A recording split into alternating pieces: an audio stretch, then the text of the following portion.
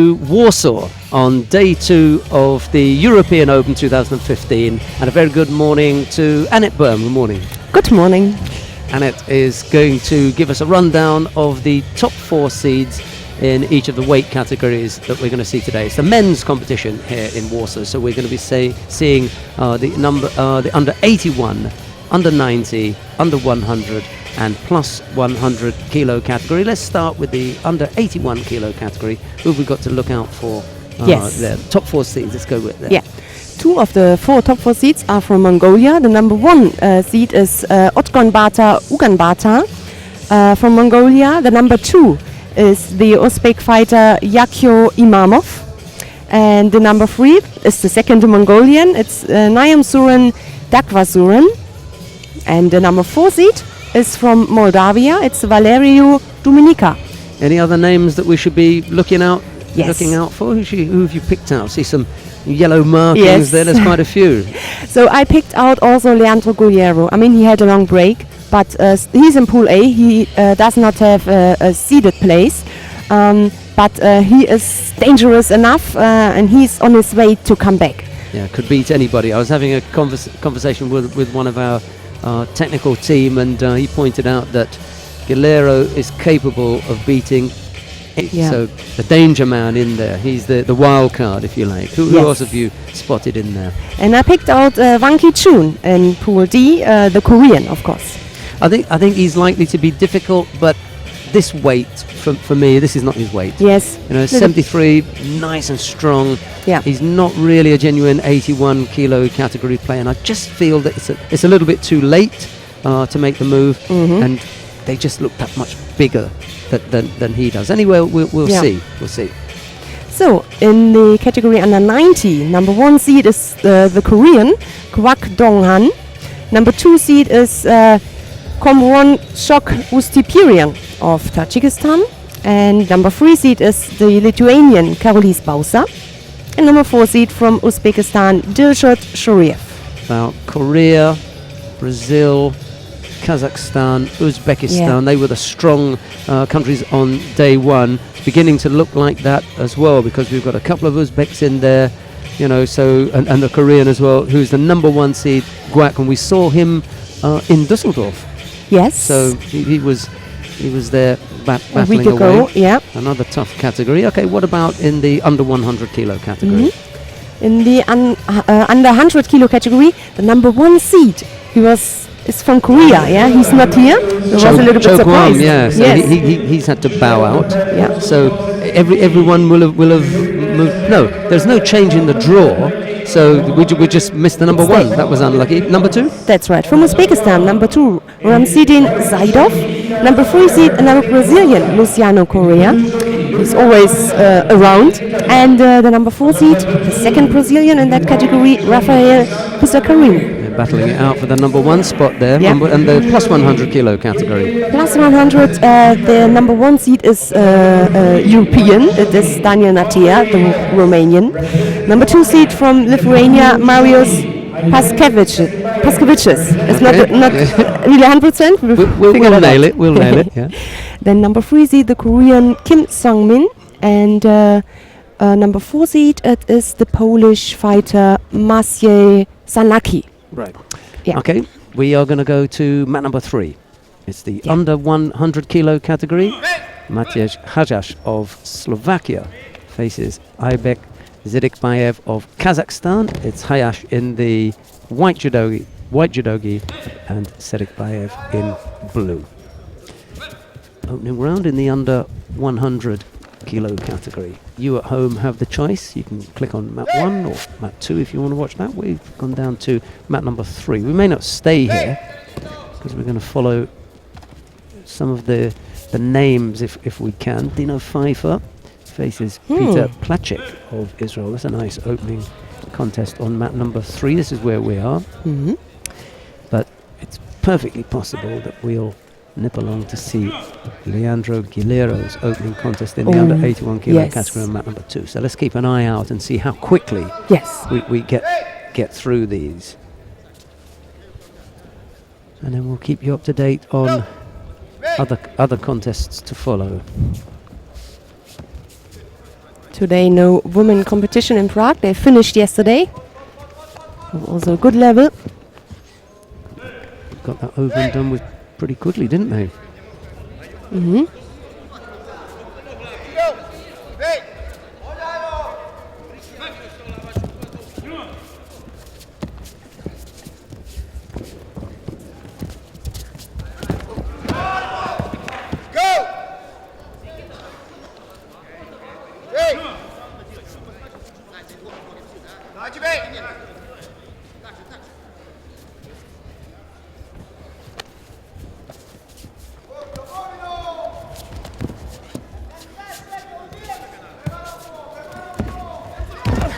So they split it, the heavyweight, I think on for mat number 2 and 3 then. Pool A and B will be on mat number 2, if there are no changes, and Pool C and D on mat number 4. Yeah, 3 mats, 4 categories. There was a Kazakh fighter winning out there. Well, we spoke about Dino Pfeiffer, so here he is. Yeah. We'll have a look at Dino.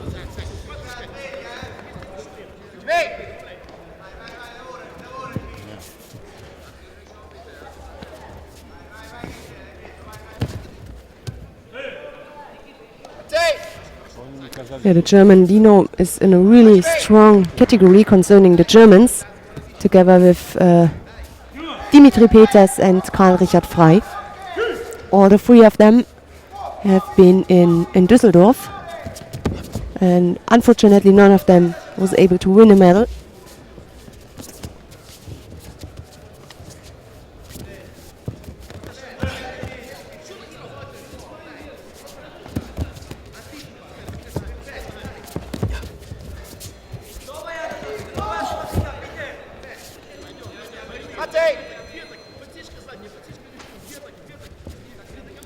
It was thin pickings for the men in Düsseldorf, wasn't it? The German men. Yeah.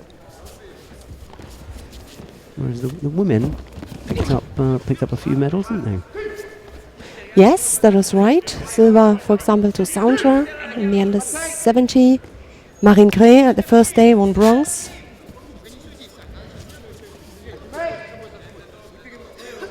Martina Teidosch, another bronze. And Sven Marisch was great at that day in the under 81. Yeah, but you're right. Also some, I mean, when you have a competition in your country, it's always something. For example, the Japanese on your mat at home, it is completely different than to them in their country, in Tokyo, for example. Yeah. Yeah, the 2 Svens kind of pulled it back for the men, didn't they, by taking medals.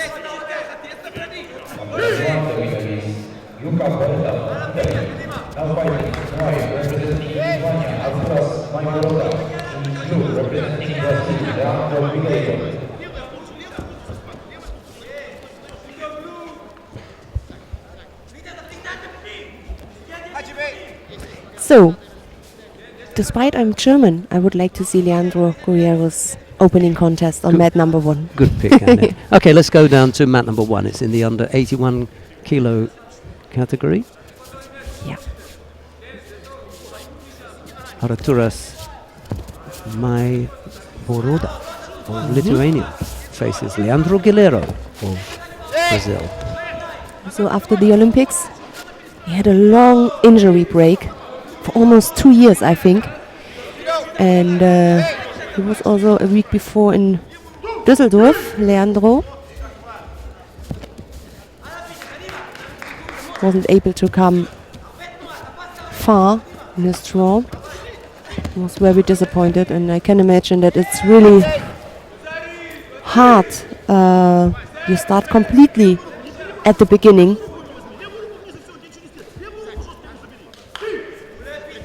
You need a lot of motivation to come back to that stage where you have been in the past. I'm just wondering what the competition is like for him, and I'll help those of you at home who may not be that sure. You can go to judobase.org. It's a nice little site to help you along. Yeah. And then there's a section that shows men and women. Go to the under 81 kilo category. Victor Penalba is the current number 4 on the IGF World Ranking list. He's right up there with 1,600 points. So that will be Guilherme's competition. Yeah. The thing about the Brazilian team is that they don't have to qualify. They get one person per weight category as the host nation. So qualification points and the whole thing doesn't come into it for Okay. them. Doesn't So matter. they can decide which team they will send. They can decide Yeah. who it is they're going to send. End of story. Doesn't matter if he's higher or lower in the ranking list. Whomsoever it is, the Brazilians decide they're going to send. That's who it's going to be. So as far as the ranking list is concerned, it's not really there for them. Now, So the points are not important for Leandro. no, It's just he's his just going to have to demonstrate quality. that he's best. He's the best pick for them internationally. Now, Penalba heads the list. Way down is Felipe Costa. And after that, forget it. Really, you know, the others are also Rans. So Guilherme need not necessarily concern himself about collecting sufficient enough points to get past Victor Penalba in the ranking list. All he's got to do is to demonstrate to the Brazilians that he's got that kind of quality. Yeah. Nice Ichimata effort. Yes. Came up with a Yuko as well. He's just beginning to open up, isn't he? Yeah. Yeah, nice skill.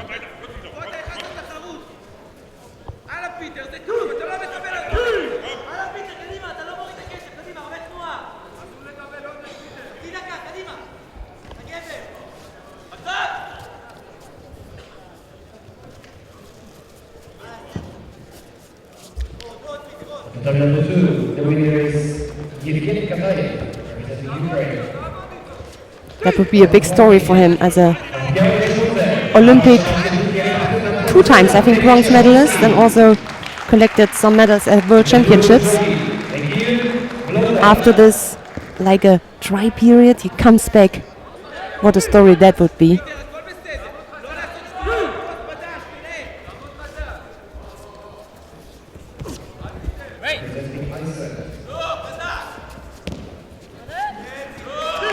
Minute 50. 2 penalties picked up by Maibaroda, but it's the single Yuko scored by Guilherme that really separates them.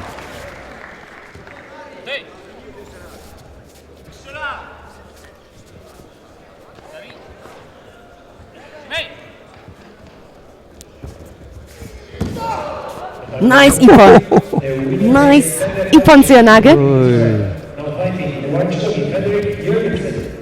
That was quality. You know, that's it. all that Guilherme needed was, yeah. He left him flat-footed, didn't he? He just, Nice. sorry to say, but a better fighter would have moved off that quicker. There, you've got to start moving, and he can't. But immediately he Yeah, had the contact with his hip and made even one more step to be close to the There was no body. move from the Lithuanian to block it. He was just Maybe on his no back chance, and yes. over the top. Yeah. It was too quick.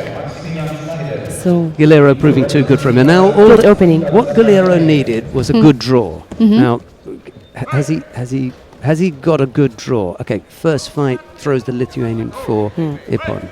Next fight, the Ukrainian. Okay, these are not, okay, Artem Vasilenko's been around for a while, but we're not talking about someone who's in the top 20 here. So that's what Guilherme needed. He needed a couple of fights under his belt, start putting some points on the board to make him feel good about what he was doing, and then launch. Well, we'll see how he goes.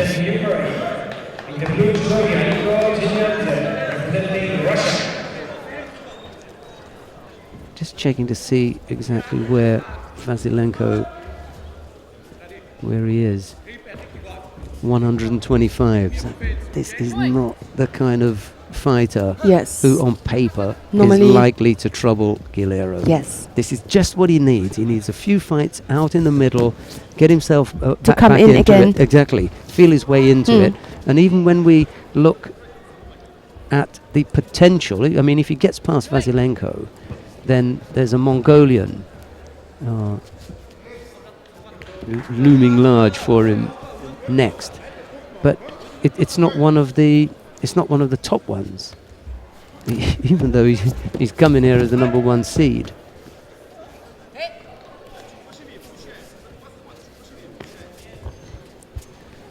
See, he's just snuck into the top 20. Otgon Batar. He's just up there at 18, so that is just about the level that Guillermo on this comeback Needs. needs after he's had the 2. So he's going to have a second. We're talking about whether he gets past Vasilenko or not. And if he does, then he'll come up against Otgon Batar, and that'll be in the 3rd round. Yep. That's going to be his most important fight, because I think, well, whether it be Jaromir Musil or Hannes Conrad, you know, Asaf Chen maybe, you know, these are all people that Guillermo can work with. This is the right level for him to make his comeback. Dusseldorf, I think, is probably a little bit tough. You can get higher quality fighters in there. In any case, that's all speculation. We'll sit back and see how it goes. Maximilian Schneider is on the mat at the moment. Who's his opponent? We haven't got sufficient enough space to get Sungat. Sungat Zakariaev. Okay. Kazakhstan. Can't say. Oh, that was a good attack. Right side. Zari. See, we're getting the bigger guys now, so that Like Makikomi that. Yes. will come into it. And that was an attractive Makikomi, not like falling first and then rolling. No, he tried to keep the contact from the beginning and went down with him together.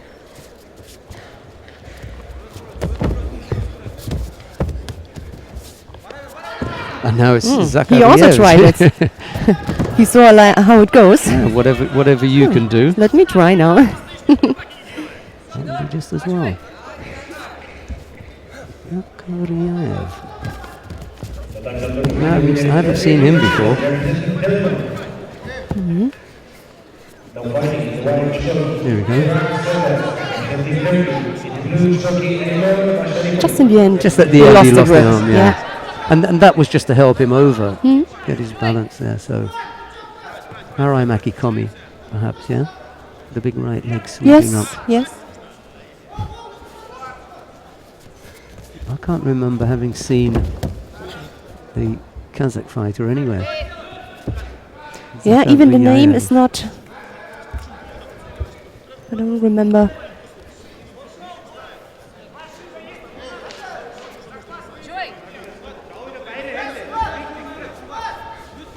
Not listed yet in the ranking. I mean, there are a few, Yeah, but Kazakh fighters. There's quite a few, but he's not one of them. But not 13 of not them, yet, actually. yeah. He's not one of them. All right.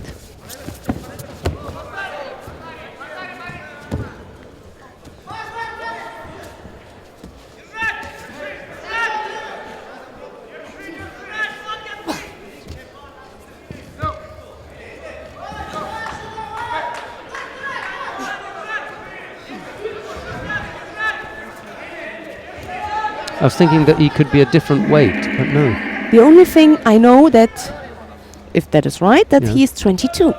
Okay, and is he... What? One head-to-head. Click on the one head-to-head. Oh, there's already one, yeah. Probably be at this competition. No? Where was that? Just a at the European European Cup. Cup in Orenburg, and that's why. Oh, another But okay. effort there from Schneider. There's a second score on the board. So we're not out of place here by not knowing him. He just hasn't been around. Mind you, he's 22. They just decided to send him away.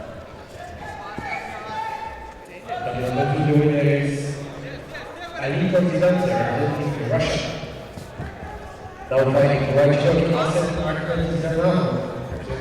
Warsaw. In the blue judogi, representing Mongolia.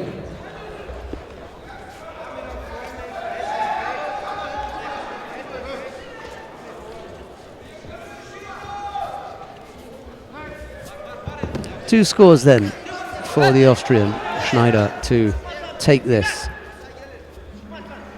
from the 22-year-old Kazakh fighter Zakar Priyaev. Pleasing start to the day for Maxi. And he's into. He has a nickname now, maybe. round two. He even had before. I guess so, yeah. Maxi, du schaffst das.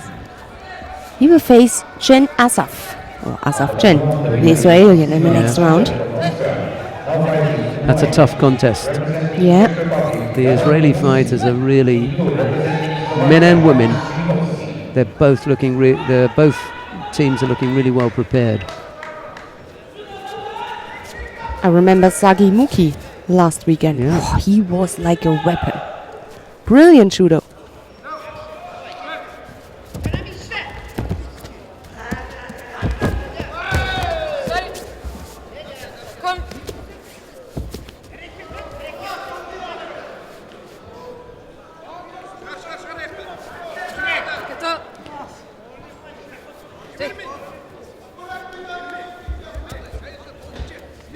On mat 1 now in the under 81 kilo category, Jaromir Musil of the Czech Republic.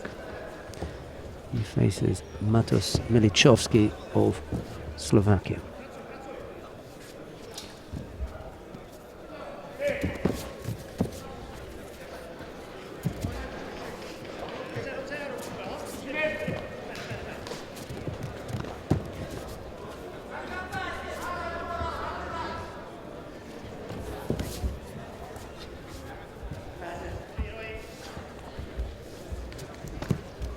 Fighting on the number 3, in the white shoulders, and the red corner, presenting him for the Niemiecki reprezentant Polski, Daniel Maszanko.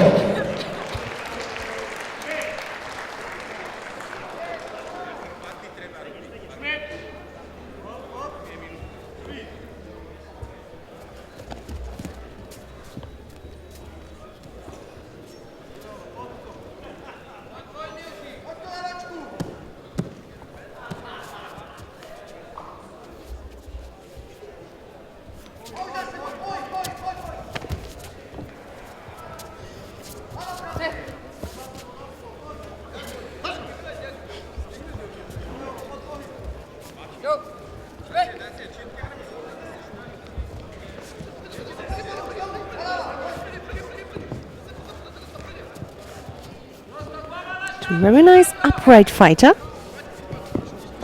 Milichovsky was just off the area for a little while, but no harm done.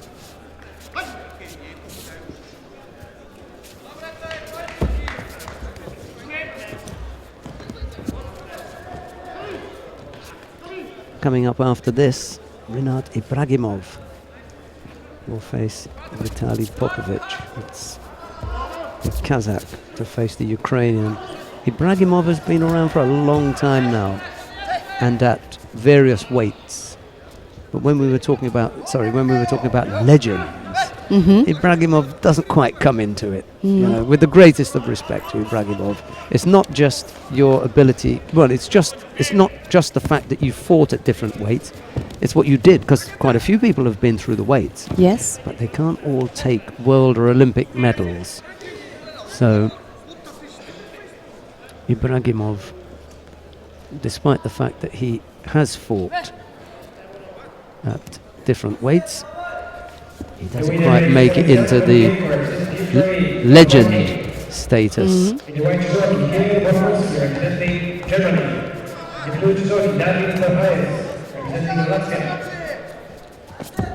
He's fought at these weights: 73, 81 and 90. I'm just going to check to see if he does come up with some. Well, he was a bronze medalist at the Grand Slam in Paris at 73 kilos.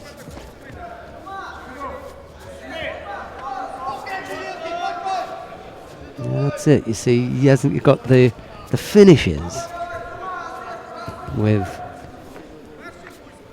at different weights. Yes, nicely taken down.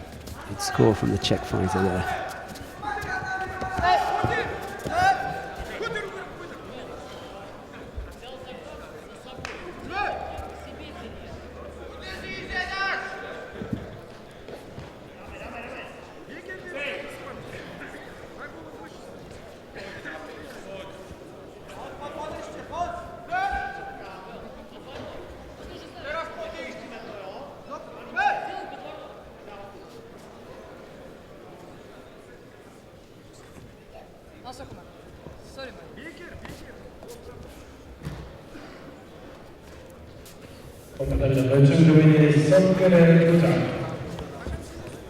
Now fighting the white trophy.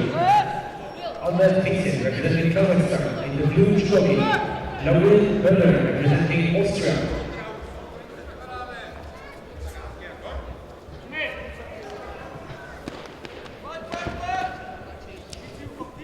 Right, let's have a look at this. The difficulty for Ibragimov is that he hasn't taken a medal at under 81. Not a big medal at 81. Yeah. He was the Super World Cup winner in Hamburg back in 2007. Okay, good result. That is a top draw result. Yeah. But at under 81, he hasn't quite done it. Bronze medal at the Paris Grand Slam. But there have been only 2 competitions where he. Oh, Those are we don't results. know. Yeah, these But are there were- only there the was results. Yeah, there were plenty of other competitions where he fought Mm-hmm. at under 81, Okay. but hasn't just been able to do it. You know, Yep. 81 Yeah, is not You're his. right. Is not his thing. He fought in the World Team Championships and the World Championships.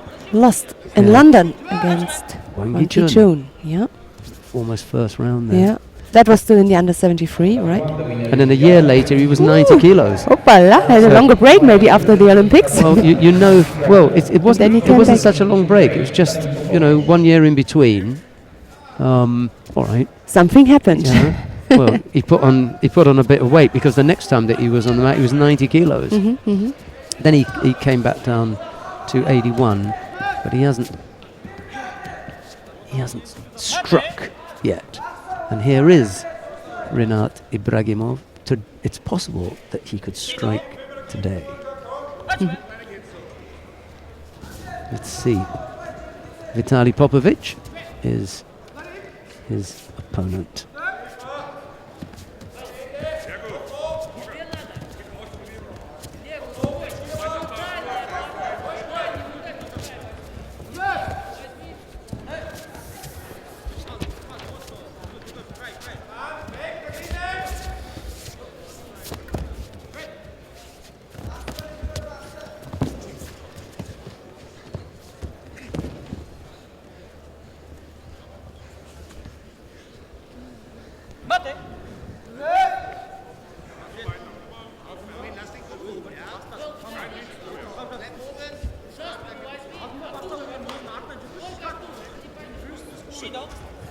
In fact, he's a really experienced fighter with 28 years. Yeah.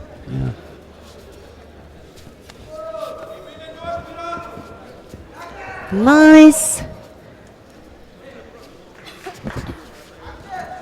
How he continued the attack from Popovic.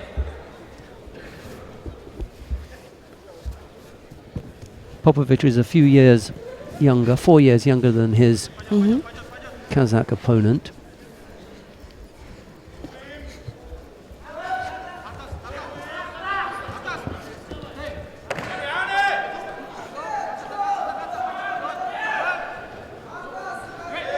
Shido now. Also for the Kazakh fighter. 2009, Popovic was a silver medalist at the Junior World Championships in Paris. Whoa. So that's a nice sign. Not quite sure that I remember who it was that he lost out to.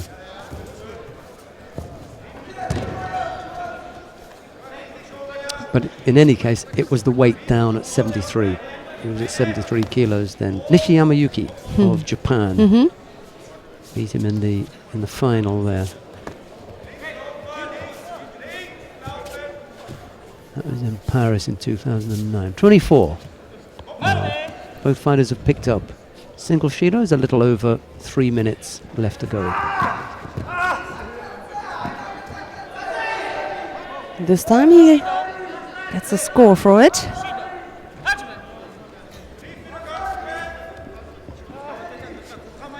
They won't Wasari, but even from here, I saw that Yuko is okay. Good reaction again.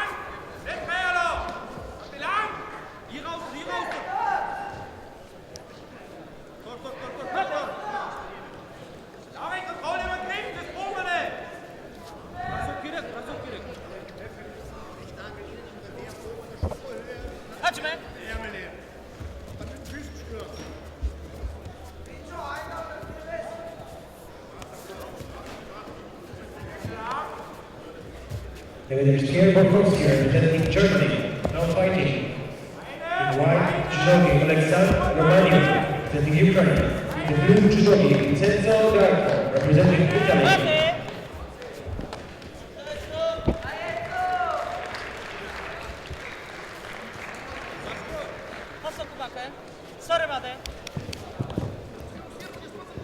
That was a little bit too far away. Managed to get under him.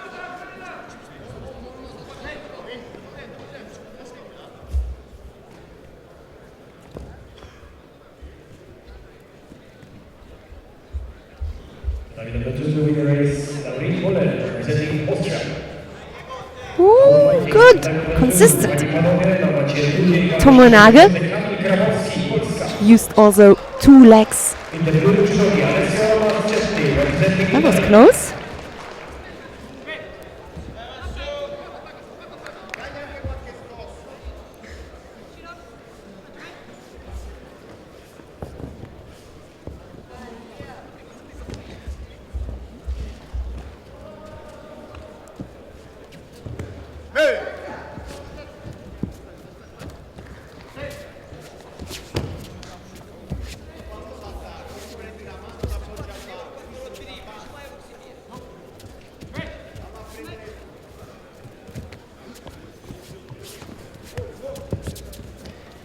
Warming up here with this first round. Still first round contest there. Ibragimov, single Yuko is the lead. With a little over a minute left to go, and he attempts that spinning right-sided Uchimata. Doesn't catch Popovic. Annette, what are you looking at there? What you got? I just keep my draw sheets up to date. Everybody at home knows about your draw sheets. the reason that they know is because when you're not here, I have to fill them out myself. It's a laborious job having to write all the names in, and what I like is that you write all the names in and you write them in a way that they are easily understood, whereas my handwriting is really poor. That's why I'm doing that. And well, it was last week or the week before, it was in Oberwart. Yes. It was Sandra Zaghetti. Yeah. And Sandra was writing the 3-letter country code in there. Germany or Austria or But then you don't know France who it is. But I also learned that many years ago I also used to write the national code. Yeah. But then, okay, it is a Kazakh fighter, but who is it? And when you write it, you also remember. You remember a little better. You write it and you know also how to pronounce it. That's why I like you, Annette. Because that's exactly I learned that lesson. That's exactly what I told Sandra. Okay. and she said, it's just because you want me to write it. Could also be a reason. It was. A second. But I didn't tell her that. We just keep that between ourselves. Only, yeah. And she don't tell definitely anybody. won't listen now. Well, we know she's busy with the commentary. Oh no, she's not busy with the commentary. She could be listening. Yes. Still just a single Yuko for Ibragimov. He's going to take this one from Popovic. 2 penalties picked up by the Ukrainian. Just that little bit more wily Ibragimov, a little bit more experienced. And managed to sneak past his Ukrainian opponent and in to the second round. Who's Ibragimov going to face then? Where is he in the draw? Oh, okay. Valeri Dominica of Moldavia. That'll be Dominica's first fight because Dominica had a bye in the opening round. So, Now fighting in white, representing Uzbekistan. competition, I wouldn't say warming up, still got a little bit of work Stay to here? do. Yeah. I can't. Yeah. That's okay. Why not? Marconcini of Italy faces Aslanov of Uzbekistan. I'll let wrestle with the first or given names. Can't quite see them Yes. on that list I've got. Let me have a look on. Yeah, maybe a little bit Shukration.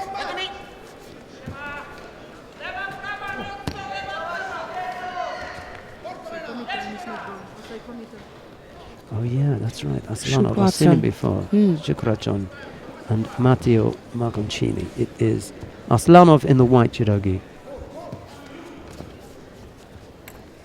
and Marconcini in blue. The winner of this will face Lucas Bois of Poland in the second round. I like Bois. He's an exciting fighter to watch.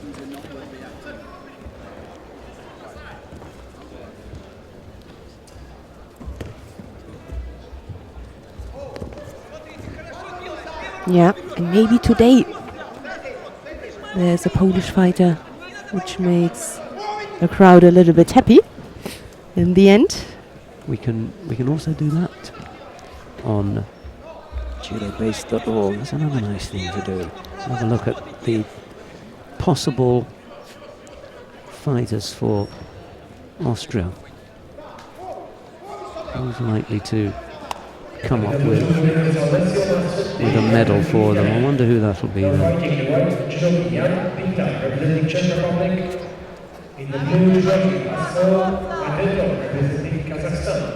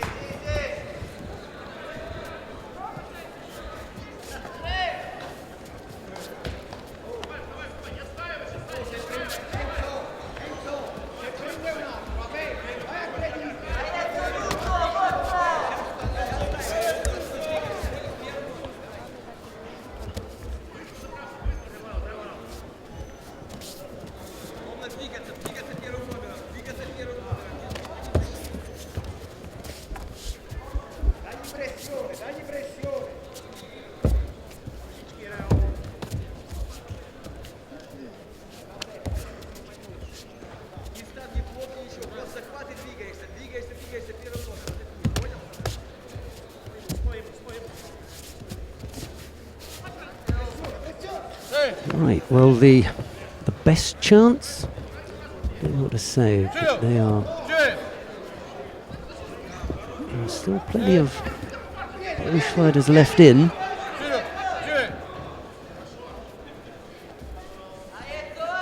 No one today has yet. Oh, that's okay. Grabowski. Where's he gone out then? Oh, he lost out to Alessio Aschetti of Italy. A few Polish players already who've gone out. Grabowski we didn't even see.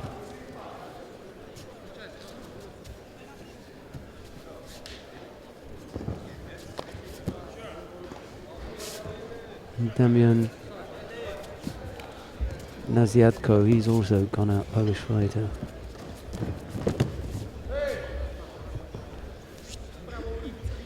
Yuko the lead for Marconcini.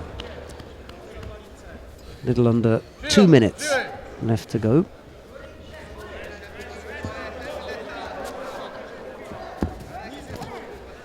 Aslanov breathing heavily, and there's still 2 minutes left to go.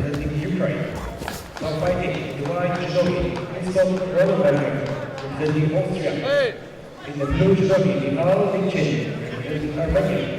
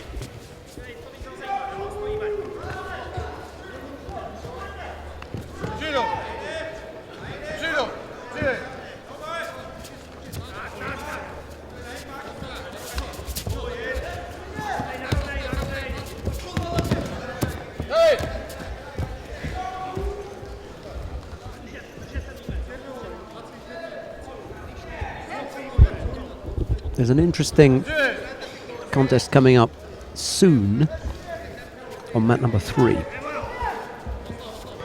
And it is? Well, it'll be the Brazilian in the under 100 kilo category, Rafael Buzzacarini.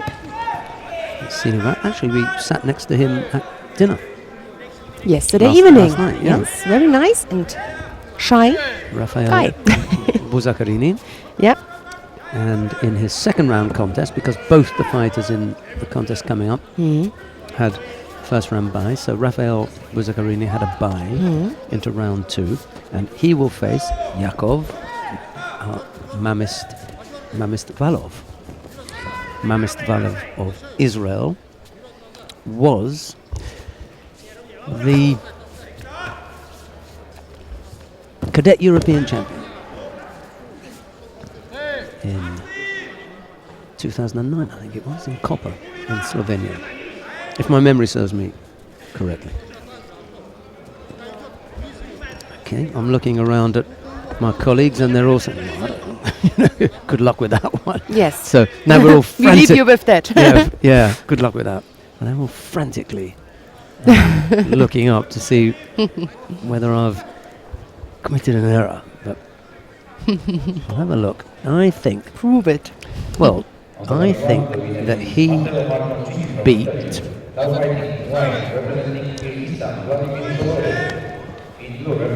the Russian in that final.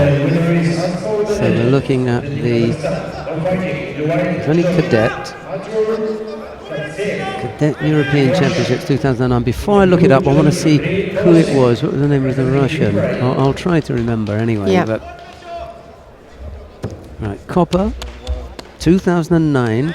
There was a cadet European Championships in Koper in 2009. That part we got right. Now, did Mamistvalov win it? And if so, did he beat a Russian in the final?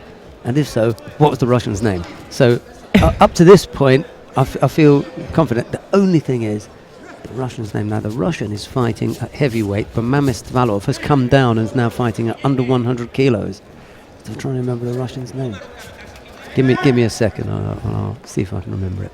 In the meantime, we've got Vladimir Soloyev of Kyrgyzstan.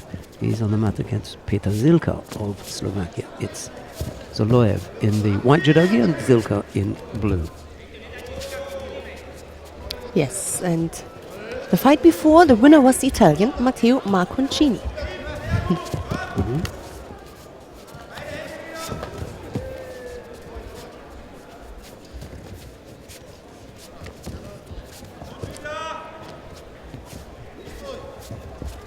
Oh, beautiful Uchimata. Left-sided.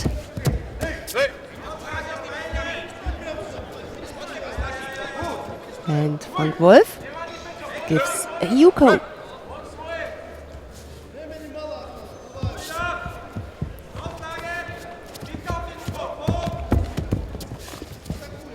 Also yesterday we had some great Uchimata attacks. I remember the Mongolian who won this competition, Ganbata Otbaya, in the semi-final I think it was. Or even before, he threw two beautiful Uchimata. Well, Yeah. my memory as far as the that story with Mamistovalov is okay up to the point of who it was that he beat. He beat the Russian who, at the Cadet World Championships a couple of months later, went on to win the Cadet World Championships. Oh, that was nice. That was good. And that was Anton Krivobokov. Ah, okay, that heavyweight, Yeah, yeah. exactly. Anton Krivobokov. That's the story. That's the story of the bags. I call that one the story of the bags because, anyway, let's do it. Vladimir Zoloyev throws Peter Zilka for Ippon. It's Zoloyev who moves into round 2. And coming up on mat number 1, Max Stewart of Great Britain faces Logi Haraldsson of Iceland. It'll be Stewart in the white judogi, Haraldsson in blue. And just to finish off on the bag story, Yes. in copper, the Russians won the under 50s, under 55, under 60, under 66, under 73, under 81, under 90, and lost in the final. So you remember the I bag story. remember that story, yes. And he had to carry the bags. Yes, Anton Grip, but then, And a then few months later, as you said. in Budapest, he won, and all Yes. that lot were there supporting him. Yeah. And he came off shaking his hands. And I was wondering, why is it that he's shaking his hands? Yeah. In a funny manner. And he was indicating that he wasn't going to carry any more bags. But maybe that was the perfect preparation for the Cadet World Championship. Cadet World Championships where he won. And was that the only Russian who won at the cadets? No. There were 2009, two others who won, But who won because that would have been really, really funny. A nice Like turn a- up for the books. A really revenge on his teammates.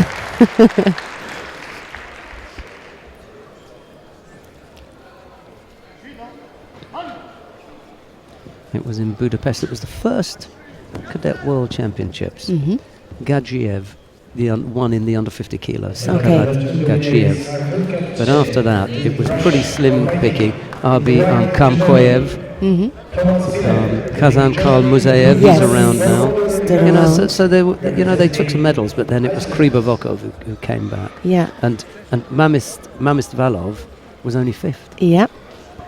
And even the woman had one title. in the Izamova. Under 40. Yeah, she was very, very nice. Mm-hmm. Haraldsson is going to have a little bit of treatment, but they Yeah. normally take them off the mat now, and they don't do the He treatment stood up. on it. Yeah, Oh, he stood up. he's good to go. Yeah. Yeah, Max Stewart so it's over. goes into the next round.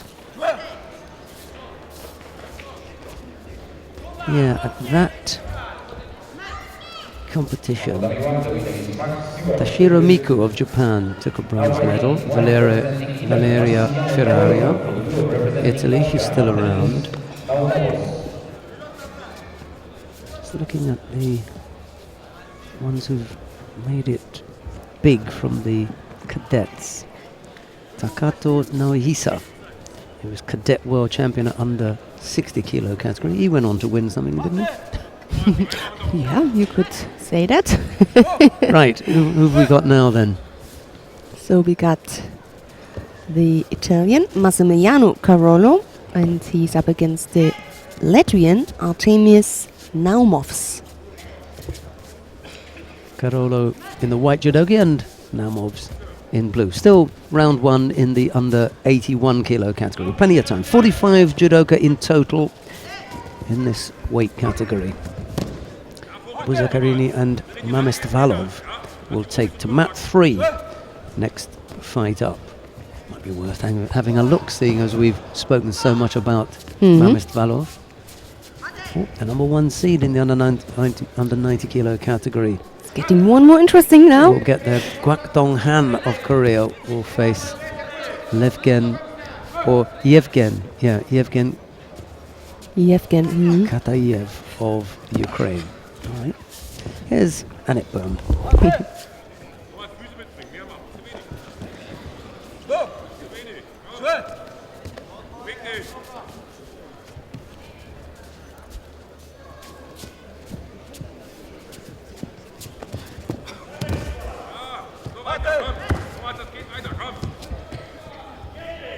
Both are moving close to the edge, so must be careful not to step out. But they managed it.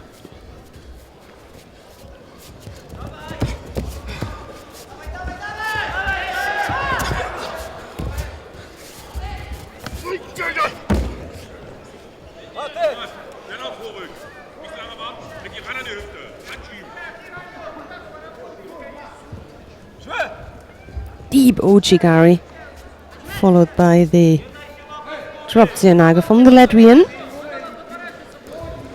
Good reaction.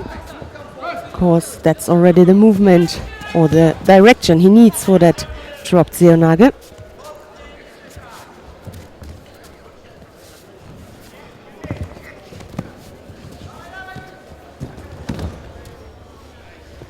Italian got a good grip on both part of the judogi, of the jacket.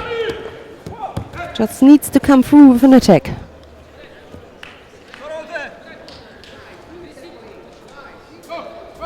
But a little bit more defensive was the Latvian. Getting penalized now.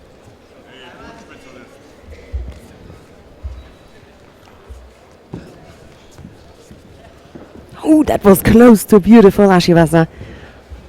I think that was the right moment.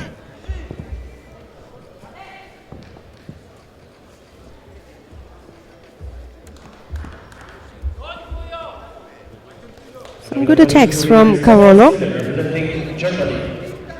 Now fighting in the white judogi. Ando Kwak, representing Korea. And because of the number 1 seed, let's go to mat number 2 then, to the men under 90 kilogram. Kwak Dong Han of Korea faces Yevgen Katayev of the Ukraine. First fight for Kwak. Katayev already had one against the Estonian Mamelyuk.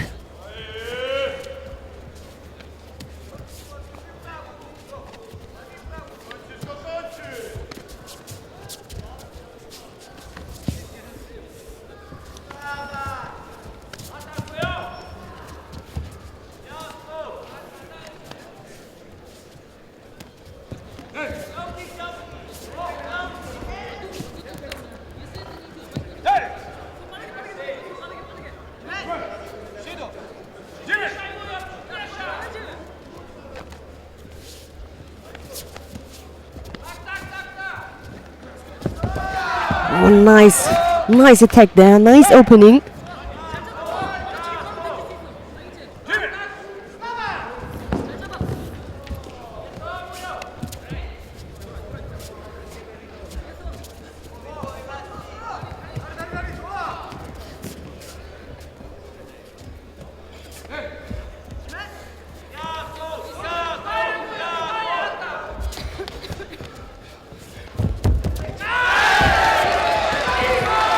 Korean became third at the Asian Games last year. That was a nice combination. No chance for Katayev to escape. That was the first one. When we get the replay of the fine lip on, look at the speed with which Kwak is able to react to Katayev's attack.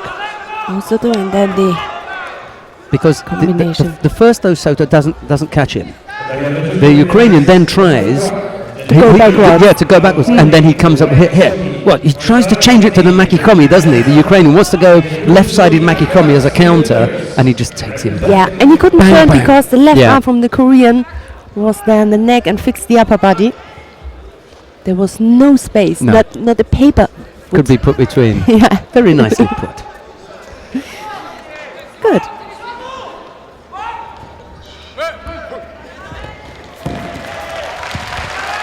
Igors Milenbergs of Latvia is on the mat now against Ansar Khamzin of Kazakhstan. Alexei Kazachok. Sorry. Kazakov. Alexei Kazakov of Russia has just lost out to Jakub Wojcik of Poland on mat 2. So the Poles have got something to cheer about down on mat 2 in the under 100 kilo category. And we're going to go down to mat number 3 because we were talking about Rafael Buzakarini Yes. and Yakov Mamistvalov, and now here they are. It's Buzakarini in the white judo gi, Mamistvalov in blue. And he's got a good background, doesn't he, Mamistvalov? You know, when you are cadet European champion, you must have a reasonable little feeling about yourself. He's trimmed down a lot. I mean, he was really, heavy. Yes. Anton Kribabokov, who he defeated in that final, has not trimmed down that much. He's lost about 25 kilos, but he's still a plus 100 kilo fighter. Definitely, yes. He was really huge.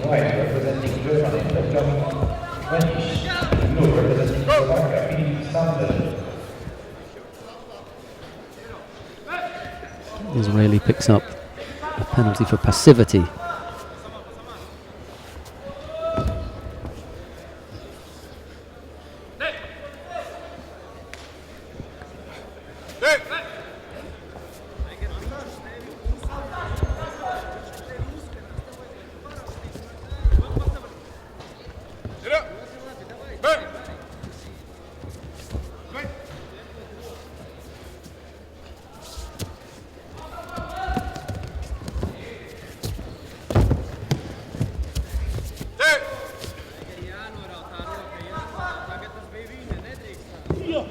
Good reaction from the Brazilian. Try to counter him. Really Uchimata Sukashi, I think. Couldn't really come through. Still leading by the single Shido.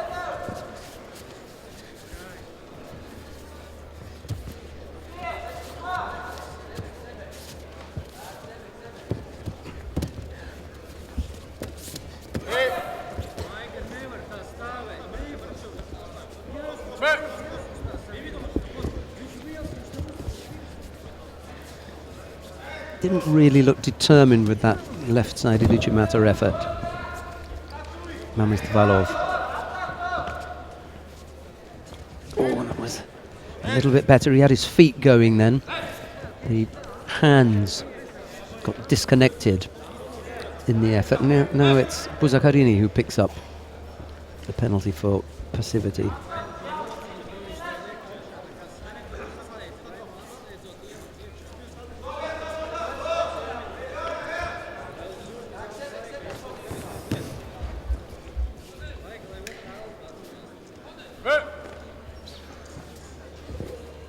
Makikomi? Yes. Yeah, suckered him, didn't he? Come on.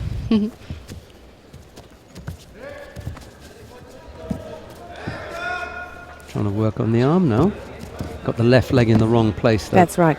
That's not really the game. Now he tries to put his leg in front of his head, over his head. Too late. With the left leg around the back, it allows Buzakarini to turn away from him. There's nothing holding him down, so he can turn off that, go onto his front, pull his arm in tighter. the left leg goes across, and then he's blocked. He's blocked from going there. So he can then only try to hold on to his arm. It's a lot harder.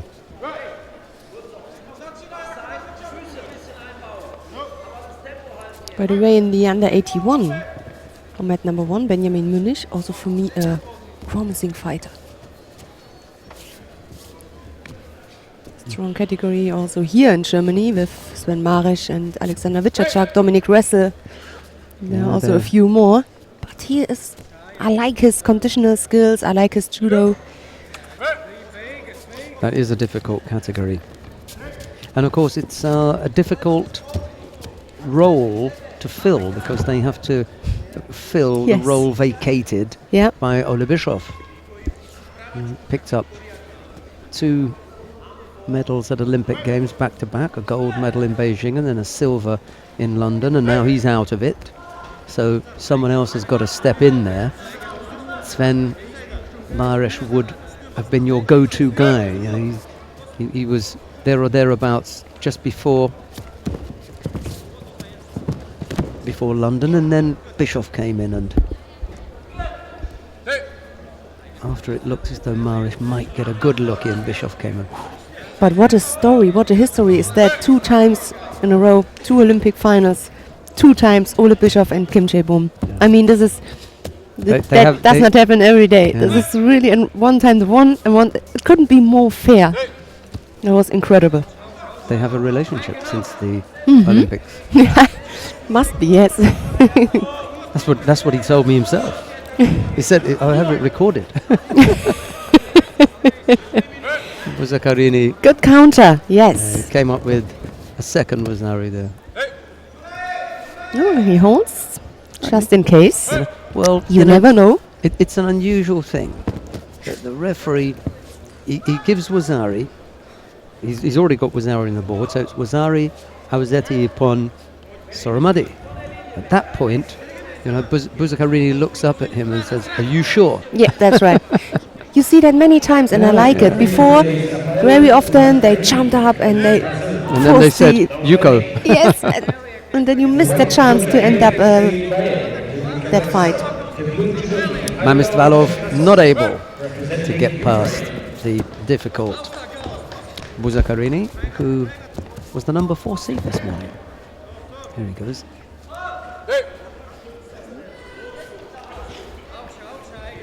Yeah. Wasn't pretty, was it, at the end? So, we come now to the next contest on mat number 3. It's the second round in the under 100 kilo category. Who have we got there then, Annette? Aybek Zarikbayev of Kazakhstan and Mikhailo Shakazov of the Ukraine. Just to let you know that Benjamin Munich won his contest down on mat number 1. Yes, by Ippon. Ooh, coming down heavily.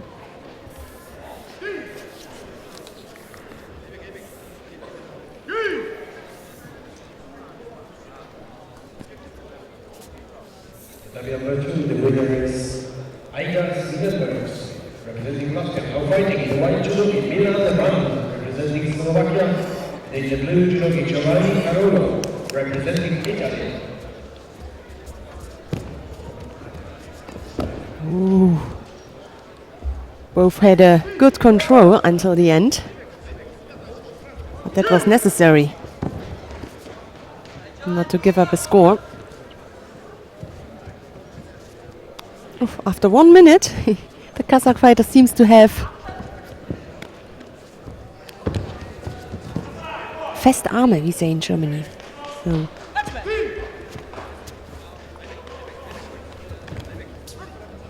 Breathes a little bit more than his opponent.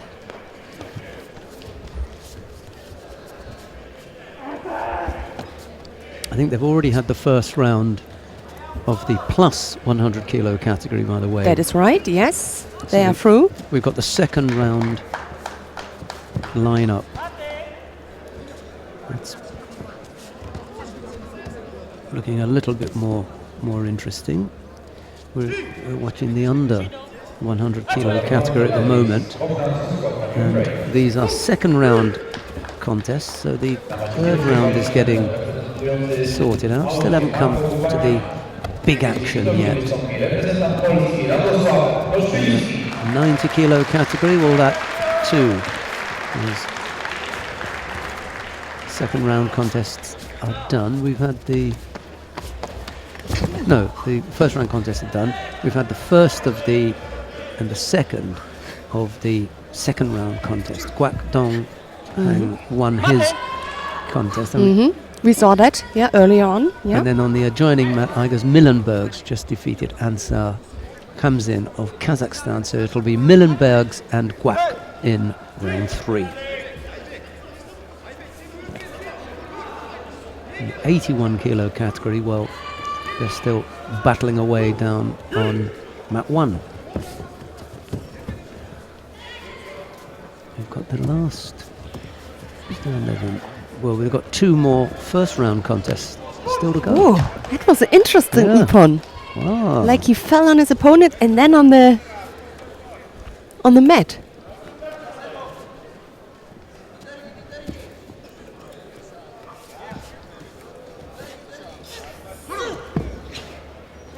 Cherkasov throwing Aybek Zerikbayev of Kazakhstan for ippon.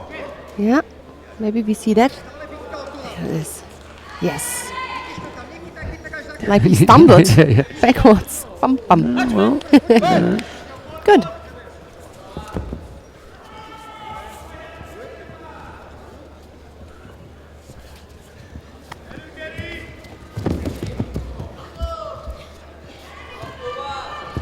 Now fighting on the time number 3, in the world judo, representing Hungary, a w niebieskich drodze reprezentant Polski, Jakub Zarzeczny. we've got some good fights coming up. You can see Dilshad Choryev's name there. Milan Randall on mat 2 at the moment. A useful fighter.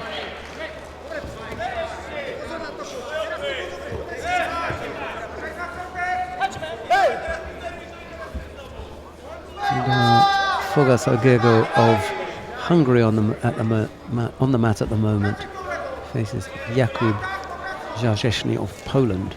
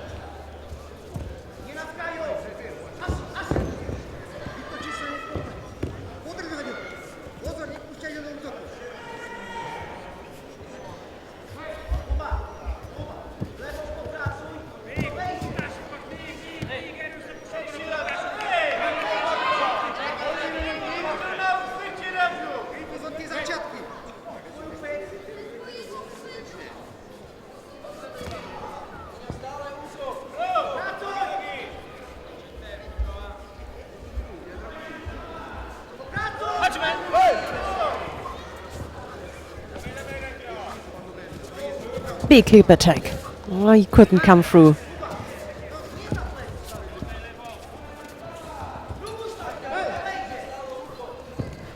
The first Shido now. Polish must be a little bit more active. Yeah, there he tried.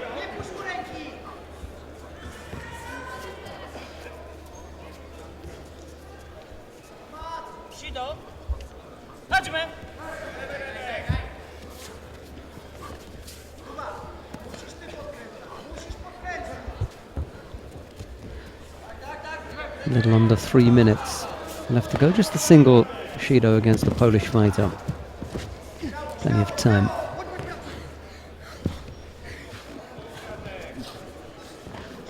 about going Oh. left-sided.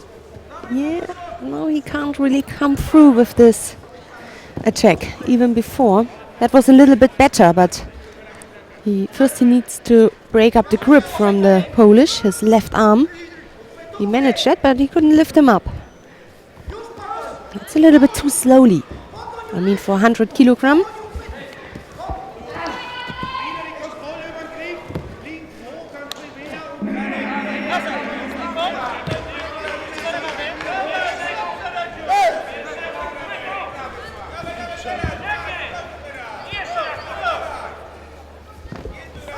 That was better.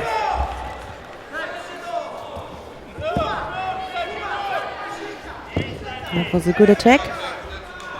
I think the outside attack from the Polish is difficult.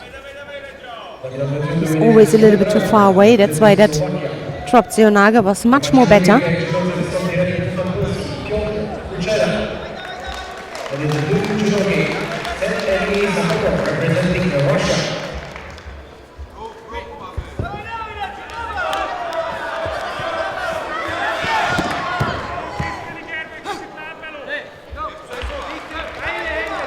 So it's balanced again. Shido for dropping down for the Hungarian.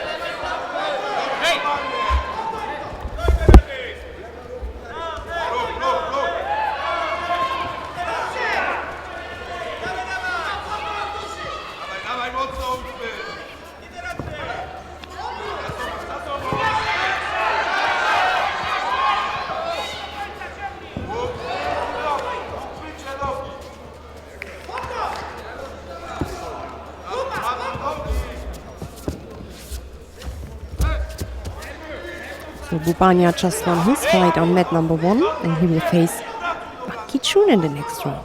Let's see in which shape he is later on. There's a bye.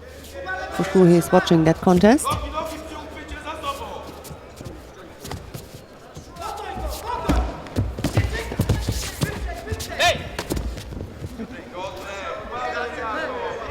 So we have still a little bit more than a minute to go. And there's the second Shido now for Fugazi.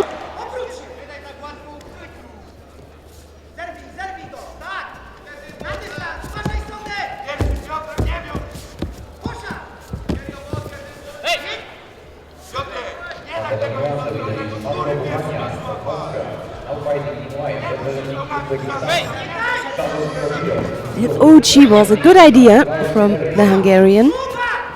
This was just the attack. It didn't continue.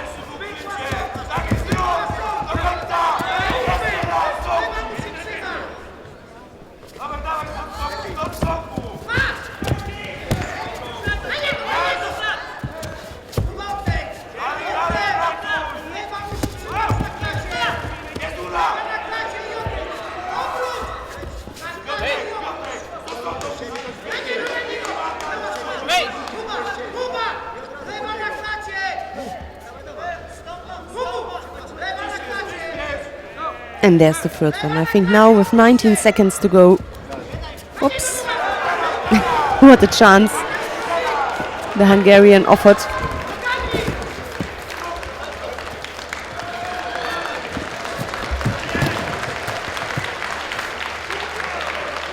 He laid himself under. Okay, anyway, he trailed, and he needs to do something at least with only a few seconds on the scoreboard. Interesting. At the beginning, the stronger attacks came from the Hungarian, but in the end, it was the Polish fighter who managed it. And he goes into the next round. Looks funny, to be honest. He just pulled him on top of himself, didn't he? Comedy half hour, that was. No. Thank you.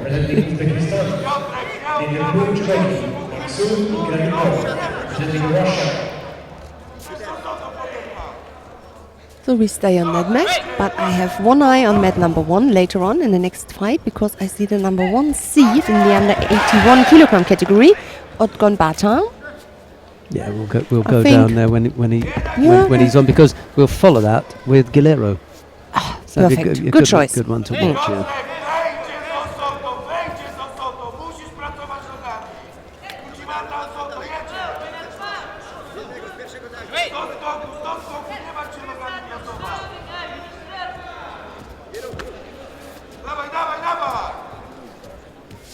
I teraz jest jazda.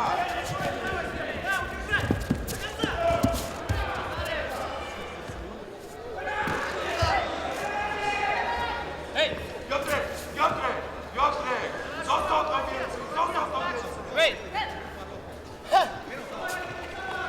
Dawaj, wejdzie do skoku.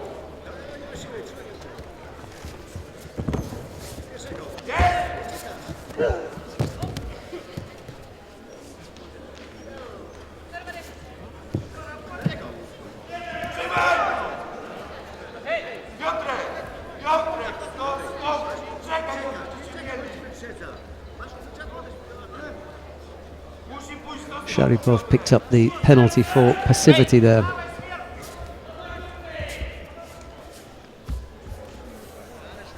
Do skoku.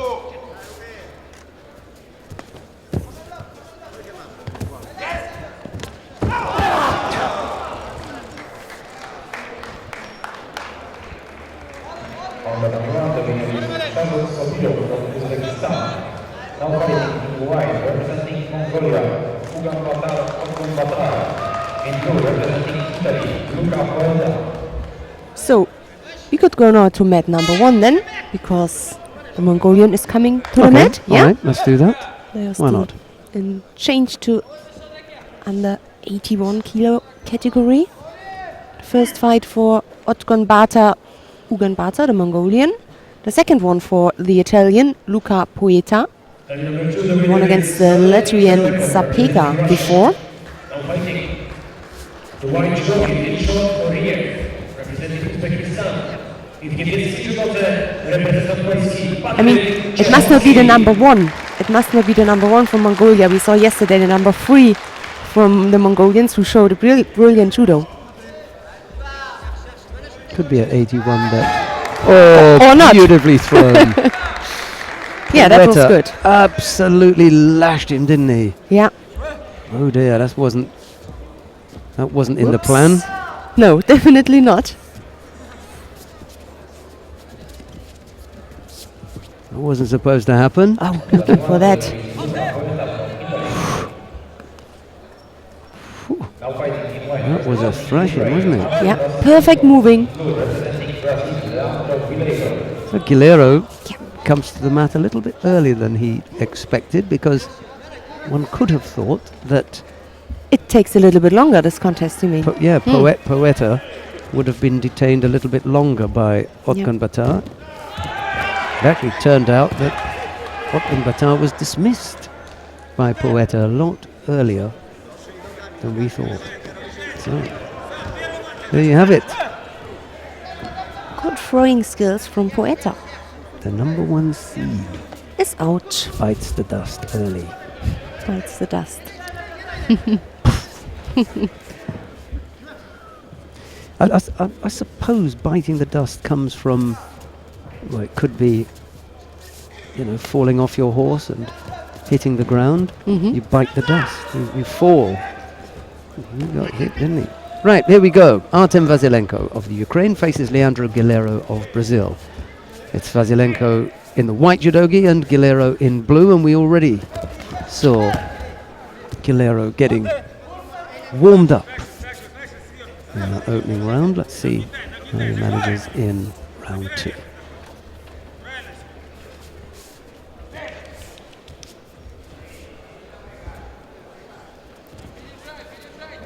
Oh, Shido for forbidden. Bitten. Breaking up of the grip with 2 hands, I think he did. He didn't like that. Got to find another way. Good speed there. And it's the second arm. Leandro.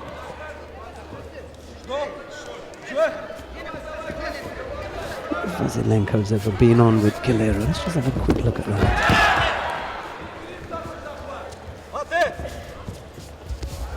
Now he got the arm. Oh, what an Uchimata that was! both left the mat for a second. You go.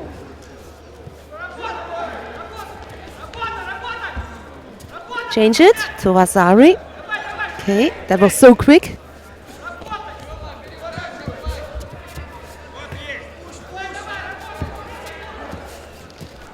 But interesting to see, as soon as he had the grip at the sleeve, he attacked. He needs that arm for the Uchimata, and he's not only able to throw the high and tight Seonage, Ippon Seonage, also the Uchimata. These are two big throws. Normally you throw either this or this one. He's got both. He got both. Oh, Vasilenko coming back Yeah. left-sided. He really keeps him busy. Must be careful. I think it was above the chin. Well, they haven't been on together Okay. before. So This is always a tricky thing, Sheldon. this is new for Vasilenko. So it is for Leandro.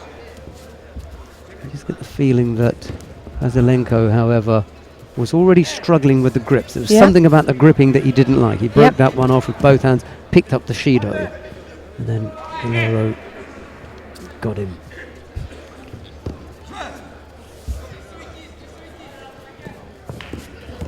You must be careful there. The attacks are not bad. And he is so agile. He's always moving. There isn't a stop, which is good. I like. Vasilenko realizes or knows that he trails.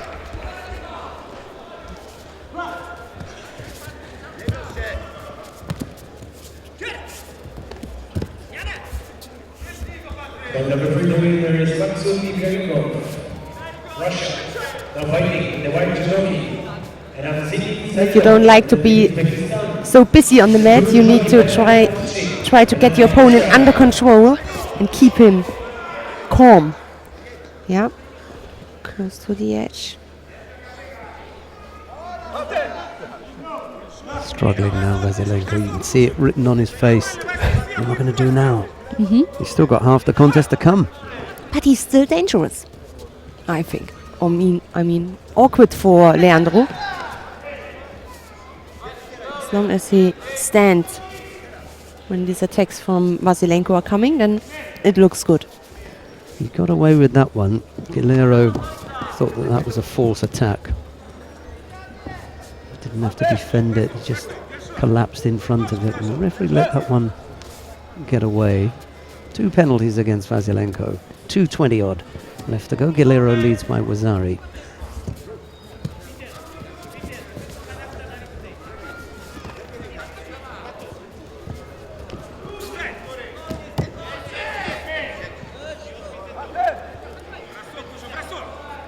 Gonna get another penalty here, I'm afraid. Oh, yes, he did it again. Yeah, he doesn't like the... See, you can look at Vitaly Dubrova, the coach.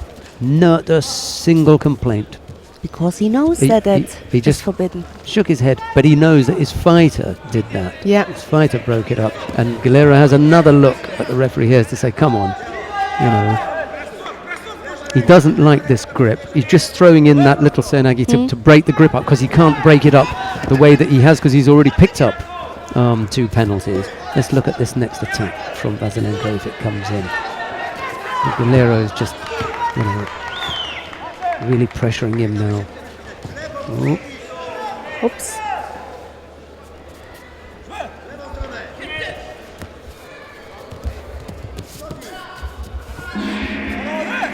Step back for a moment. They're thinking, you know, what do I do now? Yeah. Where do I go? Yeah, he's tried that a few times, but he's going to get away with it again. Guerrero really hunting him down now. Guerrero just taking a breath now. Yeah, tactically clever. From Leandro. Yeah.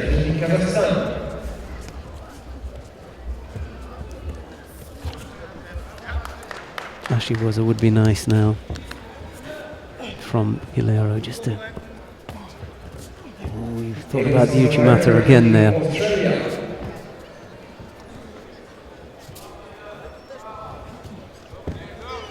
good yeah. attack.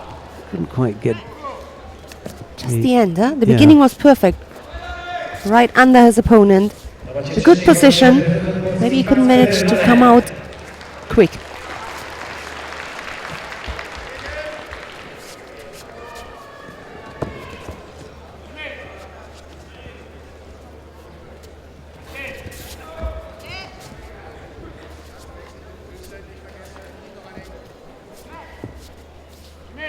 Okay, they took the Yuko back. But there's still the Vasari for Guillermo.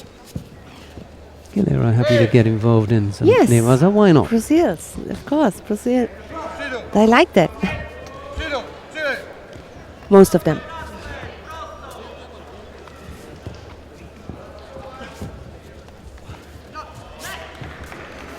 No chance. It really looks desperate, but Yeah. in the end he tries, you know, because he has to do something. Better than to do nothing and wait and stand and, yeah. Many attacks, but just the coordination, this sensitive thing, is not the best from Vasilenko.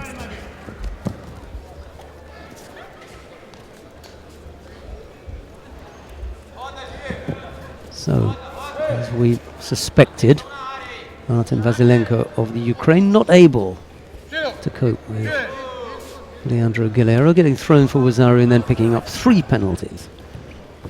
Vasilenko, it's Leandro Guillermo who goes into the 3rd round. Yeah. He'll face the Italian Luca Poeta, the conqueror of the number 1 seed from Mongolia, Otganbata Uganbata. Poeta and Guillermo, the 3rd round contest. Asaf Chen of Israel comes to the mat now. He faces Maximilian Mad Max Schneider. Yes. That's his nickname, Mad Max. We had some inside information provided to us about the nickname. So Chen in the white judogi, Schneider in blue.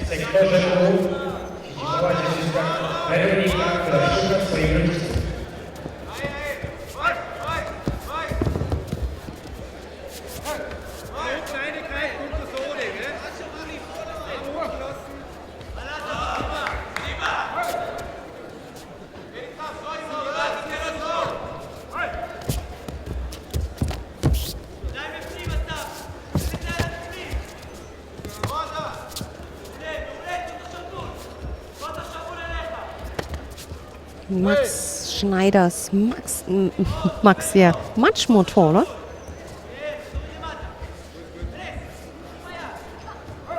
Could use that for his grip, for looking dominant.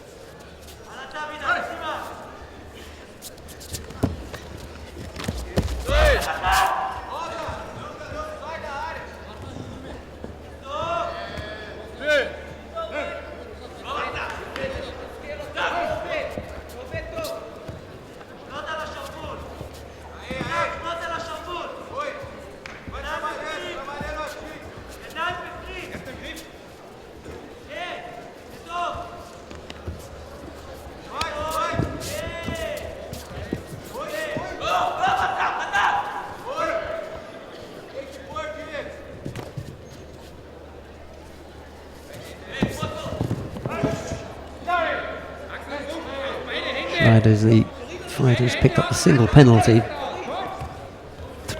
Plenty of time, however. 3 minutes left to go.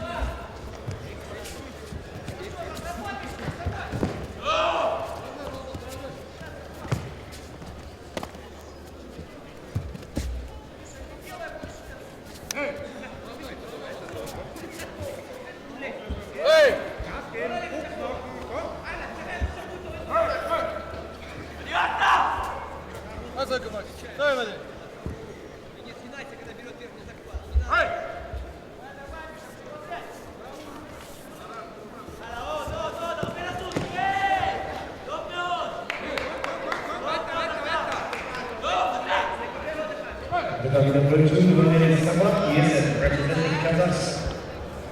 And waiting in the white judogi, United, representing Uzbekistan. And in the blue judogi, Vitius Vernas, representing Lithuania. Dawno skończył, kurwa.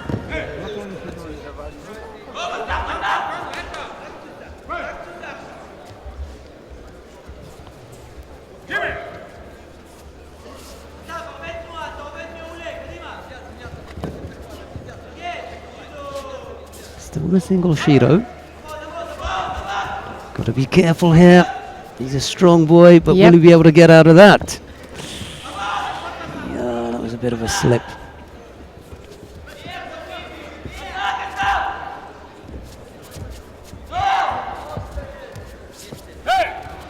That's a stronger Saikomi.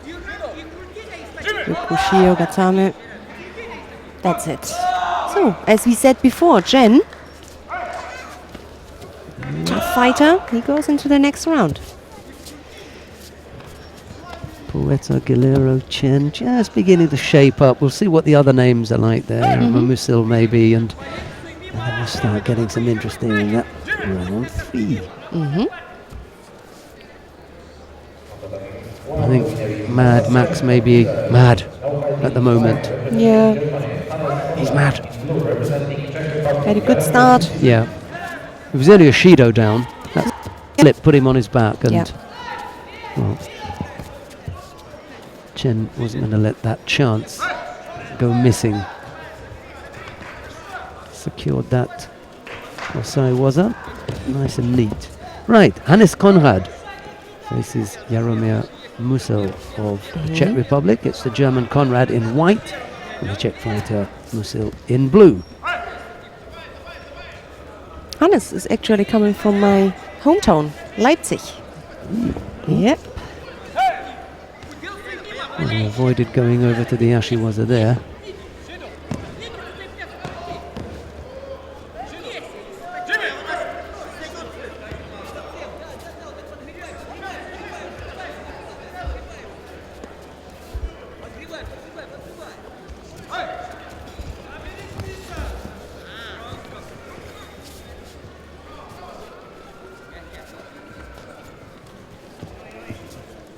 Still a young player, 23.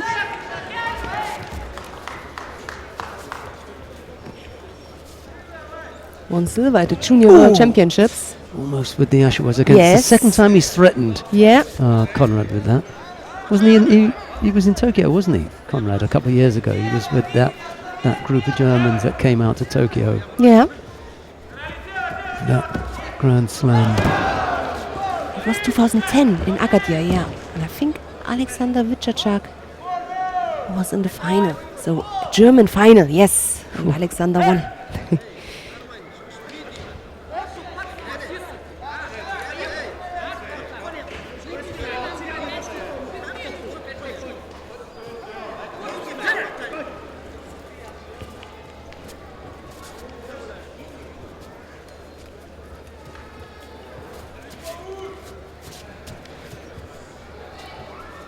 Fighting for number 3, the white judogi, Zinias Egevicius, representing Lithuania. In the blue judogi, Paul Reichenbach, representing Hungary. Chance. Oh, just turned there.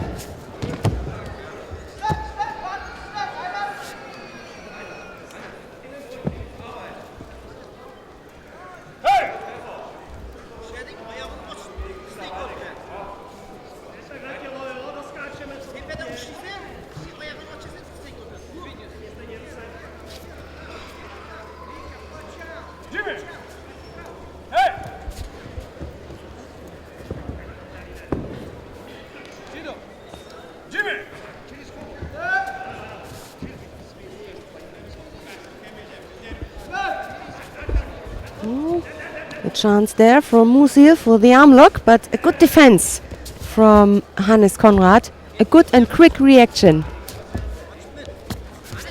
Nice, even the referees cares about us. Yeah. Care about us here. Just being offered some of those chocolate sticks. Yes. From Frankfurt. That's a nice guy. Sehr aufmerksam.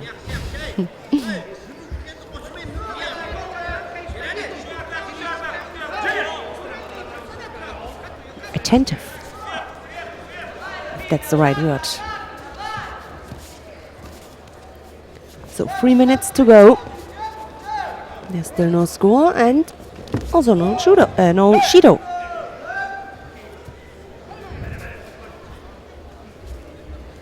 Hannes had a little bit, or hadn't the luck.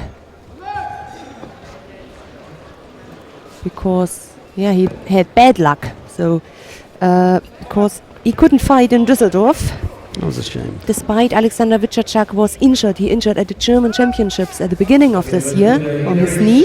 He's on a good way to come back, but still in that category under 81 kilogram there have been only 3 athletes from Germany.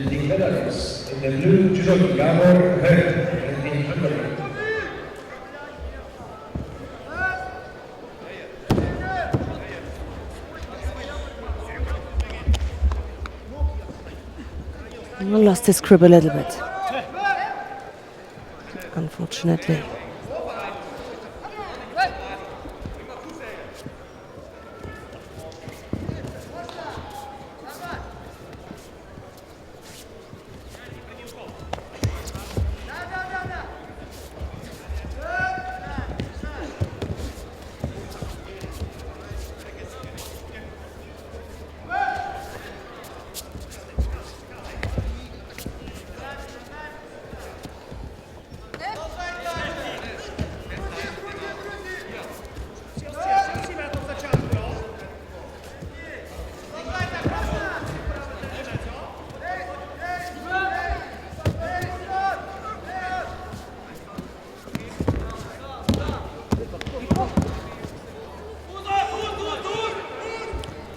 No score yet then between Konrad and Musil. An open fight, both are really active, try to come through with their technique.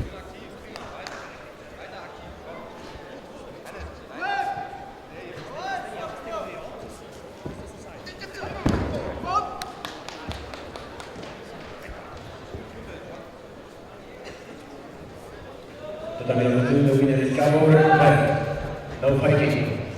The white jockey, representing Tajikistan. And the blue jockey, Aliko Jilanzo, representing Russia.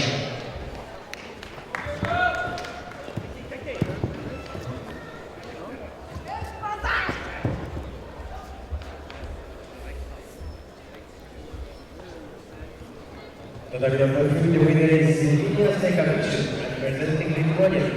Now fighting. In the white jockey, Luciano Correa, Brazil. I think it's also the first time that they meet each other in a competition.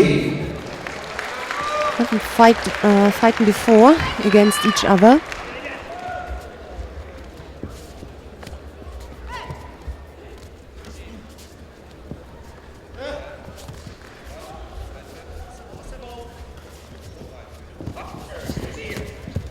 It's a good attack, but still a bit couldn't control the upper body from Musil.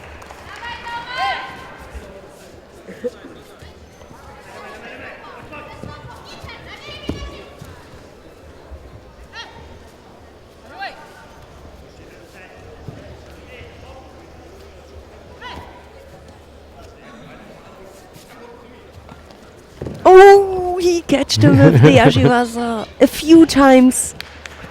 He's It threatened was him, like hasn't that, he? Yeah. yes, and both tried that. Musil this time had the better feeling. But a good defense from Hannes Konrad. He fell on his front side.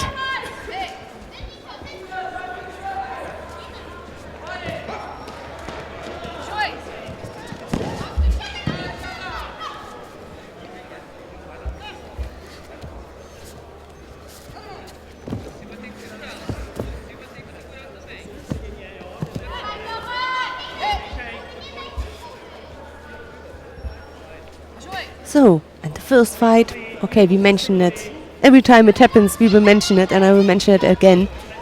It's really hard to open your competition with a golden score.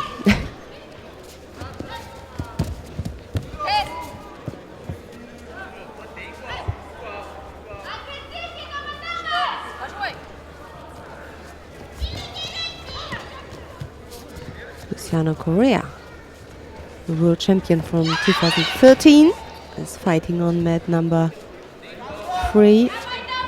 Just starts his competition, one of the seeded places in that category, number 3 seed. We could have a look. Why not? Okay. So you at home, of course, if you want to follow that contest, the golden score. I also keep one eye on mat number 1. But we change to this mat under 100 kilogram. Luciano Correa, the Brazilian, in white, and Tomasz Domanski, Polish fighter, in blue. Both received a Shido, and there are still 3 minutes to go. No, it's the second one for Domanski.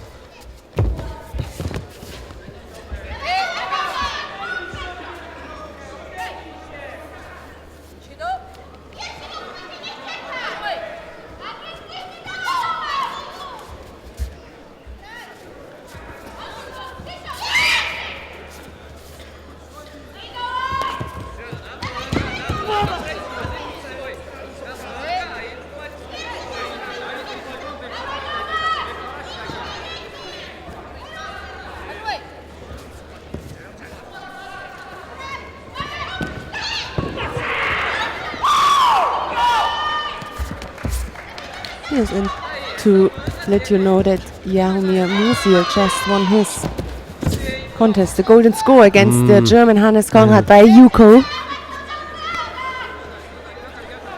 So that means, not to be rough, but an early shower for Hannes Konrad, unfortunately.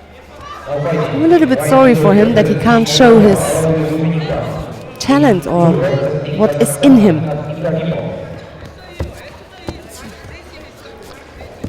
Yeah, frustrating.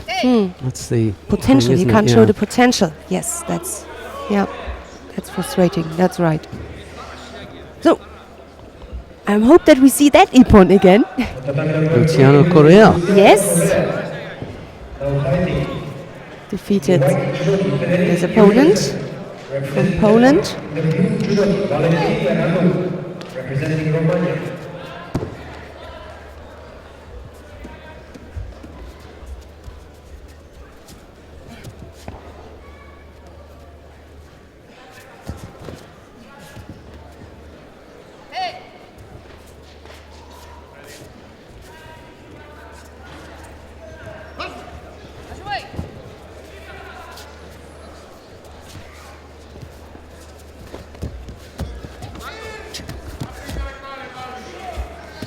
Frederik Jürgensen of Denmark is fighting against Valentin Radu of Romania. The winner will face Correa. Correa from Brazil. Very good at it. Yes, thank you. I thought that was on the way. Maybe I'm not the first one who's Maybe not. made that show. It's possible that that's been made before. Yeah. But at this weekend it was the first time. Well, definitely the first one today. Yes.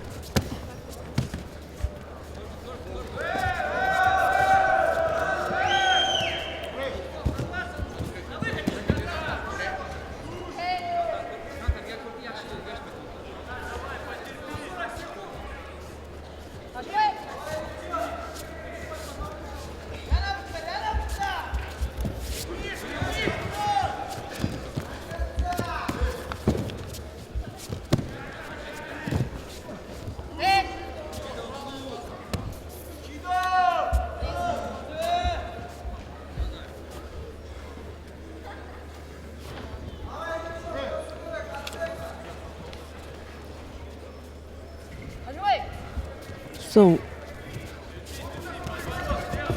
still waiting here for the Romanian.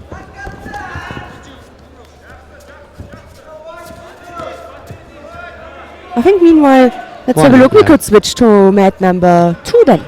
Let's have a look in the under 90. Ustupirian. Okay, I just saw only a few seconds to go. Maybe. Whoa, just in time. Ah, yes. I wanted to show you at home that beautiful Uchimata. I felt it coming. Oh, yeah. That was good. And, you know, he trailed before. That's Look, right. With 3 or 4 seconds to go. Silance Aliko from Russia. Wow, what a thing that was. Well picked, Annette. Yes, thank you.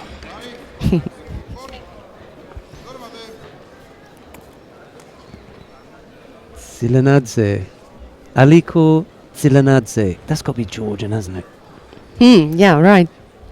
A Georgian name. He's fighting for Russia, though.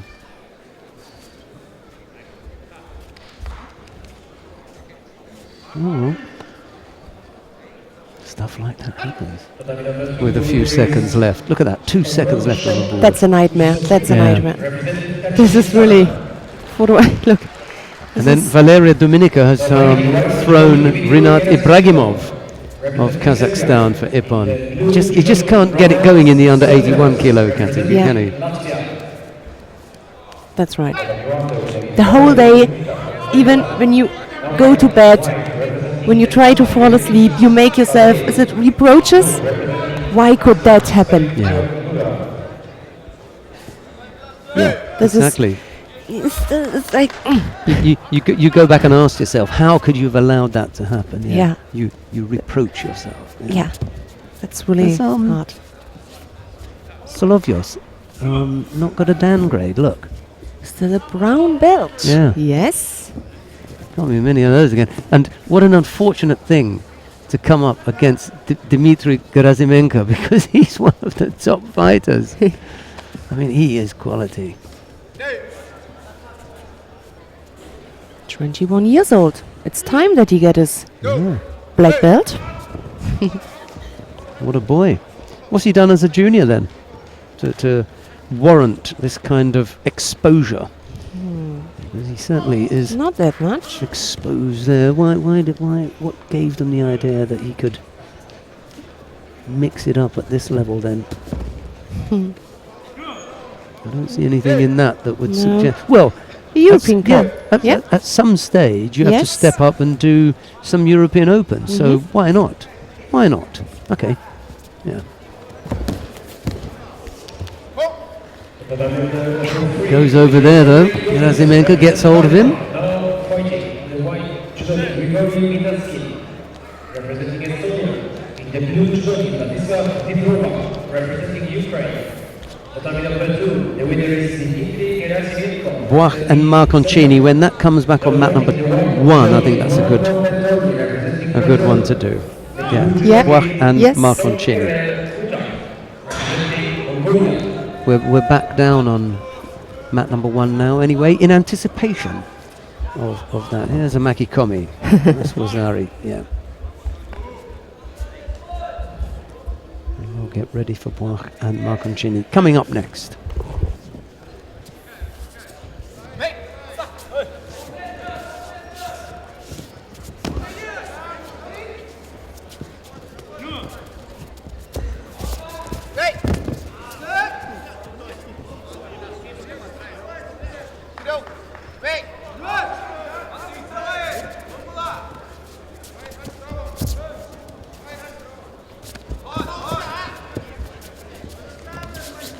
Concerning the scores, Yuko Inavasari, the Estonian, is ahead of the fighter from Iceland. Was a nice attempt for the Uchimata. Nice opening, powerful, but then it stopped.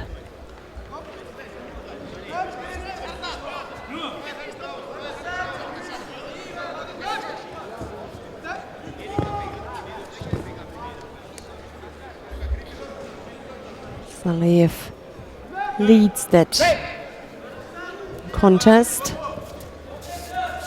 3 minutes to go.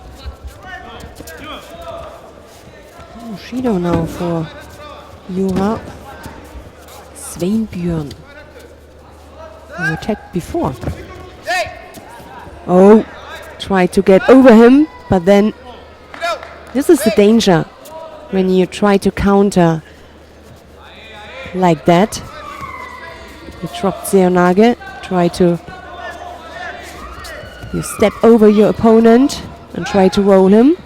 As soon as the action, or as long as the action is not finished, and the one who attacked with drop Seonage continues and rotates you, then you give up a score.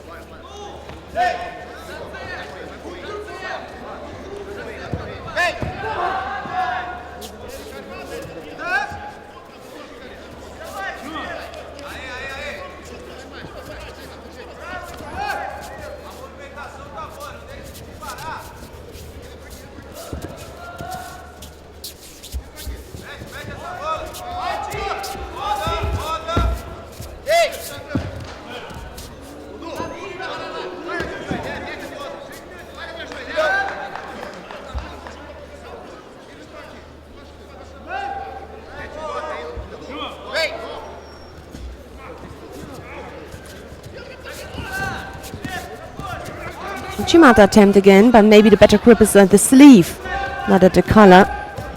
In the end, he was countered.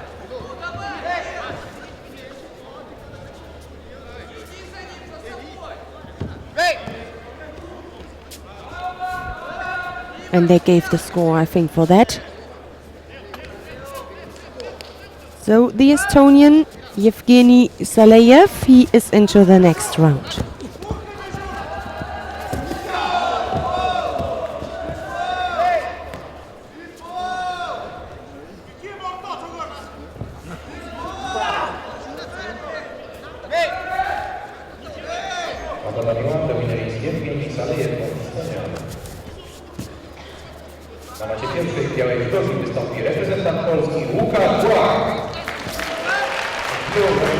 We spoke about him after that replay. Yes, we're gonna see the Polish fighter Łukasz Blach, 27, no, not 27, 30 years old, and he's facing Matteo Marconcini of Italy.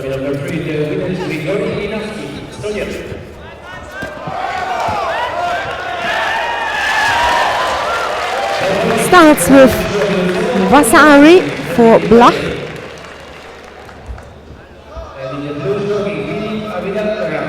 Representing Great Britain.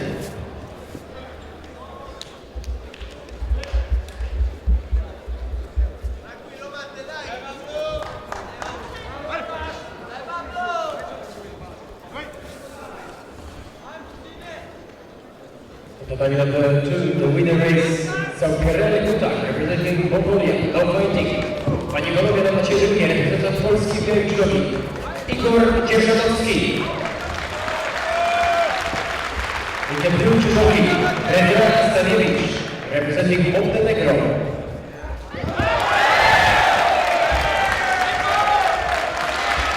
Another good attempt. Was close to Yuko, to be honest, for me.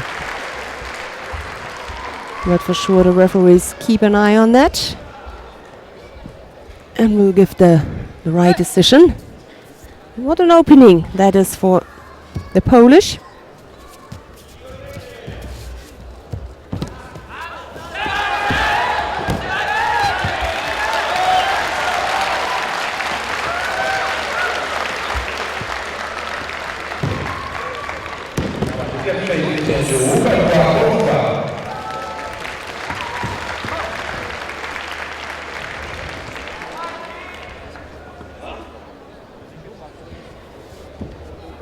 Now fighting in white, representing Kyrgyzstan, Vladimir Zoloyev, in blue, representing Latvia, Filip Mikucki. Tutaj przyjemnie ogląda się zwycięstwa Polaków, jeszcze jedno po drugim zwycięstwo. Vladimir Zoloyev, we have seen earlier on, and Filip Mikuccis of Latvia. Representing Lithuania, and in blue judoki, Laurel Beller, representing Austria. Total number 3, the winner is Giancarlo Tomasetti from Italy. Now fighting, Marius Paskevicius, white judogi from Lithuania. Paskevicius. Now I can correct myself from the beginning. Not. I think it's Paskevicius, not Paskevicius. I said in the morning, Paskevicius. The Lithuanian on mat number 3. I think we should join that fight because he's one of the seeded places. Mat number 3, the heavyweight. We haven't seen that much yet. Yes, he's number 2 seed after Daniel Natea of Romania.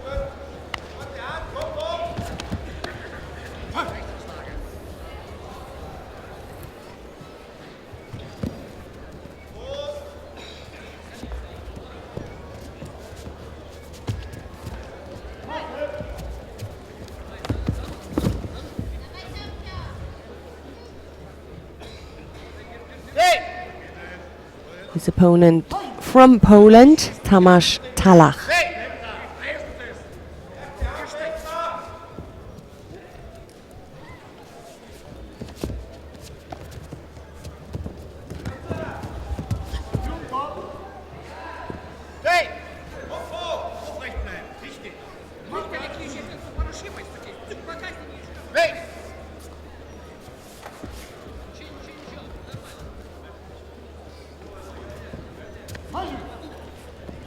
This is a really strong grip from the Lithuanian. Now he changed his right arm from the neck to the shoulder a little bit deeper. Now he went back. I think this is a good one. Sionage attempt there from the Polish. He felt the pressures coming. It is a good idea. He is much more shorter. So for him, must be easier to come under him. But yes, but this attack caused the Shido for Paskevicius. There you go. I corrected myself already.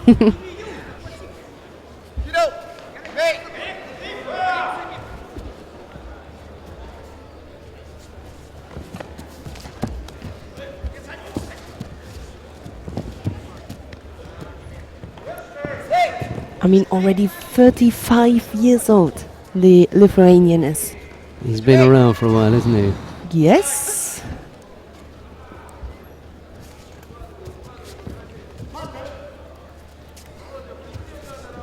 He experienced a lot.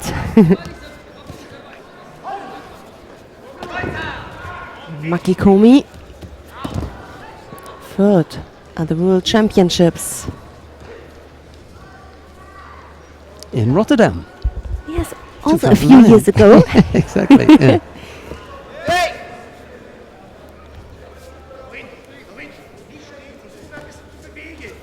Yeah, he's been about for a bit. I think he's got the right size for the plus 100 kilo category. The difficulty for Paskevicius is that he is 35 and not 25. You know, and it's beginning to tell.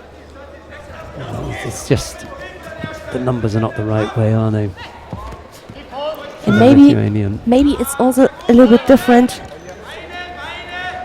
The heavyweight, maybe you can reach a higher age Yes, absolutely. than other categories. yeah. Yes, our categories. No doubt about it. The heavyweights have greater longevity. They're around for longer. But in Paskevicius' case, I think his best years are behind him, rather than now or ahead. And That's right, yes. And I'm really looking at the possibility that he could threaten for a medal in Rio. And for me, it's not going to happen. Sorry, Marius. I mean, I like you, but we're talking about the practicalities of being able to bring something off at Rio against younger, fitter, stronger fighters. It seems a difficult task.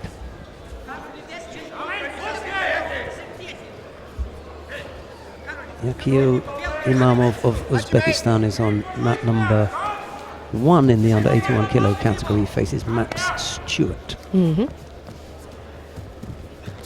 Paskevicius number 11 in the world. So that's, you know, He's right, around. right up there. Yeah. He's right up there.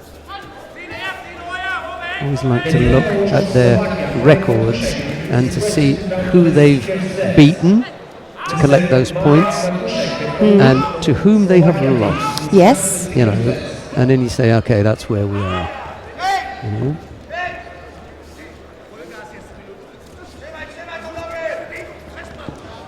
It's the 10 people above him. How many of those people has he beaten? That's a really interesting one. That's right. You know? There are a few. And the thing is, if he's not seeded, he's going to come up against one of those early on, you know, in competition. Just have a look at the losses.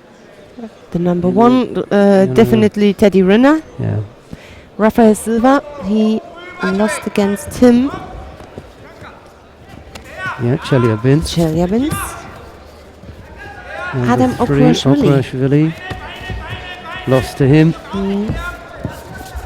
Number 4, Renat Saidov, if he's fought him. Yeah. Saidov a bit higher up, lost to him, Chelyabinsk. Oh, yes. Faisal Jabala. Hasn't fought him for a while. No, that's right, yeah. He manages to throw Talat though.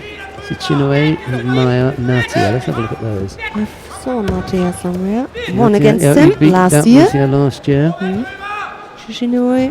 And fought him. Fine. See, and that's Yeah. the danger. Yes. The danger is there are a couple of people above him who he has not fought for a while, and the likelihood is that they're not going to be able to beat them. Yeah. Oh well. Okay. So, still interesting to see him. Yeah. Oh, yeah, definitely. I mean, you can't get away from his IGF world ranking position. He's up there. And where is he seeded here today? Number 2, as number 2 after Natia. Highly seeded, well placed on the IGF world ranking list. So you want to see him on the podium today.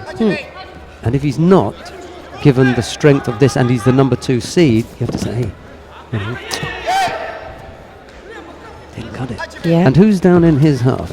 Kim Sung Min. Let's have a look and see if he's fought him before. Kim Sung Min.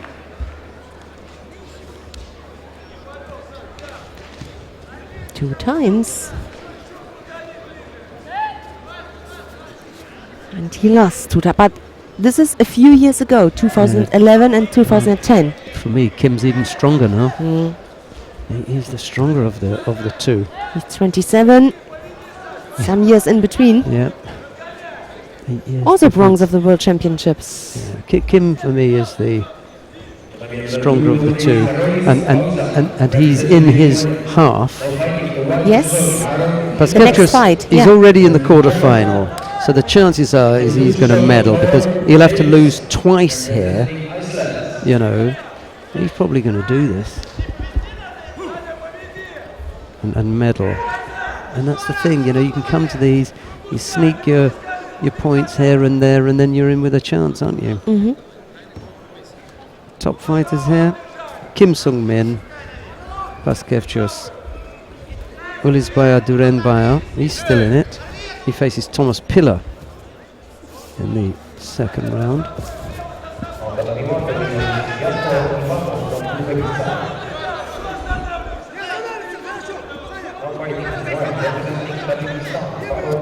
Kim Sung Min, yeah, coming up shortly. Then Walter Santos and Pierre Borkowski of Germany. That'll be a good one.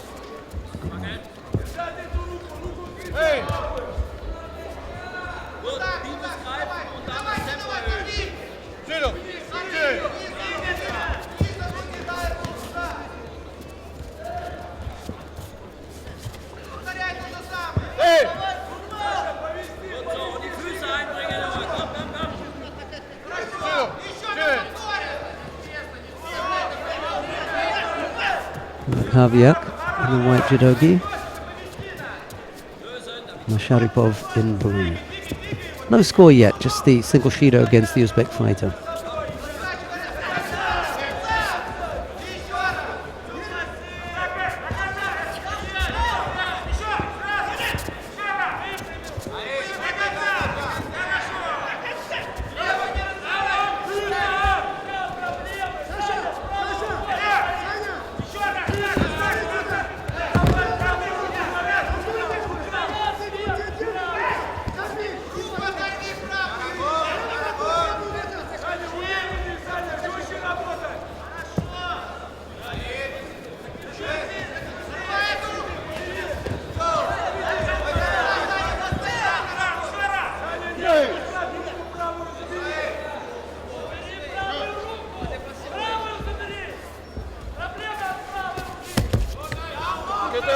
A little over 2 minutes left to go.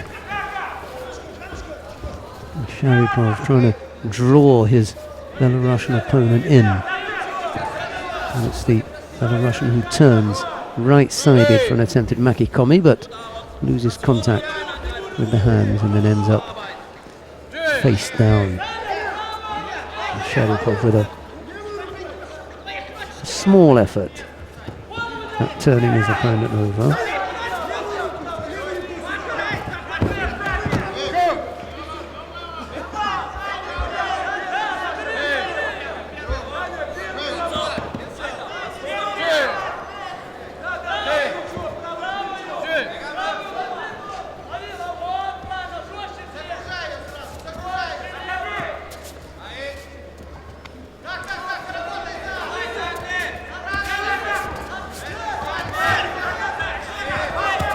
What about the Osadagari, then the Ojigari? Uchimata, and he catches him there, Yuko. Oh, that's really generous to me.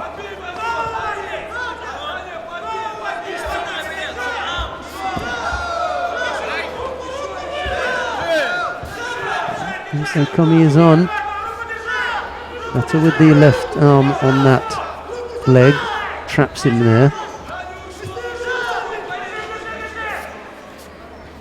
Never yet.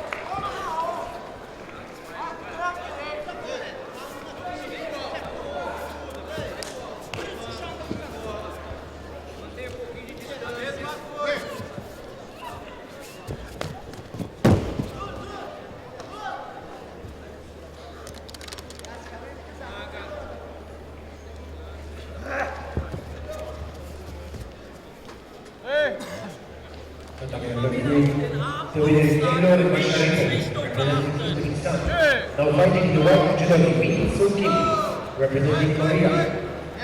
And in the blue judogi, Alexander representing Ukraine. He got away with that one, didn't he?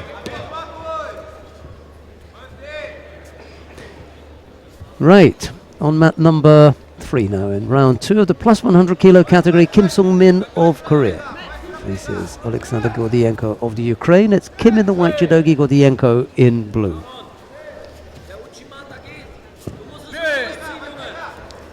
Kim, the number 3 seed at this competition.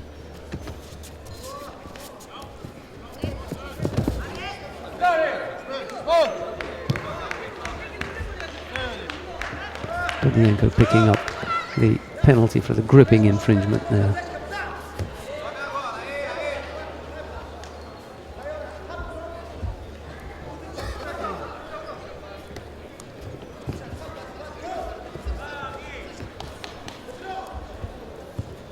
The winner is now fighting the white judogi, Vadim Silansky, representing Ukraine. Niebieskiej judowe na macie drugiej reprezentant Polski, Kamil Kozłowski. Kim was looking for the counter there. Didn't come off.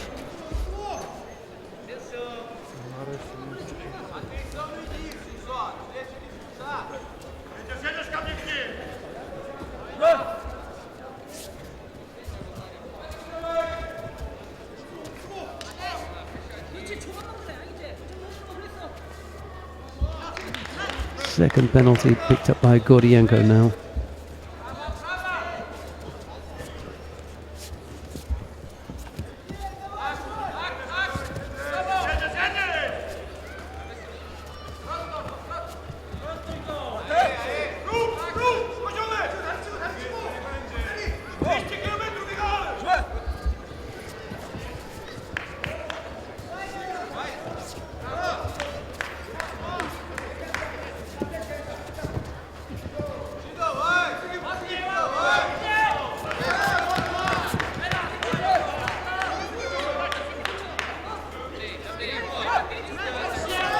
Penalty.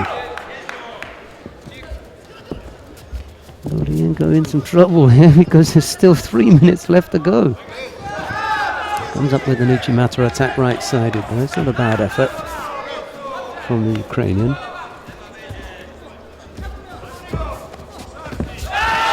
Now Kim Sung-min comes up with a penalty for passivity.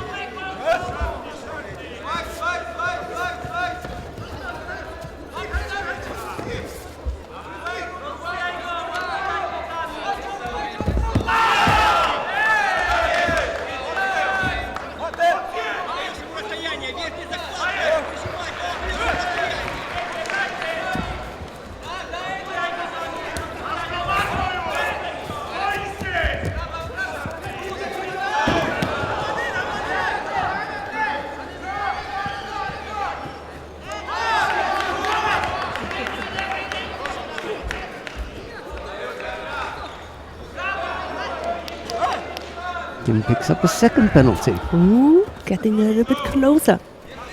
Not now. Yeah, Nico. The only problem is that Gordienko's already picked up 3 penalties. Yes. He had 3 penalties in the first 2 minutes. I didn't think there's any way that he was going to make it this far, and there's still 2 minutes to go.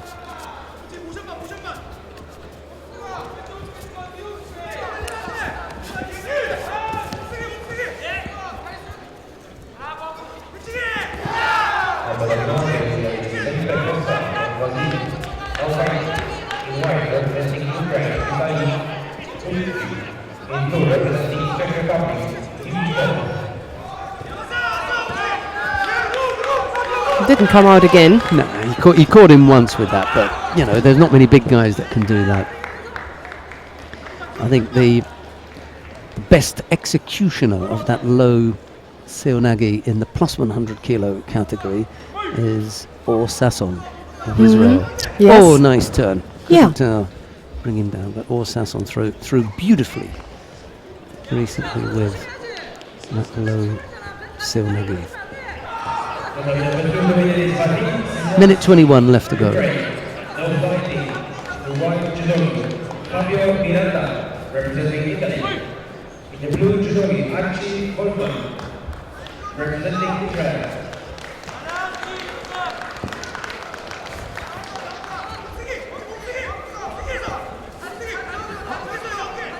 And a typical grip from the Koreans.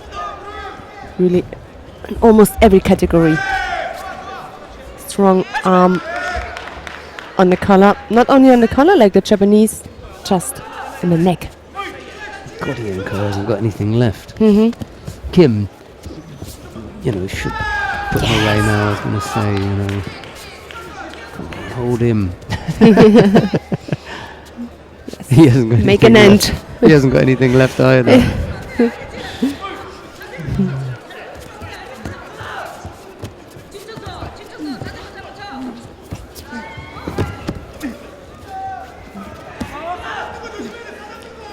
Two scores on the board for the Korean, but in all honesty, he should have finished this one by now. Yeah.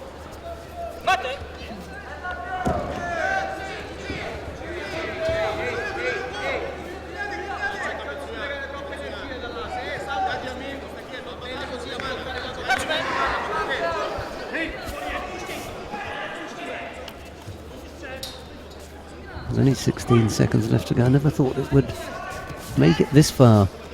But to his credit, Gordienko hasn't rolled over completely. He's been tumbled over on a couple of occasions, but right there, just a little bit of pressure and he collapses.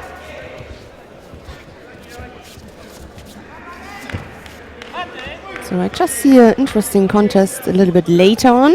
Maybe we got the choice to see that Benjamin Munich against Mayam Suren, Mongolian. Still some time, Yeah, but that's coming up. I just saw that fight. We have Daniel Natea, the number 1 seed here, Romanian, coming up soon. Yeah. Kim Sung-min wins out by 2 yuko's over Alexander Gordienko of the Ukraine. We've got Walter Santos of Brazil coming up next. He faces Pierre Borkowski of Germany. It's Santos in the white judogi, Borkowski of Germany in blue. Coached by Frank Möller. So yeah, there's a His father is also a coach, coming from Berlin. Borkowski. Mm-hmm. He's, as you can see, his shape, he still maybe is not arrived 100% yet in the plus. Santos has. Yes. So he moved some time ago, Borkowski, and I think he knows that there are still some kilos left.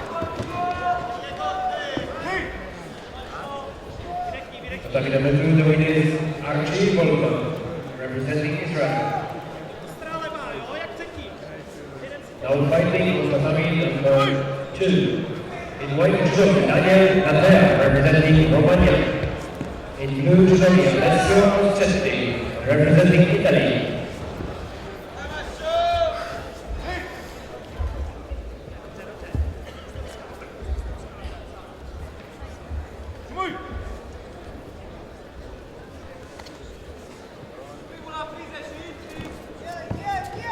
In that category concerning the Germans, there's also André Breitbart and Sven Heinle, who had a great day in Düsseldorf, won the bronze medal, and on his way to that, he also won against Okoashvili.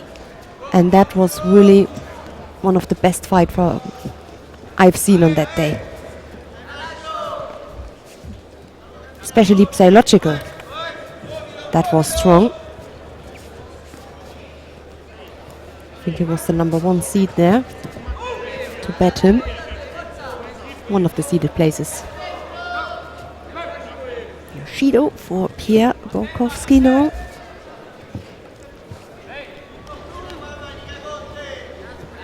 .330 left to go. Ujigari is the first attack we've seen from either fighter.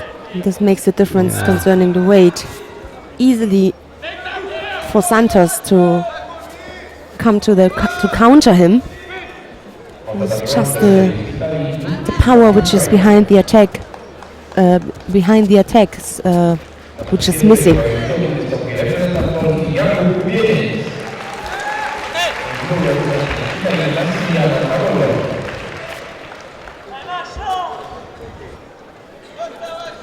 That's a lot of weight to shift, isn't it? Kowski not able to do it. And it's the Brazilian, Walter Santos, who comes up with the win. Let's go to mat number 2. And the reason for... we can't. Oh, okay, sorry about that. I can't see. So. Right, on mat number 2, Daniel Natia of Romania faces Alessio Maschetti of Italy. The Italian has already picked up 2 penalties. Natia came in here as the number 1 seed. Yes. Here's Annette. Also his first contest, whilst Alessio Maschetti already had one. That's the Polish fighter, he won.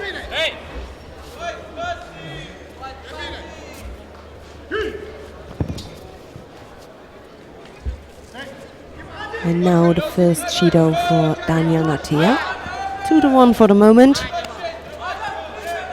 Oh, the cross grip. Then the Romanian has to recognize that he has to attack.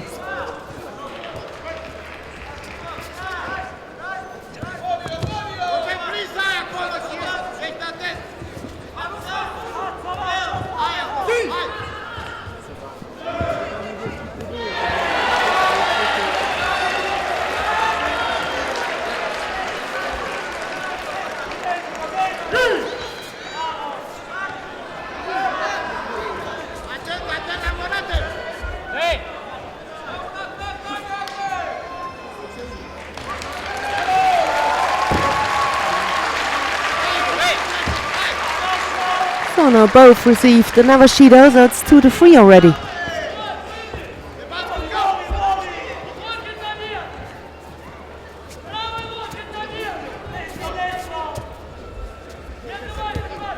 And I think one big attack from Natia like that would be enough, because you see the 2 bodies and you know that one attack and it's finished. Daniel Natia goes into the next round. I would like to go to mat number 1 then, if you agree. I'm good with that. Just a replay again. Oh dear. like in the book. There are a few heavyweights, well, there are a few men, sorry, masquerading as heavyweight. They're not real heavyweights, are they? Yeah. Mat number 1 then. Let's have a look and see what happens with Nyamsuren and Moine. Romania. The fighting white judogi Beyaz Siyagici, representing Turkey. The blue judogi Astol Benedetto. Number 3 seed, the Mongolian, Nuam Soren.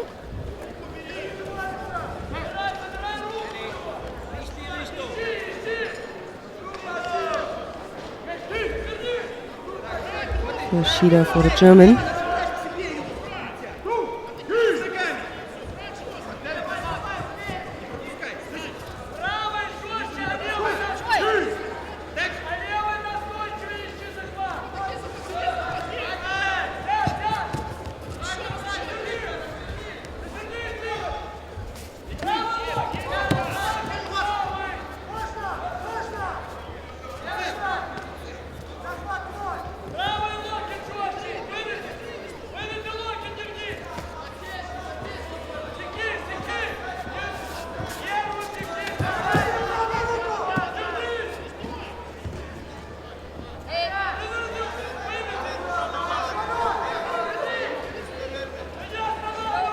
Interesting Nevasa work there from the Mongolian, how he tries to get on the arm.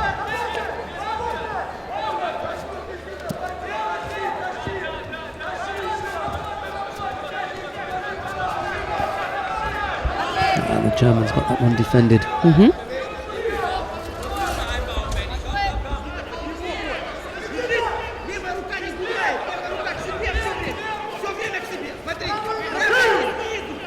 And I have to mention it again.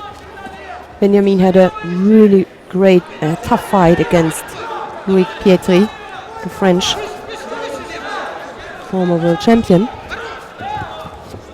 in Düsseldorf. It was really close. It was a tight fight.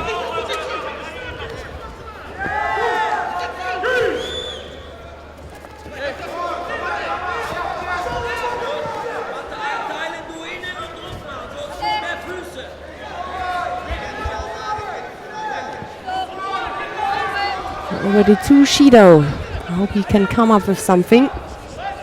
Not easy to come close to the Mongolian.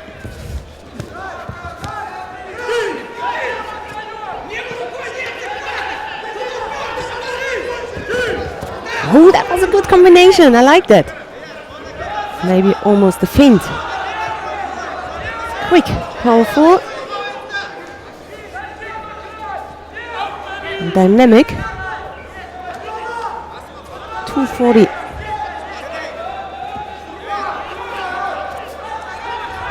There's again replay. Yeah. He didn't get him for 100%. Left-sided Seonage. Again, he must be careful because this is all time he needs in Nevasa. Ooh, this time it looks much more better for the Mongolian. Only one leg is in between, at least 1 foot.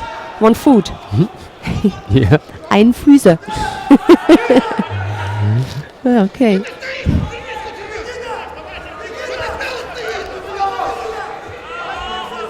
Still working away.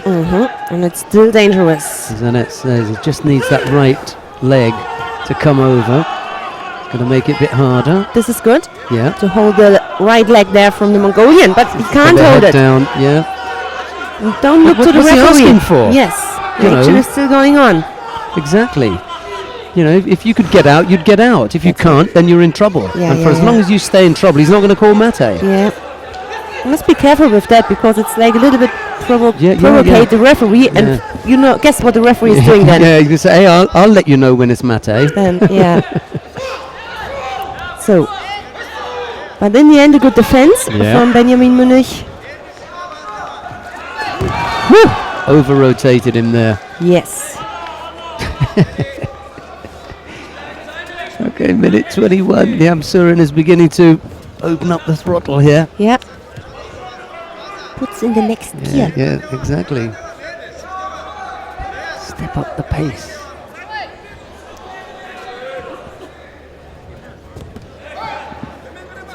defended that one as well, and now comes back with his own attack. Really good attacks from both of them.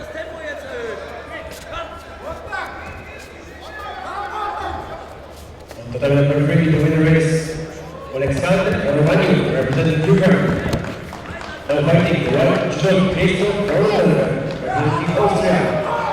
Niebieski judocy reprezentant Polski Jakub Wojcik.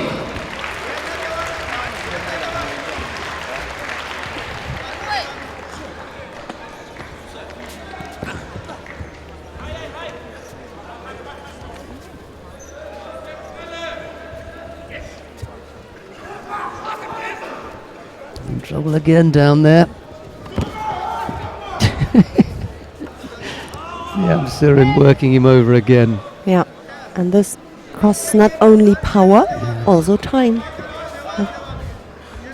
But still it is, or again, it is balanced. 2-2. 2-2. Could be golden score here. Yep.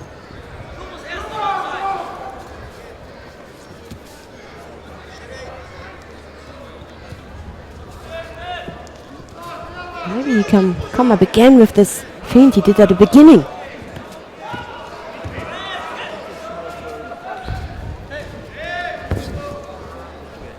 I really like both fighting styles. So, exciting fight between the two of them. And this is a golden score. The crowd is not screaming because of the golden score.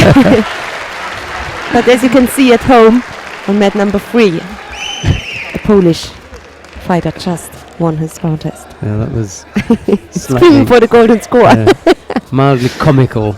Yeah, that we it was a good timing. Yeah. Panie Wójtowie, zwycięzcą na macie trzeciej Jakub Wojcik, Warsaw. Fighting the white judoka representing Brazil in the blue judoka representing Ukraine.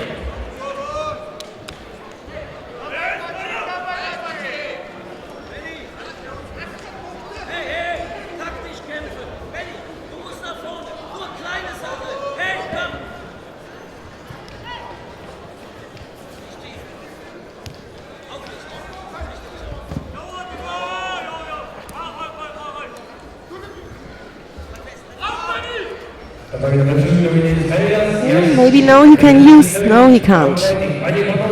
One leg was in between.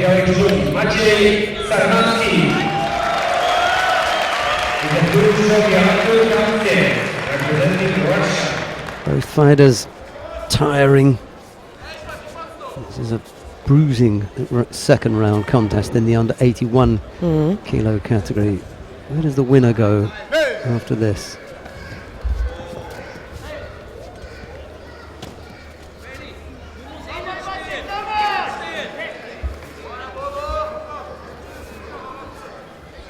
Straight into the pool final.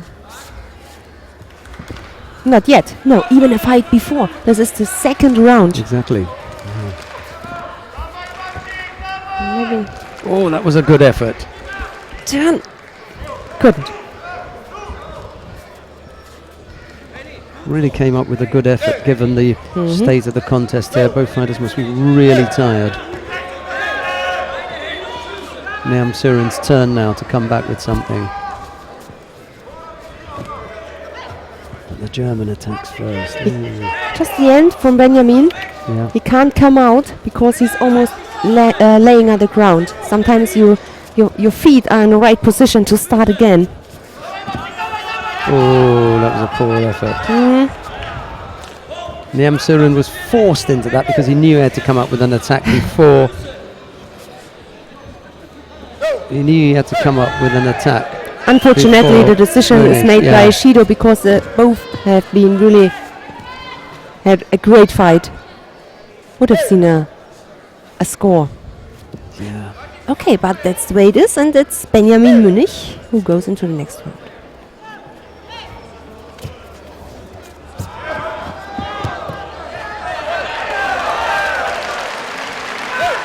Right, what have we got? Up and down the mats. Mat number 3 maybe, because we saw Rafael Buzzacarini. Let's run down there. Mat number 3, Rafael Buzzacarini of Brazil. Who's he up against? Mikhailo Cherkasov of the Ukraine.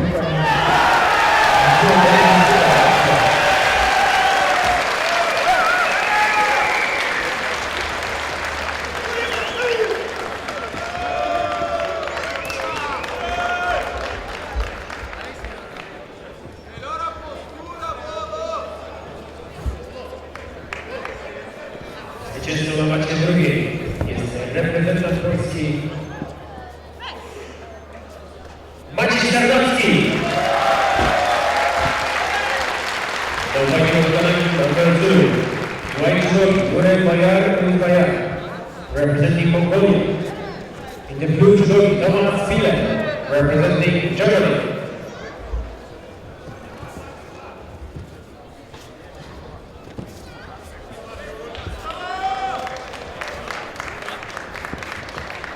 So we could, let's have a look. Yeah, we are still with Buzzacarini, also with the junior world champion mat number 2. Could be interesting, the Mongolian. We can also follow Buzzacarini. We already saw one fight from him. What do you think, Sheldon? I don't know. Who have we got coming up next? Guak Donghan and I guess Millenbergs, and then Milan Randall and Shambekov on mat 2. Wang Gichun. Mat number 1 Mat later. 1. Yeah. I think maybe the best two are Lisbaya and Pillar, and then Guak and Millenbergs.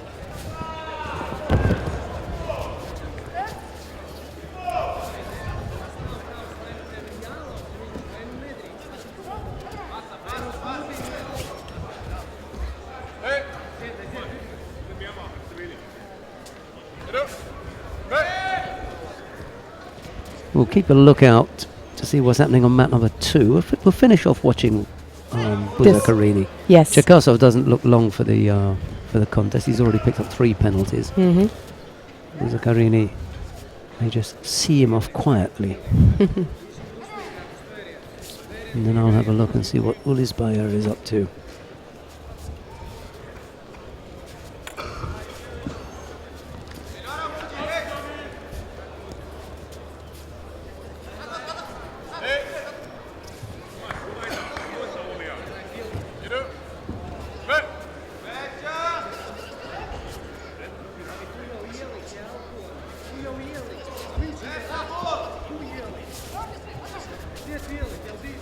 Buzzacarini having to defend on the arm, but it looks as though he's pulled that in now.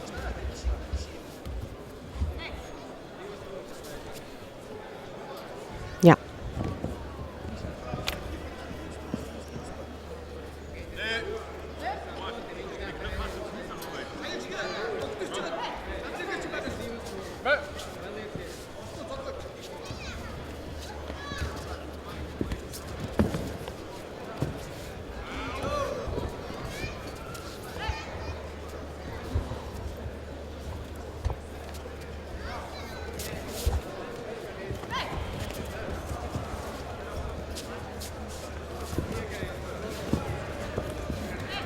That's it. Okay, so we can go to mat number 2 now then, because Ulisbayer Direnbayer of Mongolia, junior world champion, is still on the mat. He faces Thomas Pillar of Germany. Here's Annette Böhm. And the year before, it was Ljubljana, he became silver. So silver and gold at the junior world championship. And it's like confirmation of his level.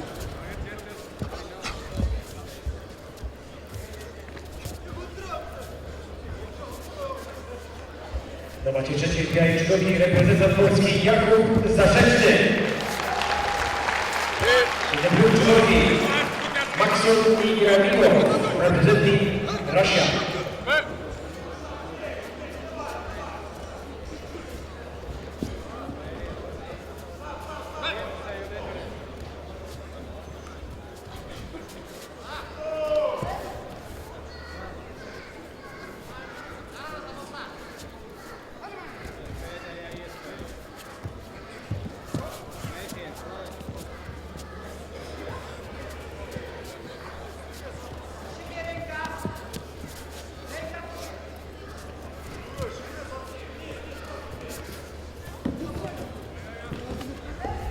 Thomas Pille, always around.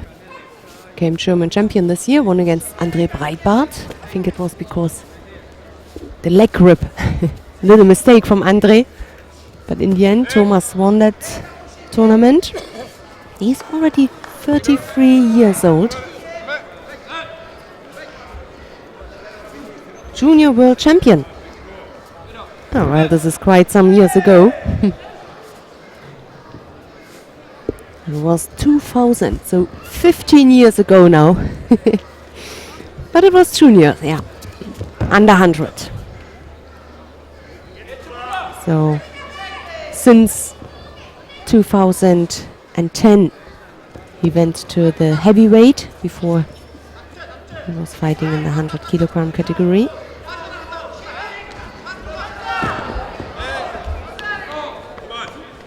Trails here with one Shido, and we are within the last minute.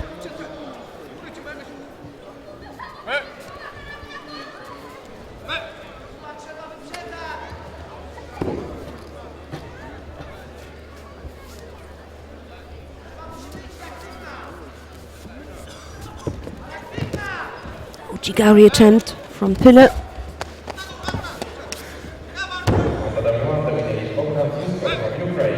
Now fighting in white, representing Korea, Han, in blue, representing Austria, Marco, Spania.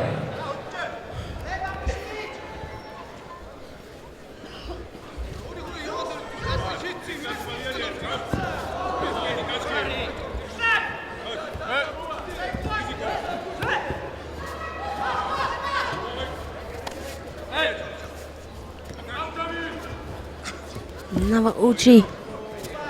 Can't really bring him out of balance.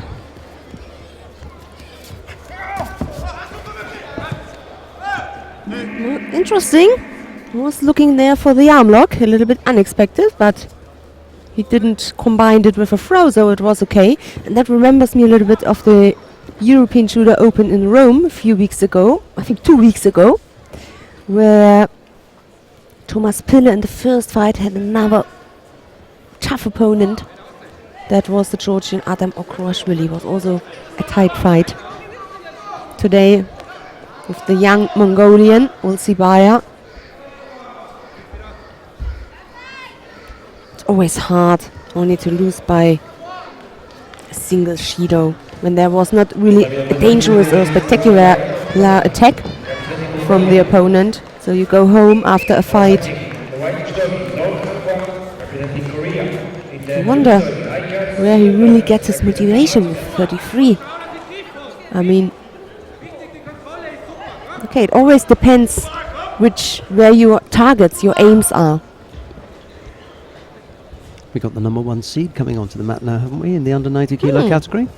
Kwak Donghan of Korea. Agus Millenbergs of Latvia. It's Kwak in the white judogi and Millenbergs in blue. Now fighting the white judogi, Ramzeki representing Uzbekistan. A w niebieskim judodze reprezentant Polski, Kacper Larek.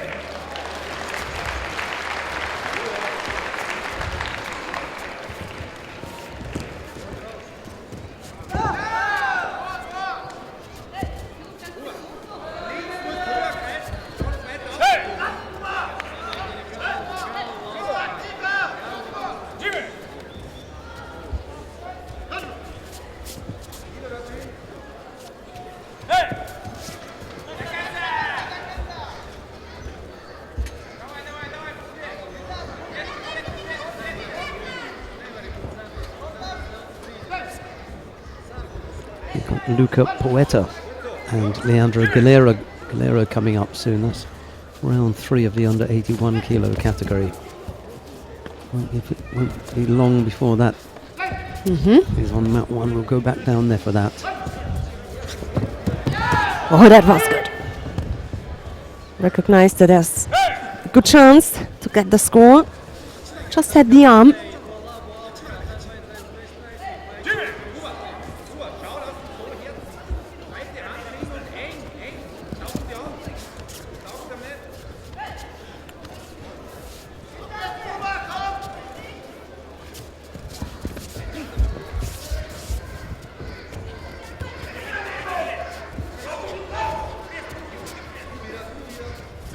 Interesting. Concerning the Asian fighters, you always have to check not the Asian Championships, also the Asian Games results, which are really important. And for them, it's nothing new, but for the Europeans this year with the European Games, will be something really great. It certainly makes a difference when judo is part of a games. There have been a few occasions when I've been lucky enough to see the difference between hosting a championship and hosting a games, and always the greater focus is when it's part of the collective. You can kind of score points from being involved around bigger and more, I suppose, spectator aware or spectator friendly sport. So there's that to take into consideration. –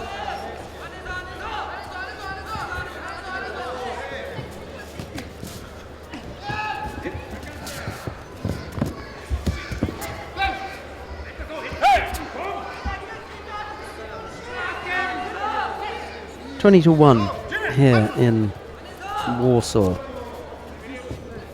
I haven't seen the quarterfinals come up yet, but once they do, then you'll know you're really into the home stretch. Still got a bit of judo to come. Guak leading by Wazari. 3 penalties picked up by Millenberg. A little over 2 minutes left to go.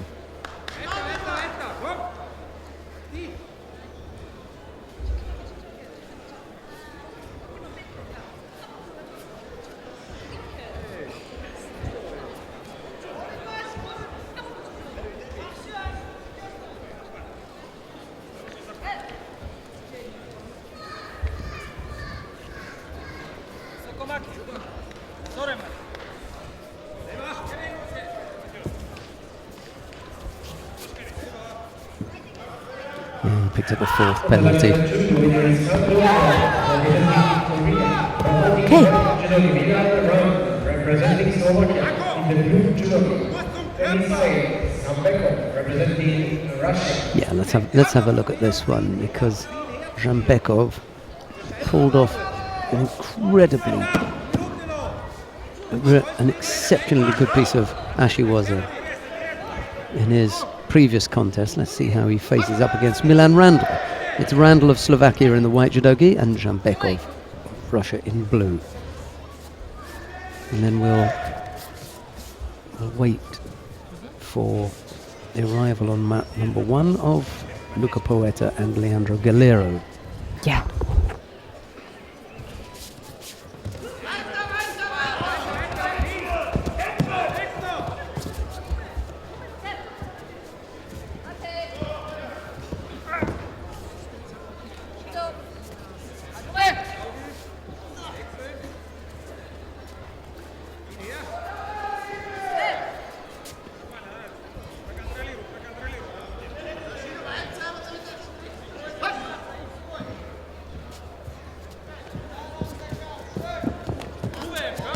Ooh.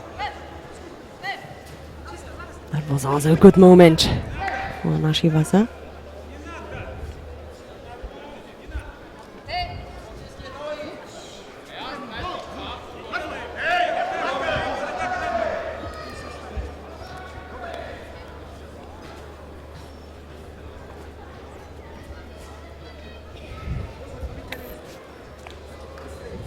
This is the best judo when you see moments like this.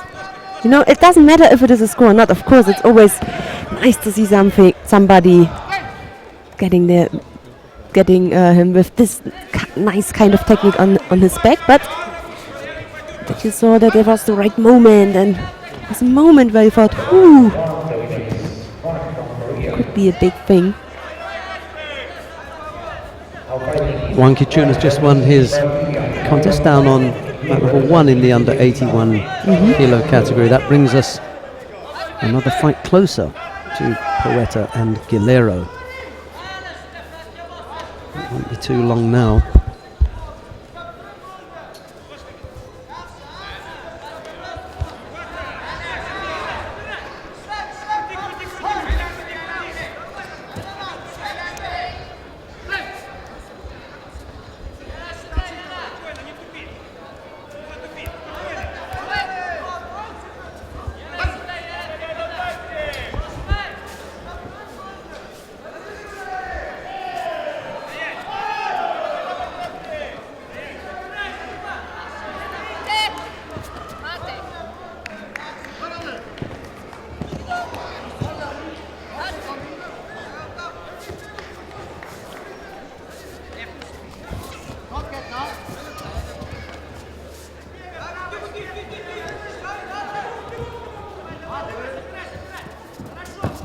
Now number 3, the winner is representing Uzbekistan.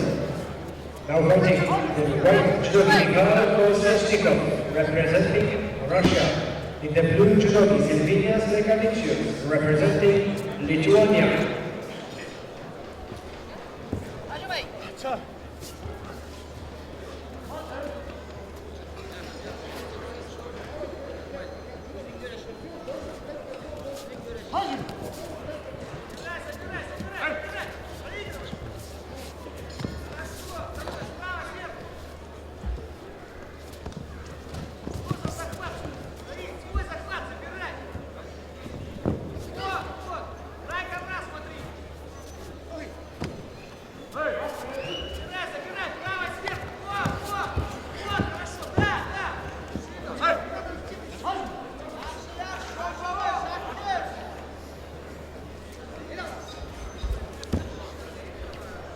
Two minutes left to go.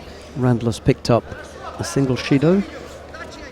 Zhambekov a second.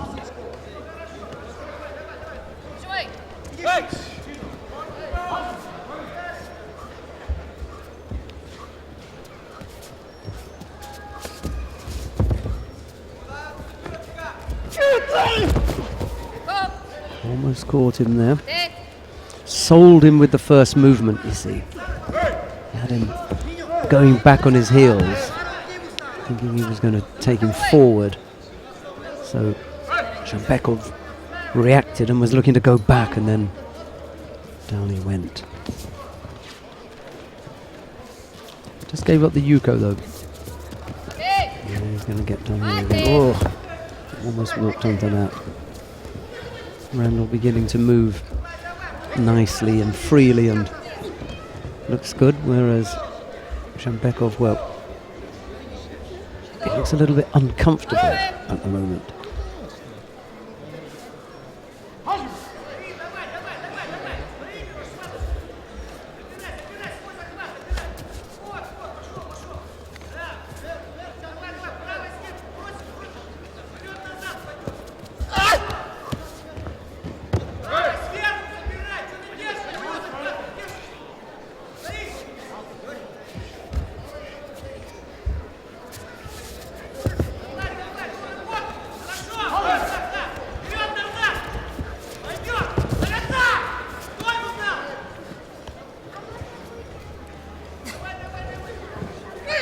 We got the arm there from Randall.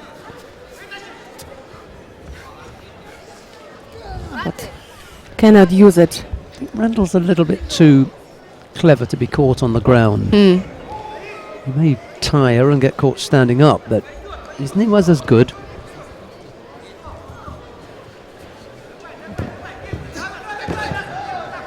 Looks as though he's bruised a rib. Looks a bit sore in that chest area anyway. 40 odd seconds left to go.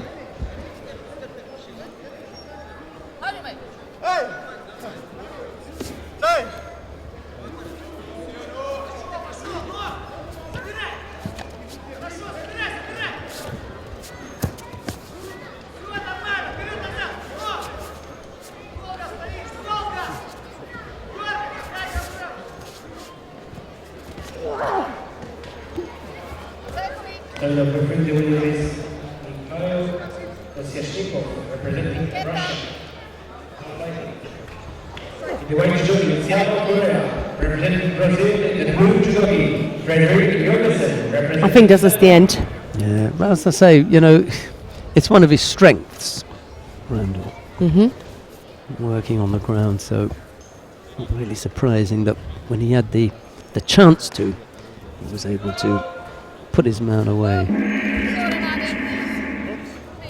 Yeah, he was saying to him, "You're either going to tap or not, but you're not going to go like this." You know? Showed clearly. Yeah. And the Russian, you know, to his credit, at the end he admitted to the referee that he had tapped. You know, Randall wasn't sure because he was just sort of nudging him. So Randall probably said to him, "Hey, are you going to tap properly or not?" Decide yourself, please. Yeah. Let's do this properly, you know. He gives him like a little nudge, and Randall says, hey, that's not enough. If you're going to do it, let's do it properly. We've got a minute odd left of the Ivanov and Sobirov contest down on mat number 1. Let's go down to mat number 1 then. We've got Ivelo Ivanov of Bulgaria up against Sakshad Sobirov of Uzbekistan. It's Ivanov in the white judogi, Sobirov in blue. It's Sobirov who leads by Wazari with a little over half a minute left to go, 40 odd seconds left to go. We're going to follow this with Luca Poeta of Italy and Leandro Guerrero of Brazil.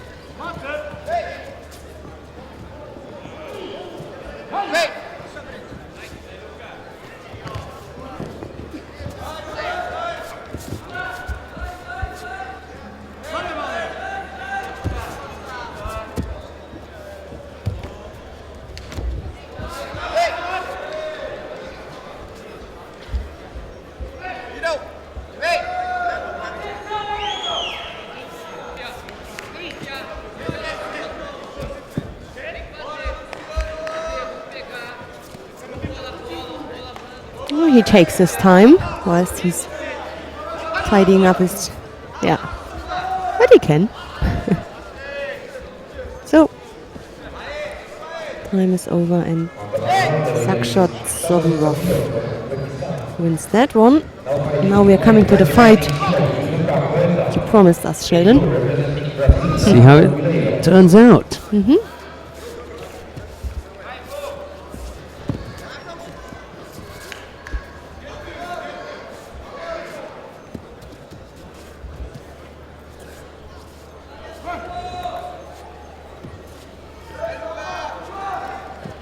Number 3, which is Cedric Jørgensen, Denmark. Now fighting the white judogi, Jørgen Lidaski. Representing Estonia. In the blue judogi, Philippe Arigagas. Representing Great Britain. If Leandro Guerrero saw the fight before from Poeta, he is warned for the dropped Zionage. He did before and threw the number 1 seed for Ippon, the Mongolian.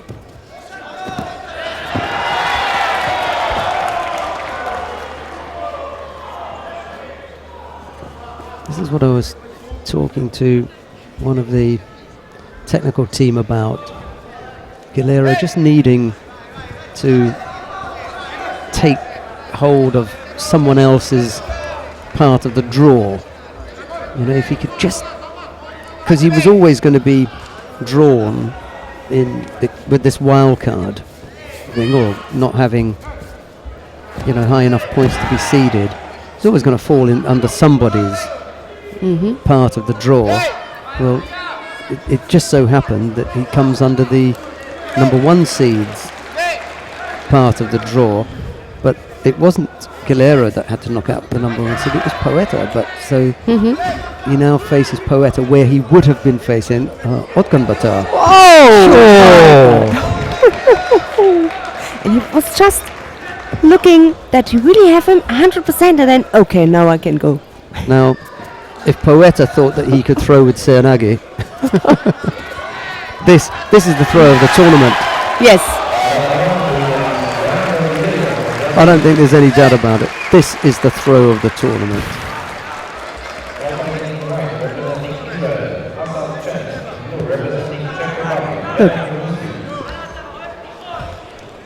Really planted him, didn't he? It was worth seeing again. Yeah. Not if your name's Poeta. That was really powerful. Such a good control there Yeah. at the right shoulder from his opponent. What a position. Yeah. Body tension. Wow. Leandro Guilherme into the next round. Quarter-final, I think that is. Yes.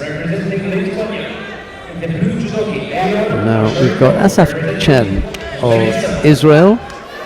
Chen versus Jaromir Musil of the Czech Republic. It's Chen in the white judogi and Musil in blue.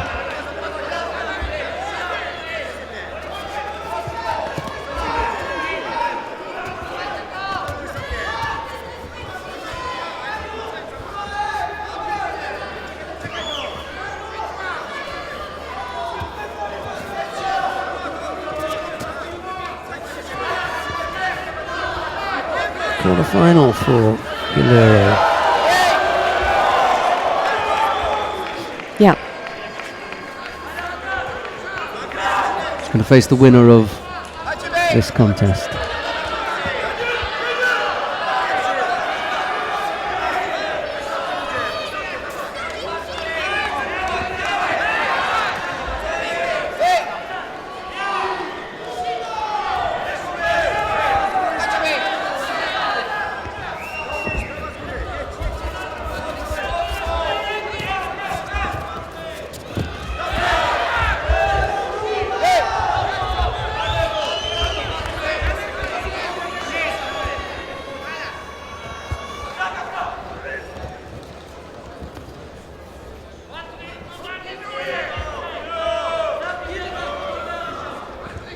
A G attempt from Musil.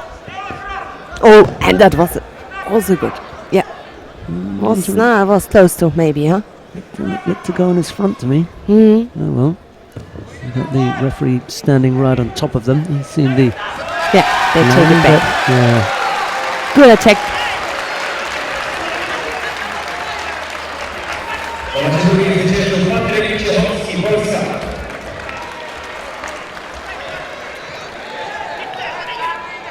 Yeah. Nevertheless, a good attack, but Yeah. you can, but you don't have to. I also had the feeling, good attack, quick, powerful. Maybe not 100% for Yuko, maybe only 80. Shimata can't lift him up.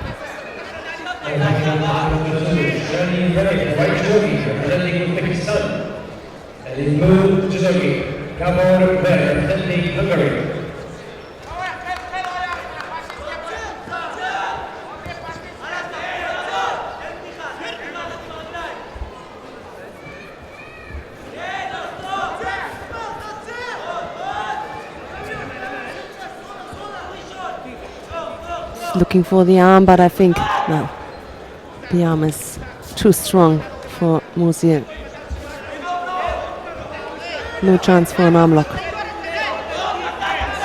So Shido, and that ties things up. That's right. Things are tied up. At a Shido apiece. With a little over 2 minutes left to go.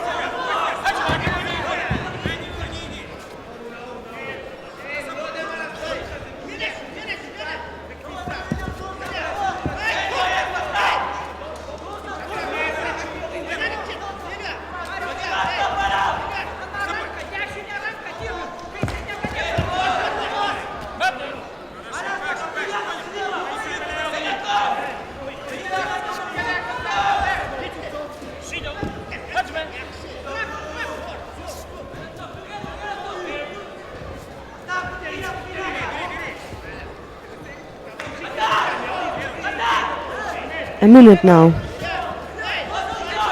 left. Okay, so now the second Shido for Musil. The thing is, the attacks are not that dangerous, but at least he's attacking. But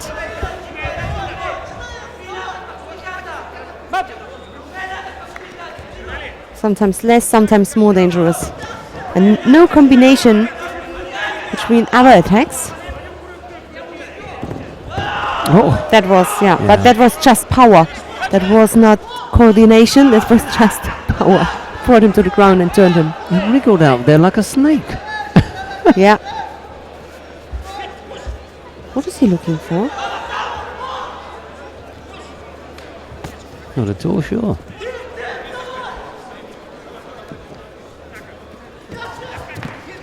Maybe he fell on his head. Let's have a look. Yeah. Look. Oh. Maybe he was maybe away for a knocked minute. out, yeah. He was? Yeah. Yeah. That's why he Yeah, didn't know yeah, what was yeah. going on. Yeah. Take him out. Yeah, take him out. The way Yeah. he fell, I mean, it was dangerous for his yeah, neck. yeah. They're going to take him out. He was out for a minute. But he wasn't supposed to defend with his head. He just Yeah. landed Yeah, on he his just head. landed on it, yeah. You have a look. Oh, Yeah. I haven't seen that before. Yeah. Yeah. Okay, but he seems to be fine. Yeah, I mean he's up on his feet. We can have a look at it. Normally I wouldn't want to go and look at a potential injury, but he's up on his feet. He's walking around. Okay, it's just Oh, here. sorry, yeah. Where is he? Here. He doesn't look as though he's in this week. I think the first Yeah. part who touched Yeah. the mat was the Yeah. head. Yeah. The full Yeah, power he looks. went on his head. He looks okay. Yeah. Oh, and he still wants to continue. Yeah, but sure, he does, yeah. Oh. Yeah. Yeah. The doctor's going to say, yep, he's okay. He's good. Yeah. Yeah. He just Some wants to checks. see if These- these are the things that say are all the reactions correct? Are all the signs okay? You know, and it's Ippon anyway. It is yeah, Ippon. yeah, and it is Ippon. Yeah. Oh, unluckily for Yeah. Jaromir. I really Yeah. feel sorry for Yeah. him. It was a good attack was from Ippon. Jen. Yes, it Yeah. was Ippon. Whew. I have never seen that before. Moldova, Valeria Dominica. In blue, representing Estonia, Evgeny Saleyev. And number 3, the winner is Marius Paskevich, Lithuania. Now fighting So in white it is blue, Jen, Isu Kim, the representing Israeli who Korea. faces Leandro Guerrero in the quarterfinal. Santos, representing Brazil. Coming up, the next fight between Valerio Dominica of Moldavia and his opponent from Estonia, Yevgeny Saleyev.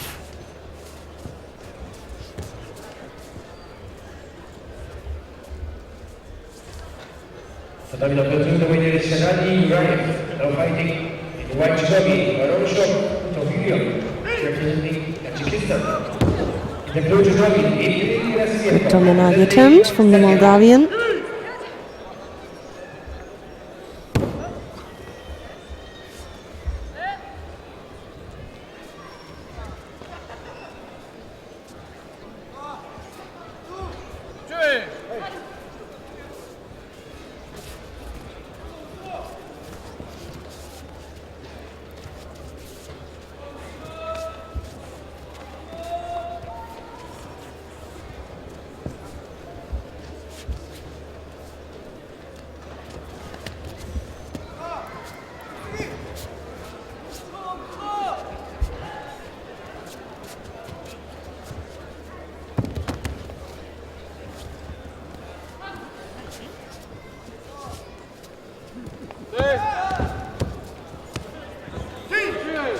Outside attack there, a little bit too deep already. Could not transfer the power from his upper body, from his right shoulder to the right shoulder from Dominica.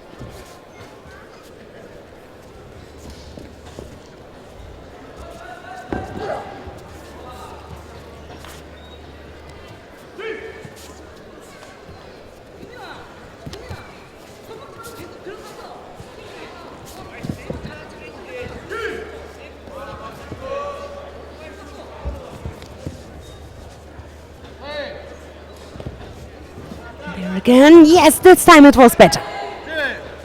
Yuko. Hey! Judo! Judo! Well, that tied things up. Yuko apiece. And a little bit more than 3 minutes to go.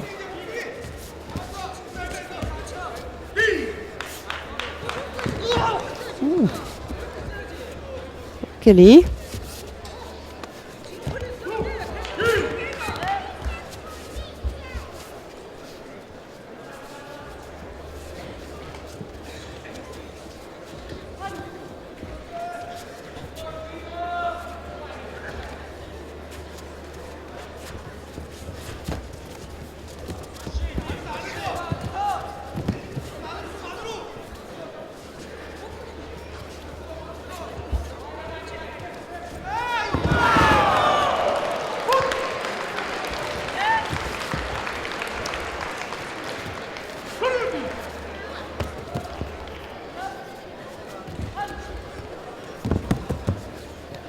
Hey! Judo!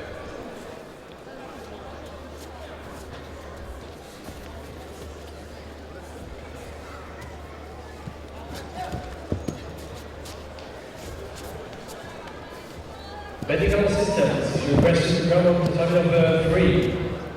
The winner Brave is entry from the Estonian. representing Korea. I think the Moldavian Dominika has a better posture, a better grip. He dominates that more. There are good attacks coming from the Estonian.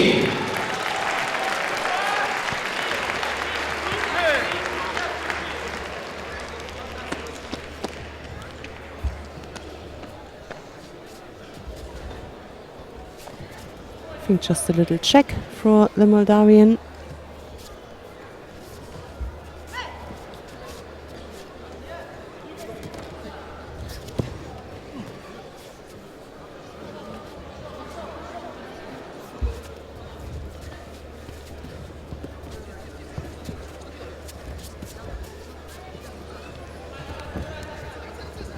I really would like to continue that fight. I think in a second Dominika is back on the mat. Oh, just something I think on his hand, pardon, on his right hand, and then he is back. Because it's a really close fight. Just now this little Shido for the Estonian makes the difference. Got some tape there on the right hand, and now he's coming back, yes. So 2 minutes left.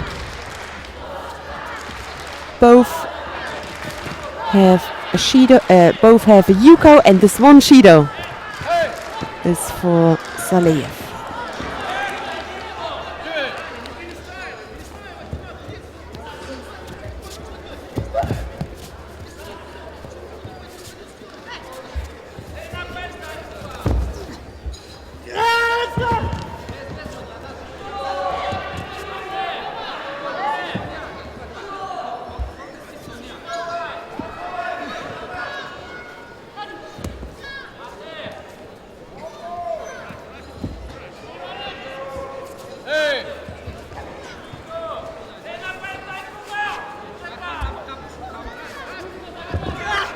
Some good action now. And the counter. It's close for getting another score.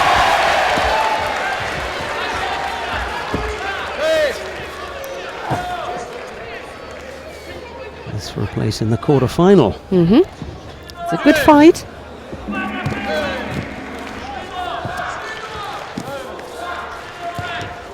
First of the quarter-finals will be Gilero and Chen.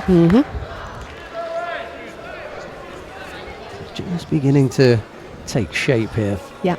We've got some quarter-finals already taking place in the under 100 kilo category down on mat number 3 if you're interested in that. I haven't quite reached that stage here yet.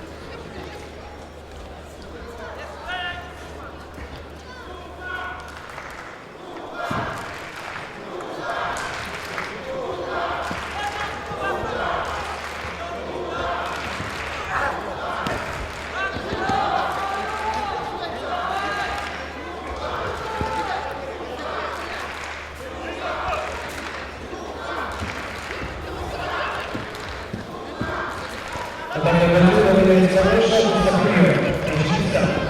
fighting the white judogi, representing Mongolia. Warsaw.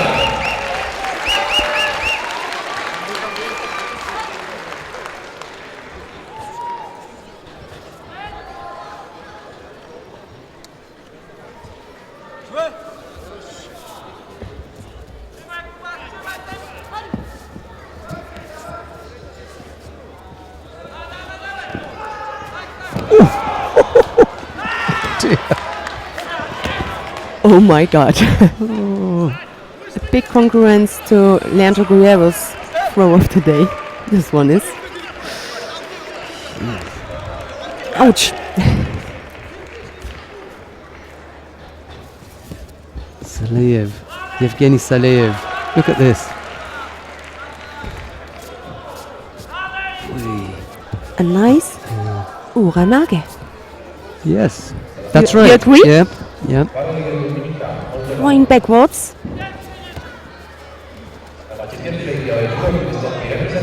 That was Yeah. brilliant. 100% control. Again, his whole intention is to take him back and over, because that's the direction he's taking over. As he turns, he ends up dropping in front of him. That's not his original intention.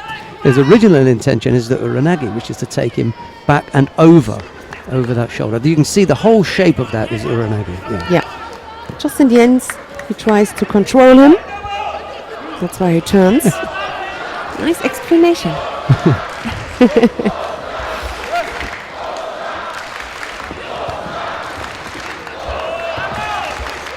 Left-sided effort there from Lukasz Błach. He faces Vladimir Zoloyev of Kyrgyzstan.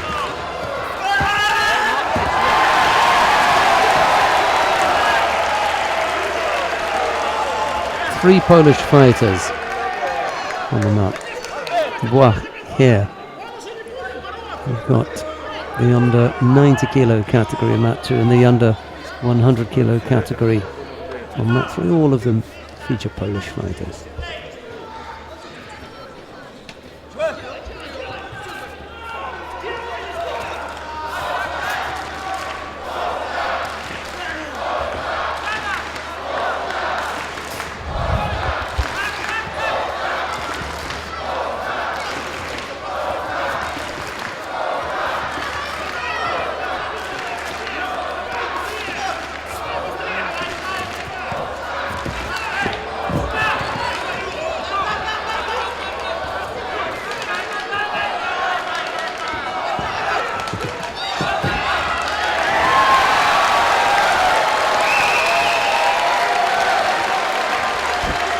One on one.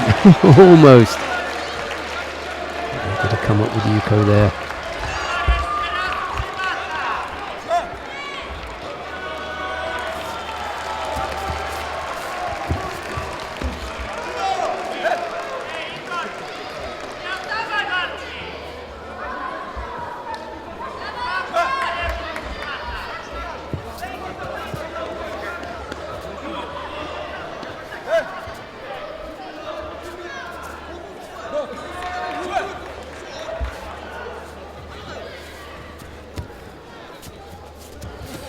Single Yuko the lead for Zoloyev.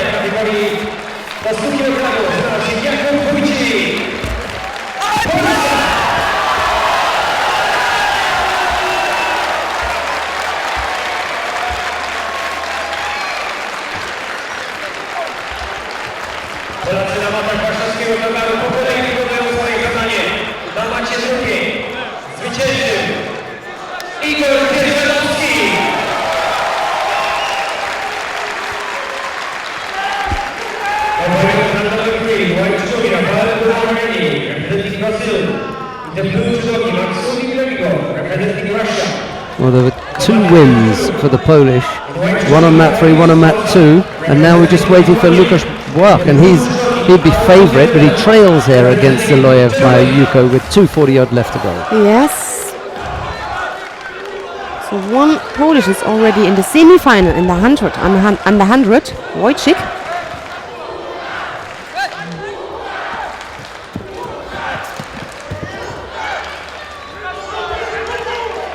Still a longer way for Lukas, especially as you said, because he trails.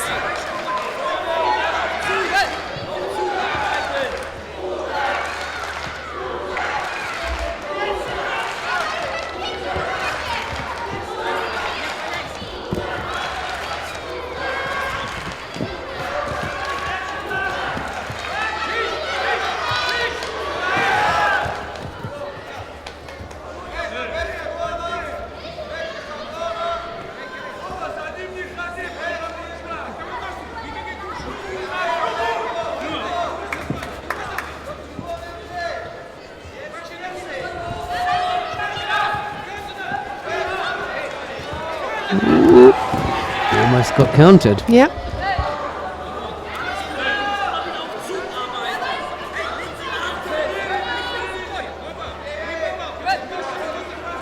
Couldn't control this attack 100% or navigate.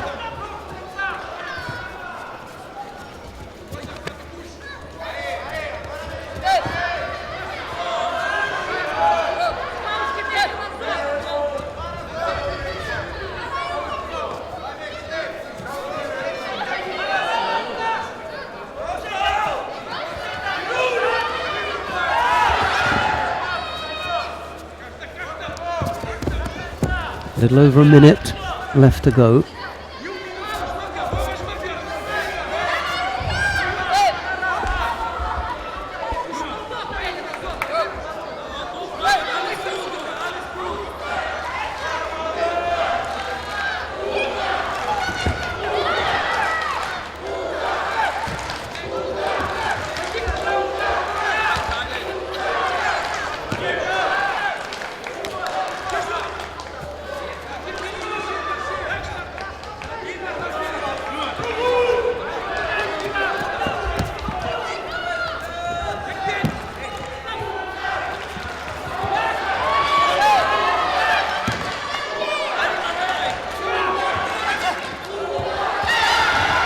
He couldn't switch that. What a brilliant combination Yeah. between both. The two attacks.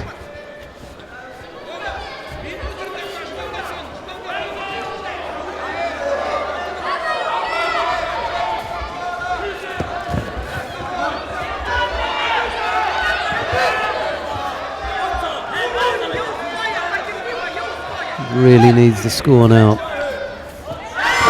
That was a big effort. Needs almost. another. Yes. Oh, okay, he's going to burn here. Zulayev.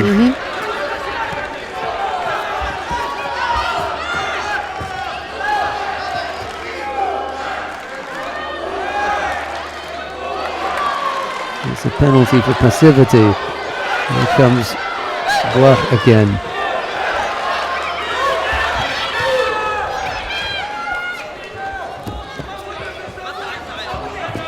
Hold on to one side for a little bit too long. Could be painful if he picks up Yuko now, as things will be level. Yeah. Maybe time for a last one. Uchimata in response. No, that's it. Yeah. Not going to be long enough now. Needed another 20 seconds maybe.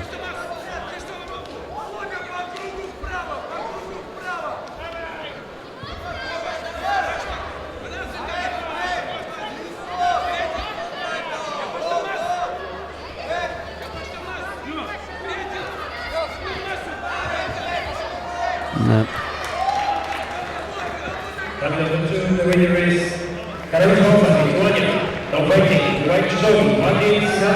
Wasn't quite there. Yeah. So, Vladimir Zulayev of Kyrgyzstan overcomes Lukas Blach of Poland in round 3 of the under 81 kilo category.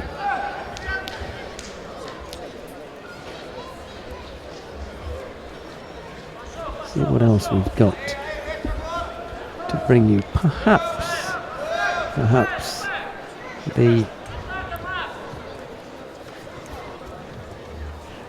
the plus 100 kilo category.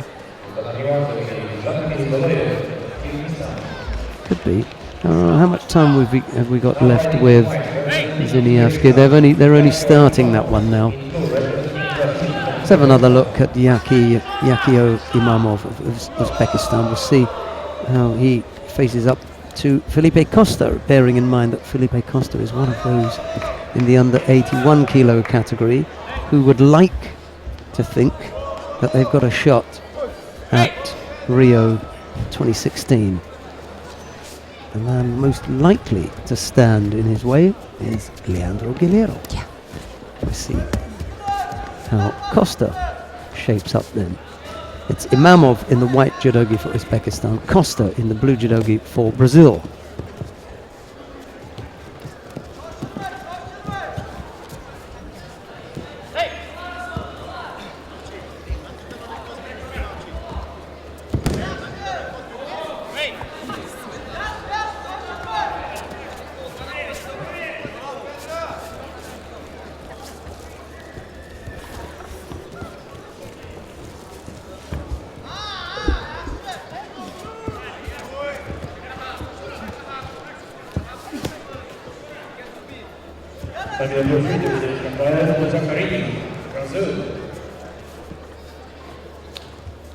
Now fighting the white judogi, representing Uzbekistan.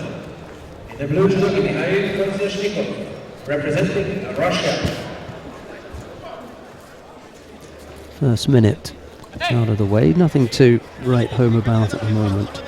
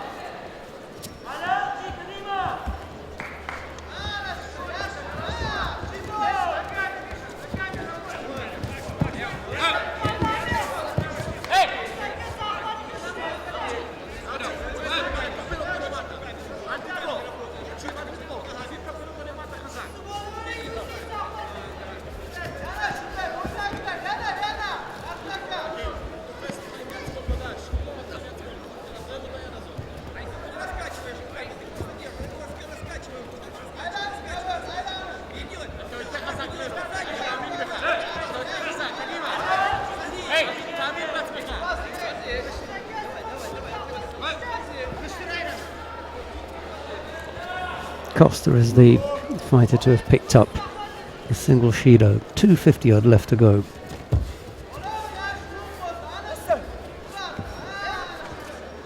Now referee calls Mate again, and this time we're holding on to one side of the jacket for too long, so second Shido collected by Costa now.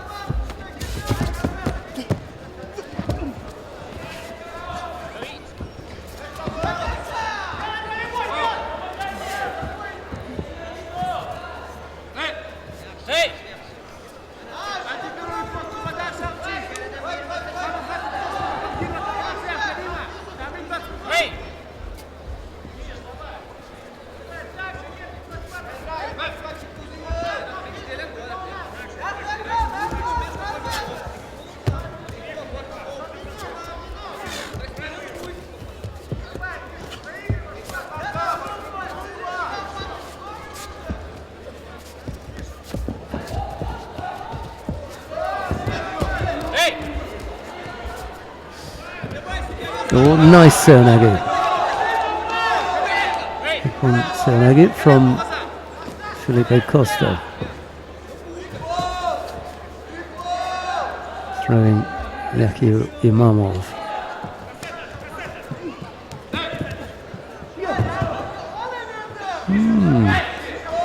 Could have given Ippon if Imamov was adjudged to have bridged. Did look as though there was some bridge in there.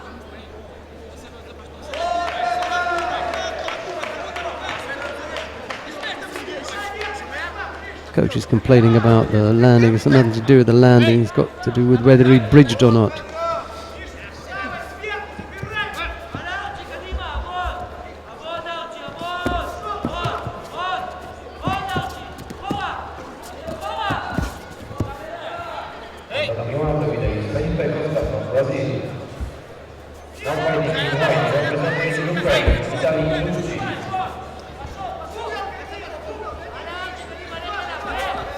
Niebieskiej judoki wystąpi Jakub Kubieniec, Polska. Right, Vitaly Dudczyk is about to take to mat number 1. The Ukrainian faces his Polish opponent, Jakub Kubienic. It's Dudczyk in the white judogi, Kubienic in blue.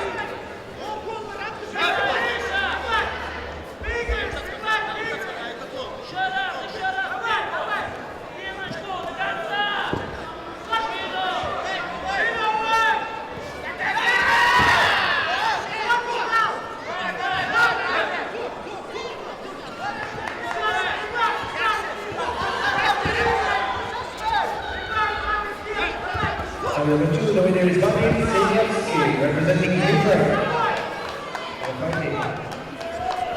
In the white judogi, Daniel Nazel, representing Romania. In the blue judogi, Megas Yazici, representing Turkey. Oh, another nice execution, this time from Jakub Kubienic of Poland, throwing Vitaly Dudczyk of the Ukraine for Ippon with that low Ippon Seonagi. Na razie pierwszej zwyciężył Jakub Kubieniec, Polska.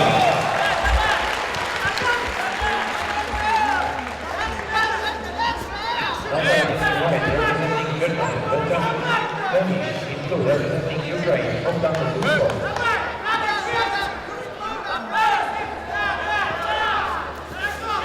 Coming on to mat number 1 now, Benjamin Munich of Germany faces Bohdan Zhushko of the Ukraine. Munich in white and Zhushko in blue. This for a place in the quarter-final.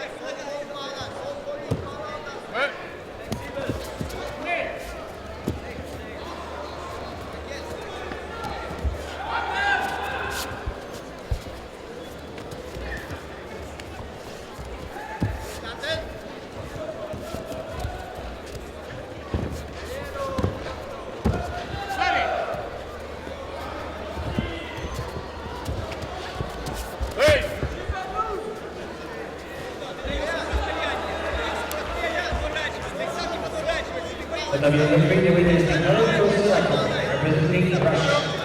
Now fighting the white judogi, representing Poland. In the blue judogi, Filip Avitalkaras, representing Great Britain.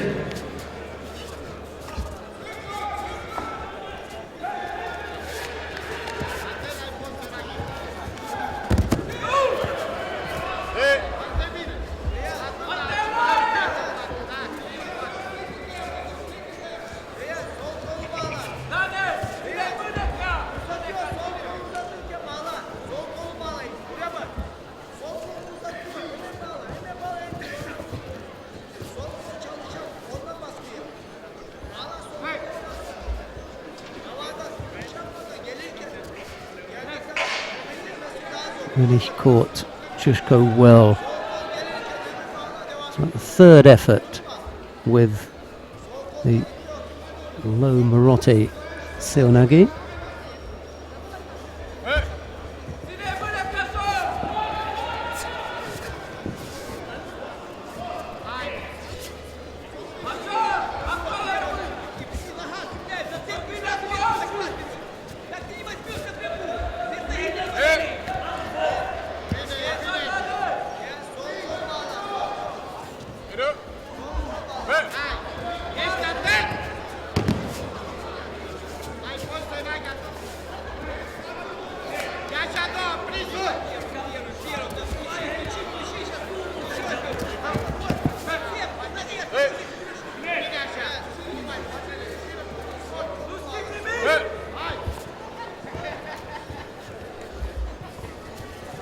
Two and a half minutes left to go.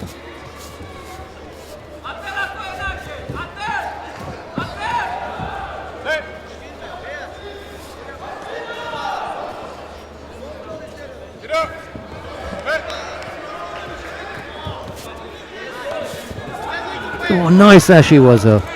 That could do, yeah. Zari Alwazeti Ippon.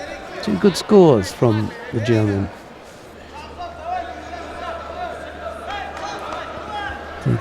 Taking him into the quarter-final. Oh, nicely here. Well, we've got one more third round contest to come. Wang Ki-chun of Korea faces Shakhsad Sobirov of Uzbekistan. It'll be Wang in the white judogi and Sobirov in blue.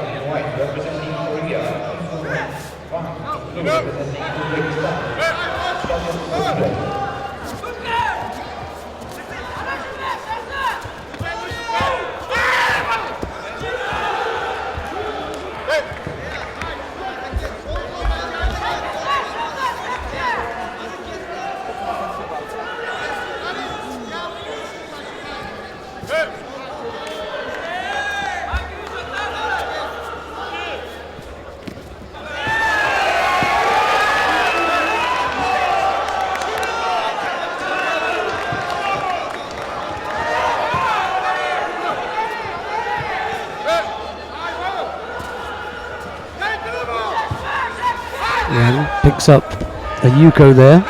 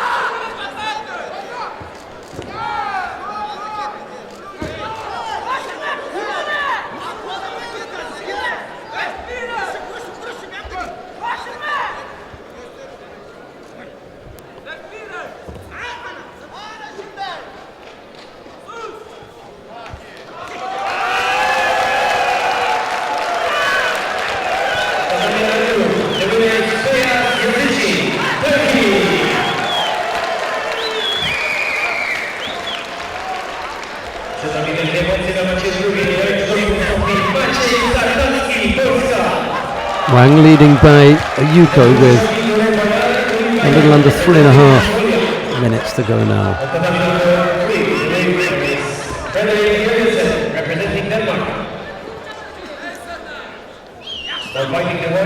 Picks up a penalty for a false attack there though. Here comes Sobirov. He's wandered off the area there. There's Wang.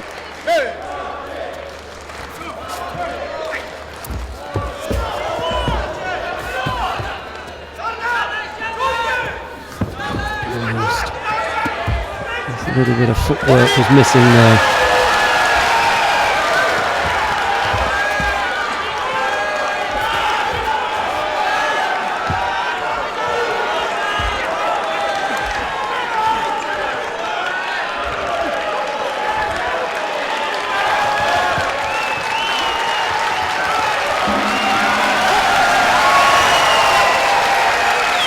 I'm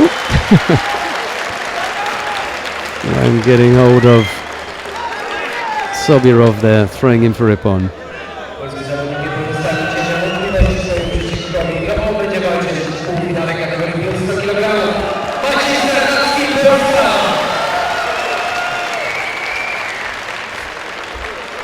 Prowadzi wykonanie number 2, the white judogi. Paul Hak, representing Korea. In the blue judogi, Milan Rand, representing Slovakia.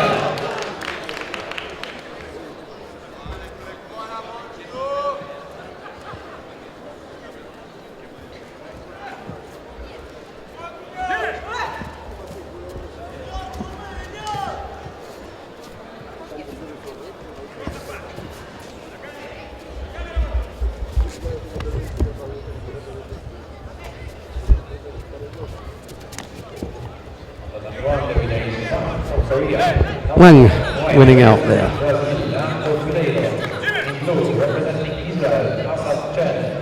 Right, we come now to the first of the quarterfinals. Leandro Guerrero of Brazil faces Asaf Chen of Israel. It's Guerrero in the white judogi, Chen in blue. Eagerly awaited for quarterfinal in this under 81 kilo category.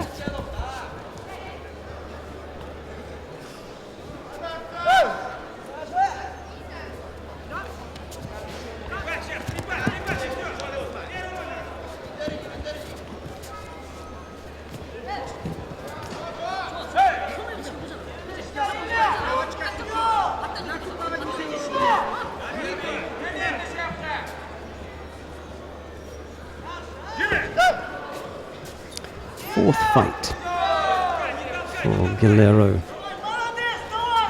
Two Ippons at Wazari, so scoring well.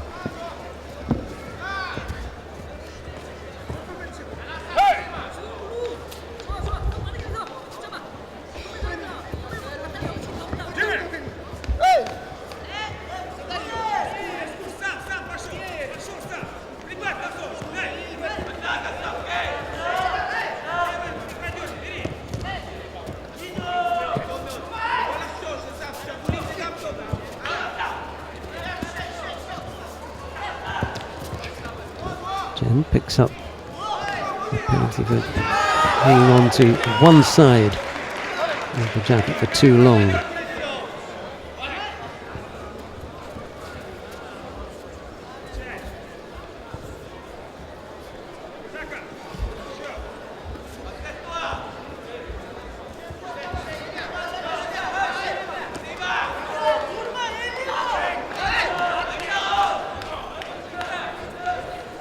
The winner is Andong Wak, representing Korea. Both fighters pick up penalties, but Chen is now on two.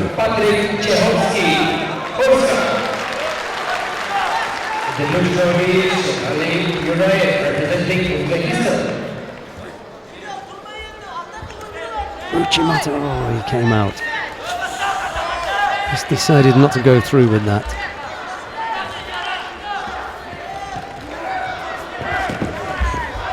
This will be Sionagi, just has to be careful on the arm now.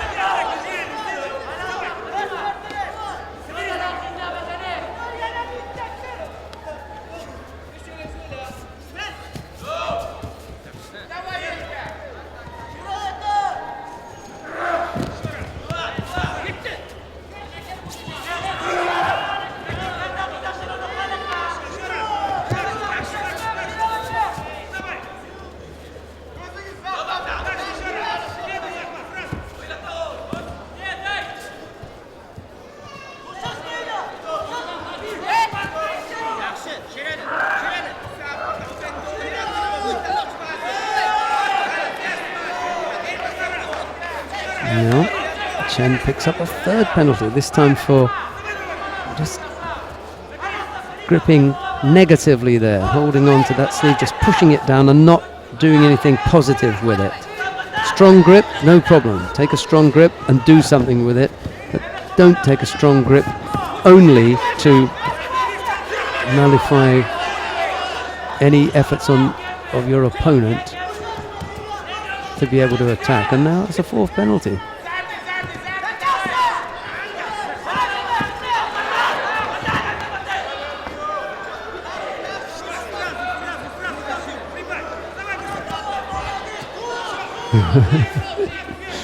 Just looking to grab the collar and missed. Guerrero, untroubled in that. Easily managed. You know, Chen needed to give him a tougher go than that. Wasn't able to do it. Valeria Dominica of Moldavia now faces Vladimir Zaloyev of Kyrgyzstan. It's Dominica in the white judogi, Zaloyev in blue. It may sound a bit harsh with Asaf Chen, but there's a place in the semi-final going begging now for Shidos. That wasn't in his plan.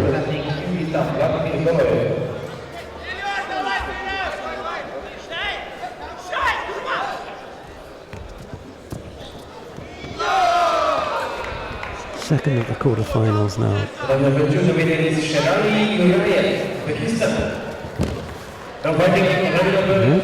You go for Dominica.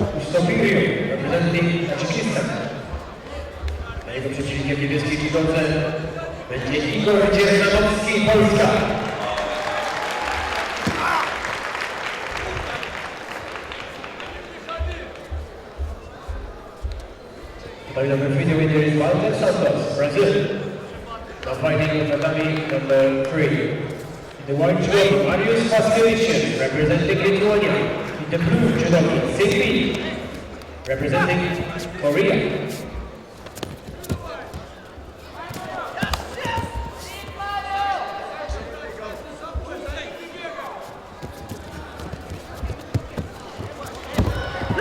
We've got a semi-final taking place down on mat number 3. I think we're going to go down to number 3. If you want to continue watching mat number 1, Dominica leads by Yuko, but we're going to go down to mat number 3. We'll pick up the action with Marius Paskevicius and Kim Sung-min. It's Paskevicius in the white judogi, Kim in blue.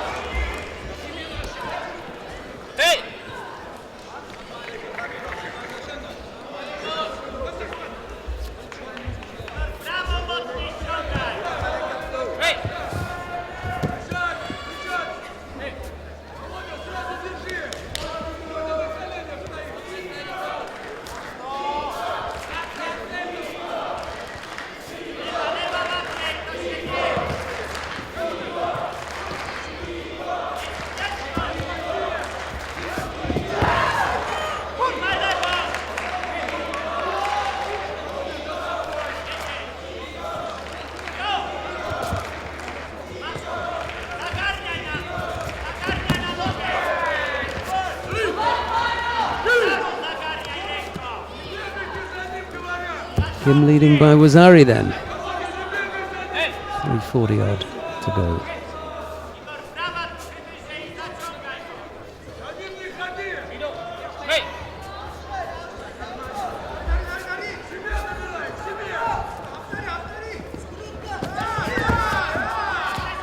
A little bit laboured that one.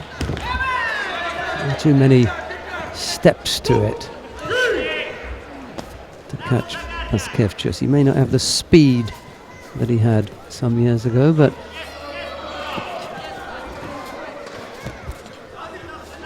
he had enough speed to get away from that one.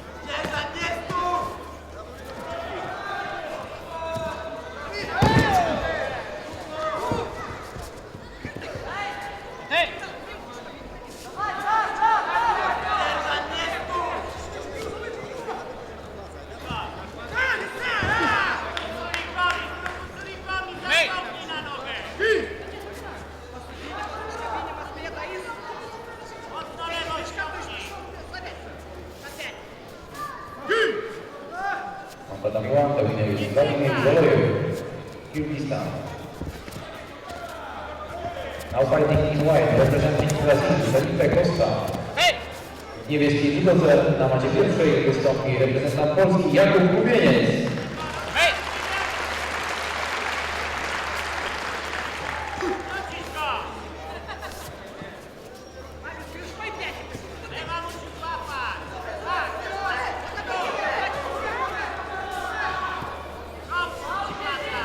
Still the Wazari lead for the Korean, Kim Sung-min. He's decided to penalise someone here, and it's Kim Sung-min for passivity. 2 minutes to go.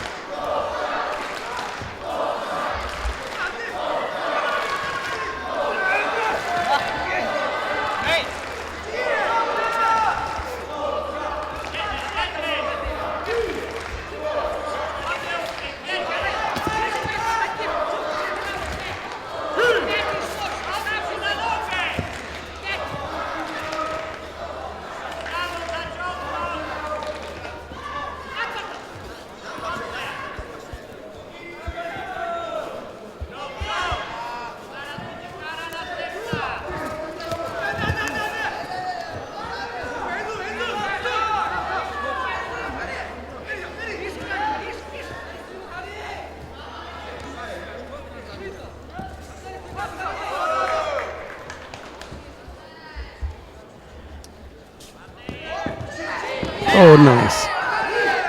Really worth it here. 2 scores from Kim Sung-min. Enough to get past the Lithuanian Marius Paskevicius, so it'll be Kim that we'll see in the final.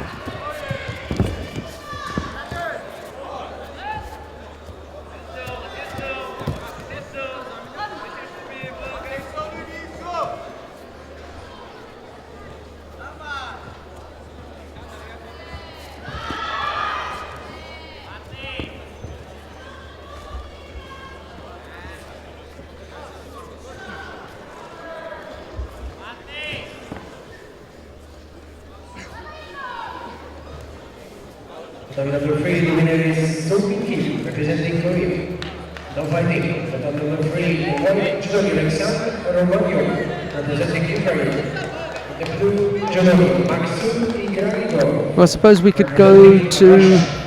We'll go back down to mat number 1, because we've been watching a good deal of the under 81 kilo category, and we've got Felipe Costa of Brazil. He's up against Jakub Kubenic of Poland. It's Costa in the white judogi, Kubenic in blue, and there's already one Brazilian in the semi-final. See if Felipe Costa can join his teammate Leandro Guerrero.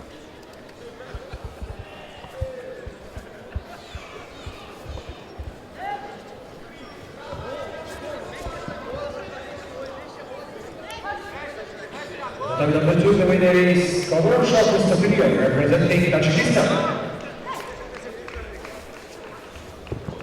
Fighting on the top number 2, the white judogi Karolis Pauza, representing Lithuania. In the blue judogi, Costa has picked up the single Shido, a little over 2 minutes left to go.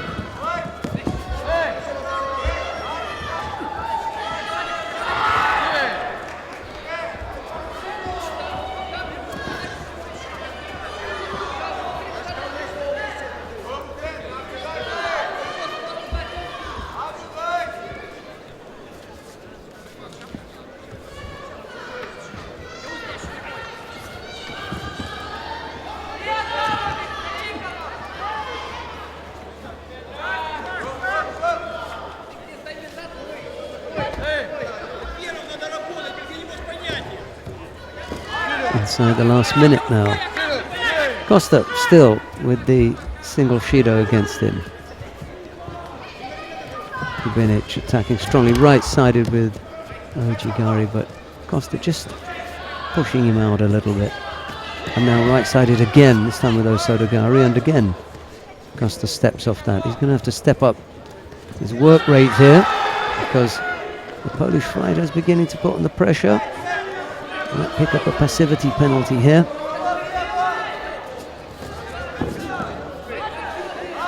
Got away from it there.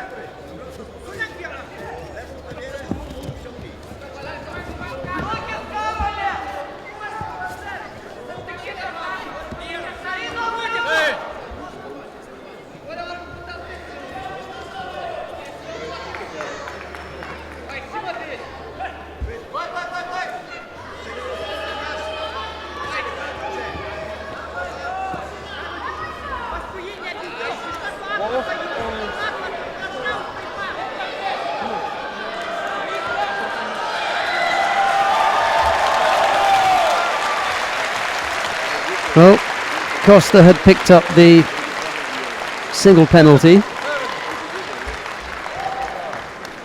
Kubinic on the back of that goes through to the semi-final.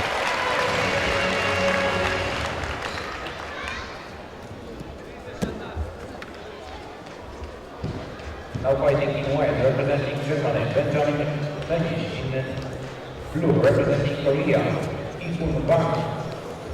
The number 2. Now fighting in white, Number 1 now, next quarter final. Benjamin Neunig of Germany faces Wang Ki-chun of Korea.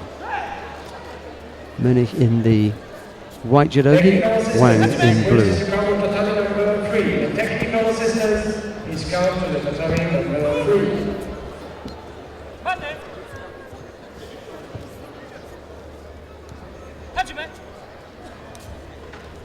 Ekipa techniczna proszona jest na bandę trzecią w celu przetarcia bandy.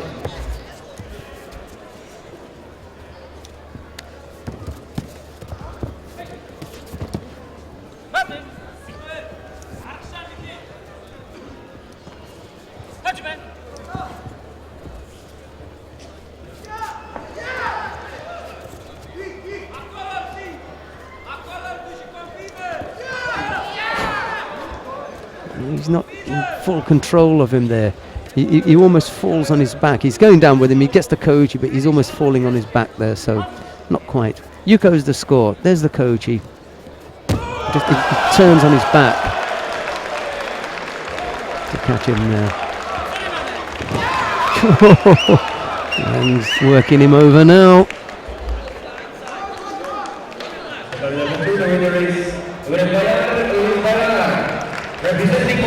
Picked up a penalty there for passivity, not surprising.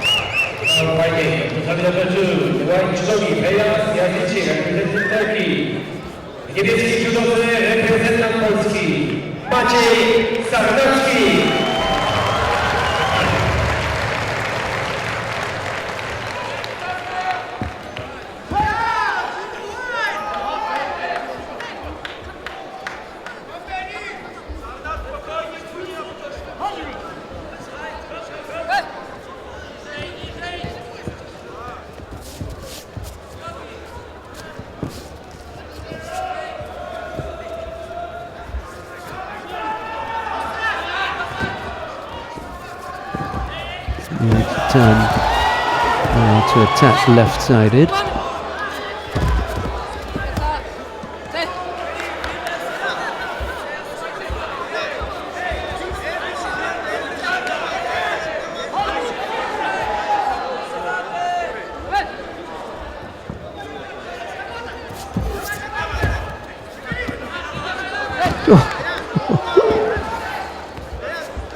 The arm, the legs, not quite where he wants it. A little bit better now, but referee called Mate.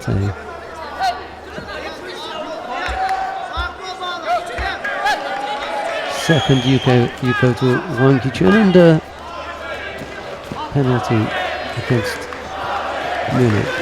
Yeah, there are two on the board.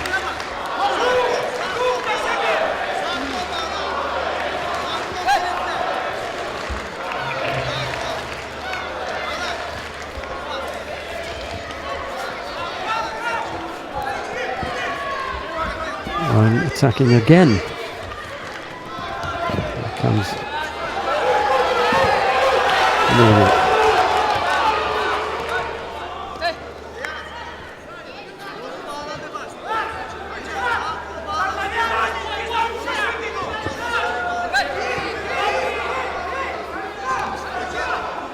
No shortage of attacks from Wang. That's his way.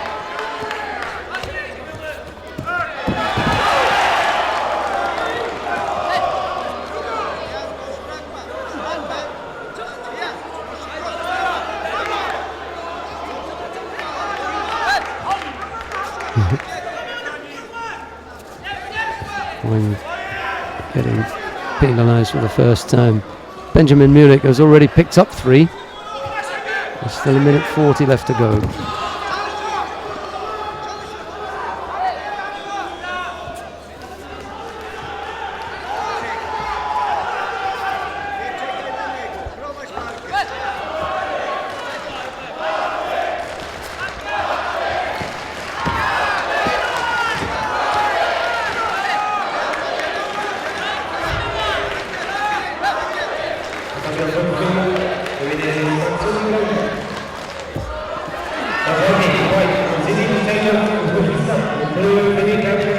Representing Germany. Great Britain.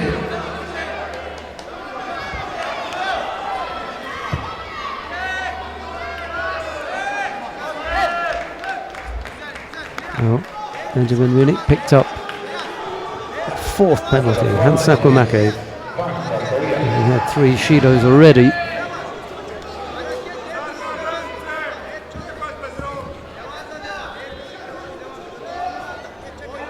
I can't believe it, but Asaf Chen is about to take to the mat. I thought that he was... No, Asaf Chen is... Yeah, he's going to take to the mat. Going to face Valeria Dominica. Let's go to mat number 2 quickly, because there's a semi-final there. Feyyaz Yazica of Turkey faces Maciej Shanashki of Poland.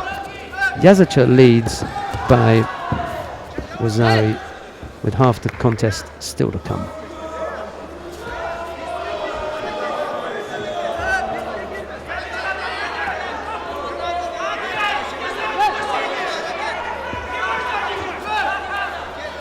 Yazica through Shanashki right at the beginning of the contest for Wazari, and now just hanging in there. Oh, goes again for that little Seonage.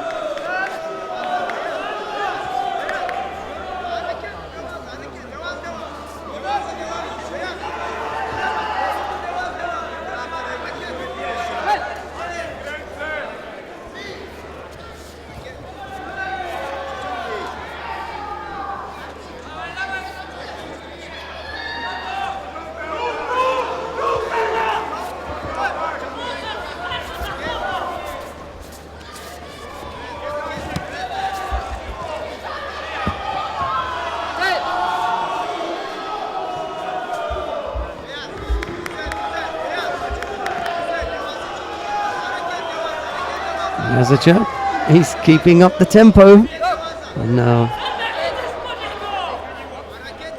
Shanashki picks up a penalty for passivity.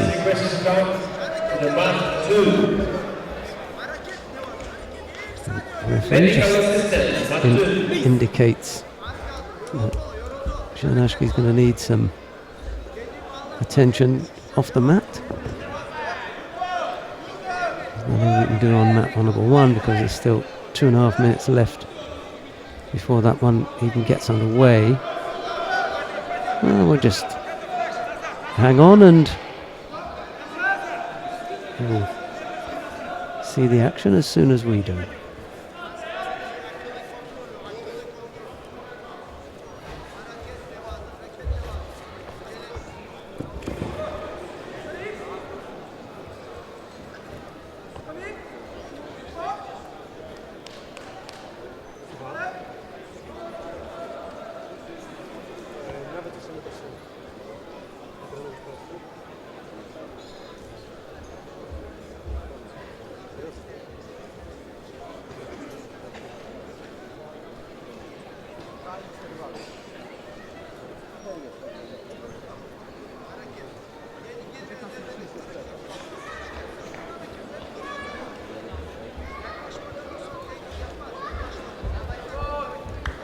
On the number 3, the winner is Great Britain.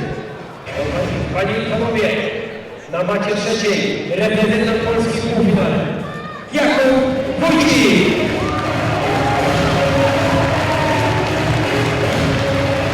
In the blue judo, Shouldn't be long before Shanashki's back on, and here he comes. Right. Wazari down. Minute 40 odd left to go.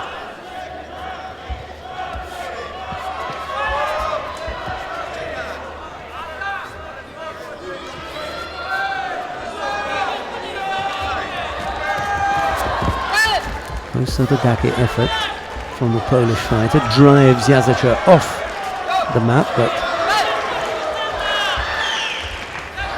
manages to avoid getting caught up with that. Makikomi effort from the little fella fails there.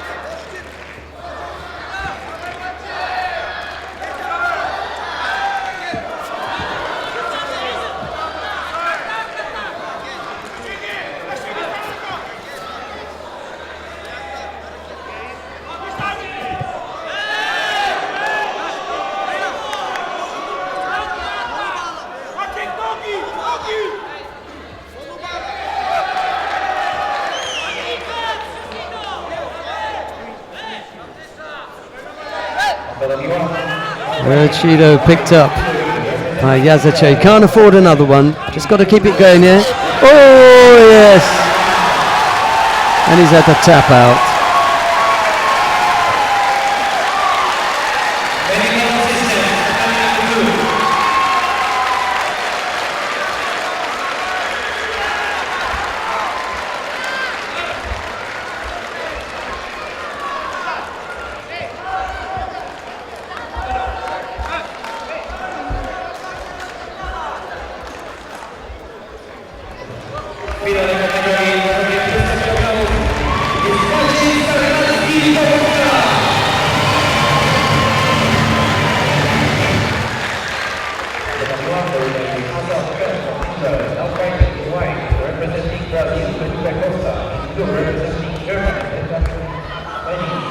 Right, we're going to go down to mat number 3 now, because there's another semi-final down there. Actually, there are 2 semi-finals, one following the other. Jakub Wojcik of Poland faces Rafael Buzakarini of Brazil. It's Wojcik in white, Buzakarini in blue.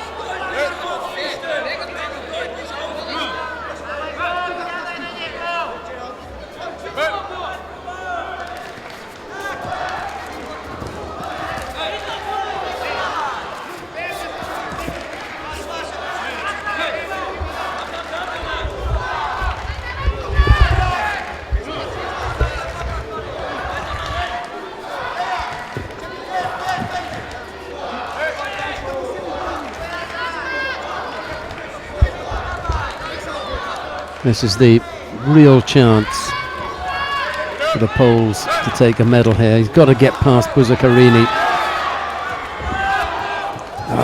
The Satemi Waza in the last 20 seconds. Don't do it.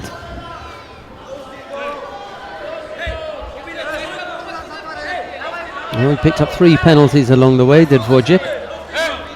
Buzakarini just the 2. 4 seconds to go. This one's going to get away from Wojcik. He'll have to battle it out in the bronze medal match.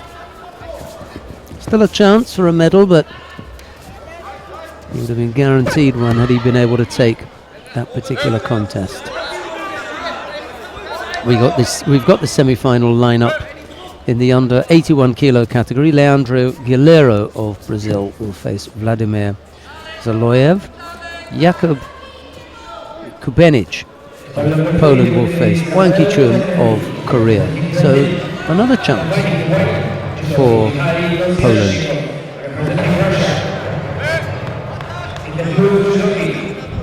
So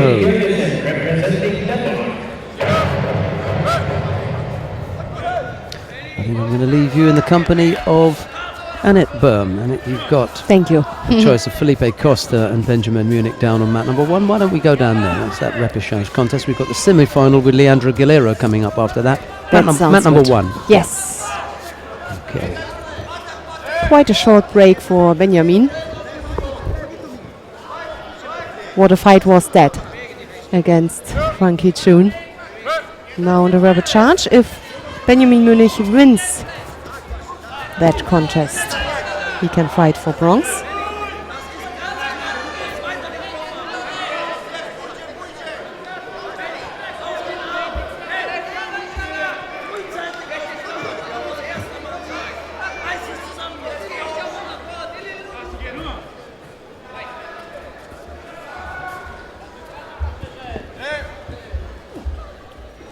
At the moment, and we are within the last minute, both received a Shido. Still everything is open.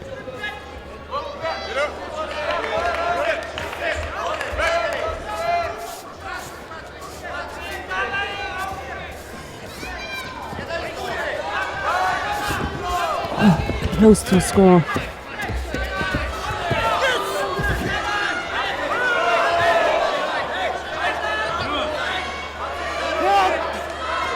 The last 30 seconds.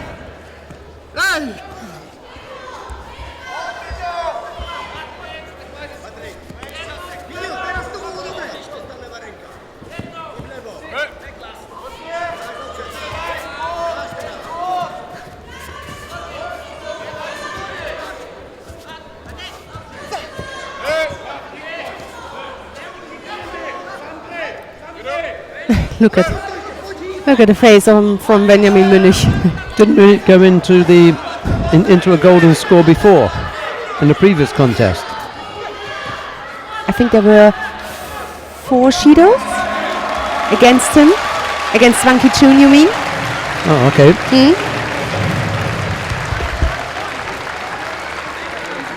But maybe even one before that can be. It can be.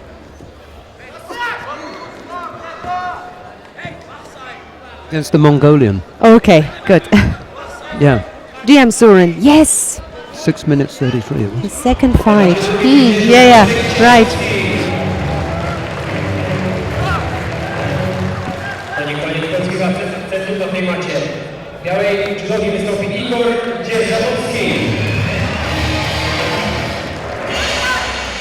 In the blue judowi Paddy Syniawski representing Ukraine. Here he is again. Oh, Koji. Forward, backward, forward. That was quality. That was good.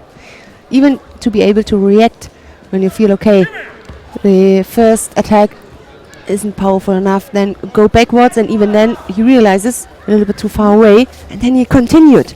Good effort. Benjamin Munich taking that contest. Well, we've got the 2 semi-finals coming up now. could be that there will be a little bit more judo on mat number 2 when these two are done and dusted, in which case I'll leave you with Annette Byrne. But first of all, we'll have a look at Leandro Galera of Brazil. He faces Vladimir Zaloyev of Kyrgyzstan. Another test for Galero.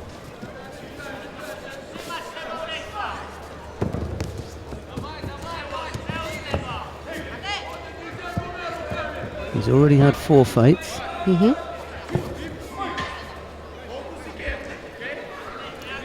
Three of those he's won with Ippon. Although one of them, I think, was where Asif Chen picked up 4 penalties, so... Okay. But still dominant. And we remember all this beautiful Ippon Seoinage. Yeah, he took Vasilenko. He threw Vasilenko for Wazari, so that took him the distance. And then he went the distance with... Well, he didn't go the distance with Asif Chen. Asif Chen picked up a 4th penalty, so he got Hansaku Make at 2:51.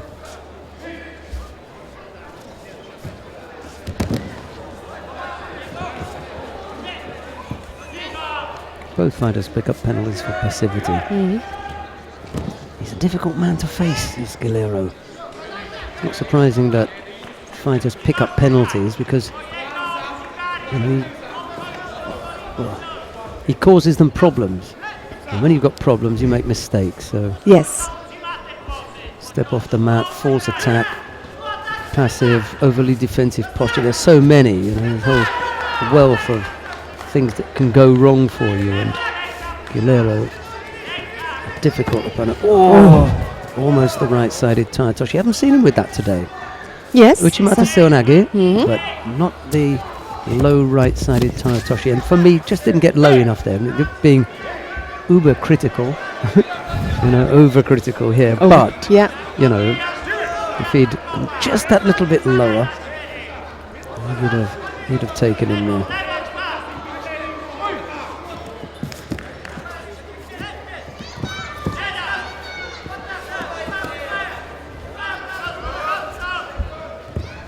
Strong grip from Zaloyev, but Galero fighting it off, just making a little bit of room for him, just getting rid of that left hand of Zaloyev from his back, shrugging that off and now settling down. Going to come across again now, Galero. Zaloyev's taking a little bit too long about this. He had a good grip there, and now it'll be Galero to come up with something. It's Zaloyev who'll get the penalty. Yeah, let's see that one coming. He just took too long. Controls him with his right arm. And now the nice thing is that Zaloyev's coming onto him. This is what Galero wants. He throws in an attack there, that's okay. Tidy things up on the ground. Oh! What a nice working out there. Sorry, that was amateur. Oh, man. Oh, no. A 3rd penalty for Zaloyev. we got 2:13 left to go. He got rolled over like a baby in the other there, didn't he? I mean, that was... Yeah.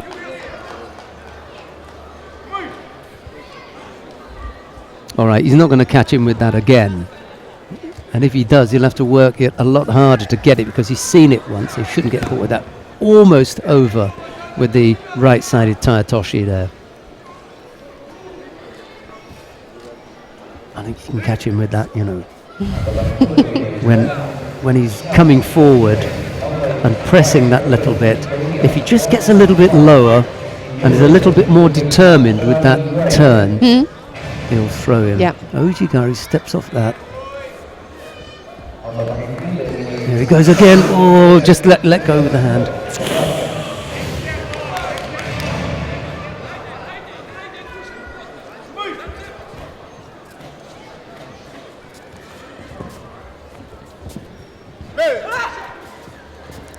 Galero beginning to move as though he's enjoying being out there.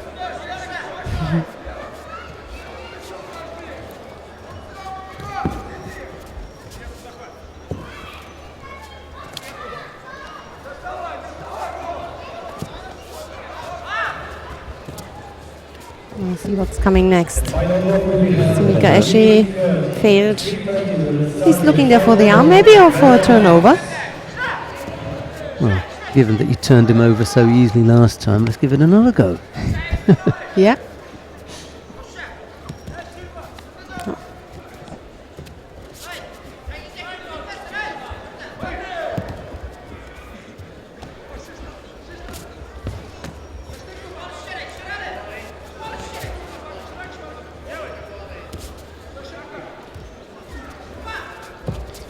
Frantic signals coming from the Kyrgyz coach.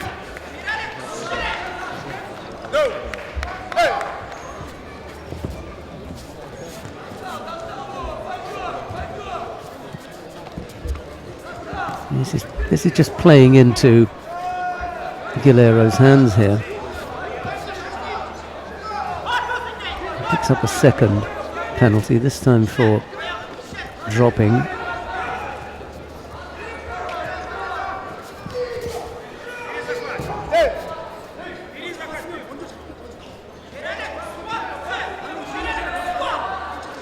Roland Poiger, the referee, sitting there watching on closely, waiting for his turn.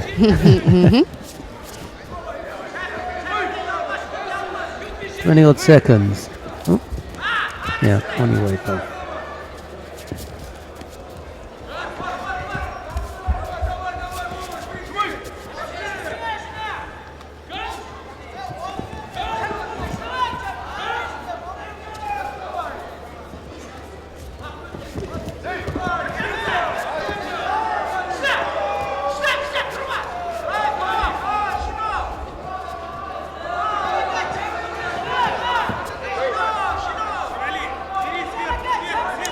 Last 10 seconds then.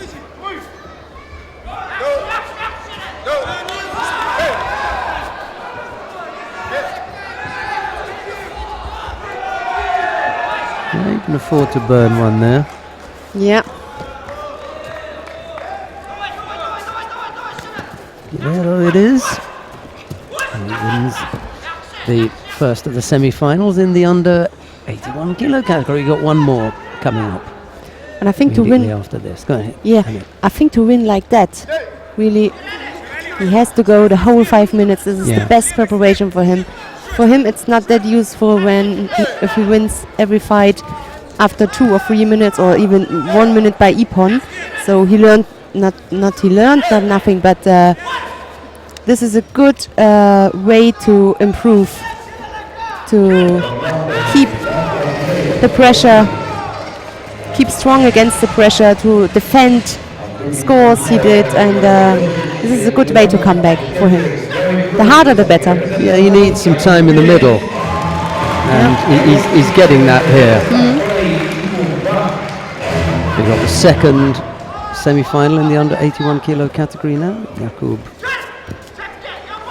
Kubenic against Wang Kichun.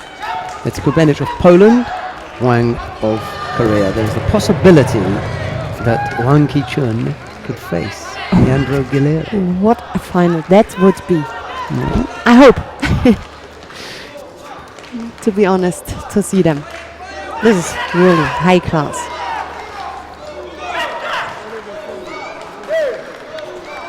I saw the fight before from Wang Kichun against Benjamin Münich. What a fight was that. Like a firework he started. Not so the fight before. He was leading very early. Then he was very defensive. And then he came back. I think it was Uchimata. But the last fight was... He showed his class.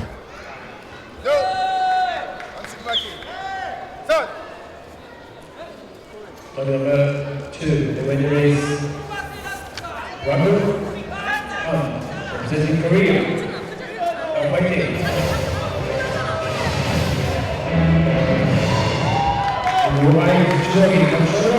Representing Tajikistan.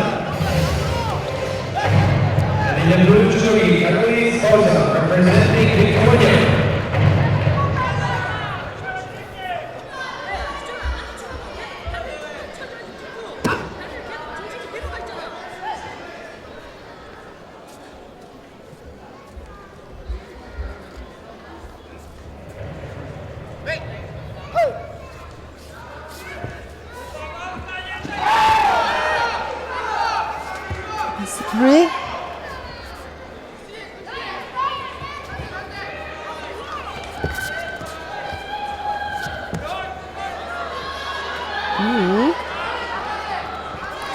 100%.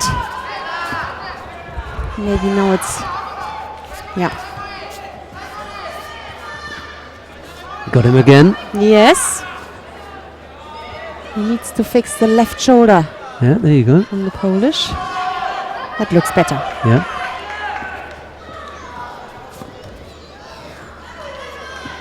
So Kubenic not able to fight off Wang Qichun.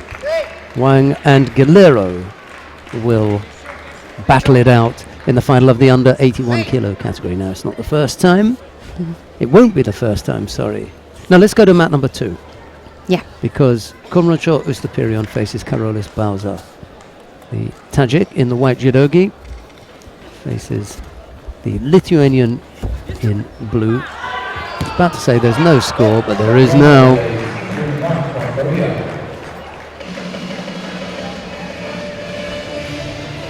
There is now.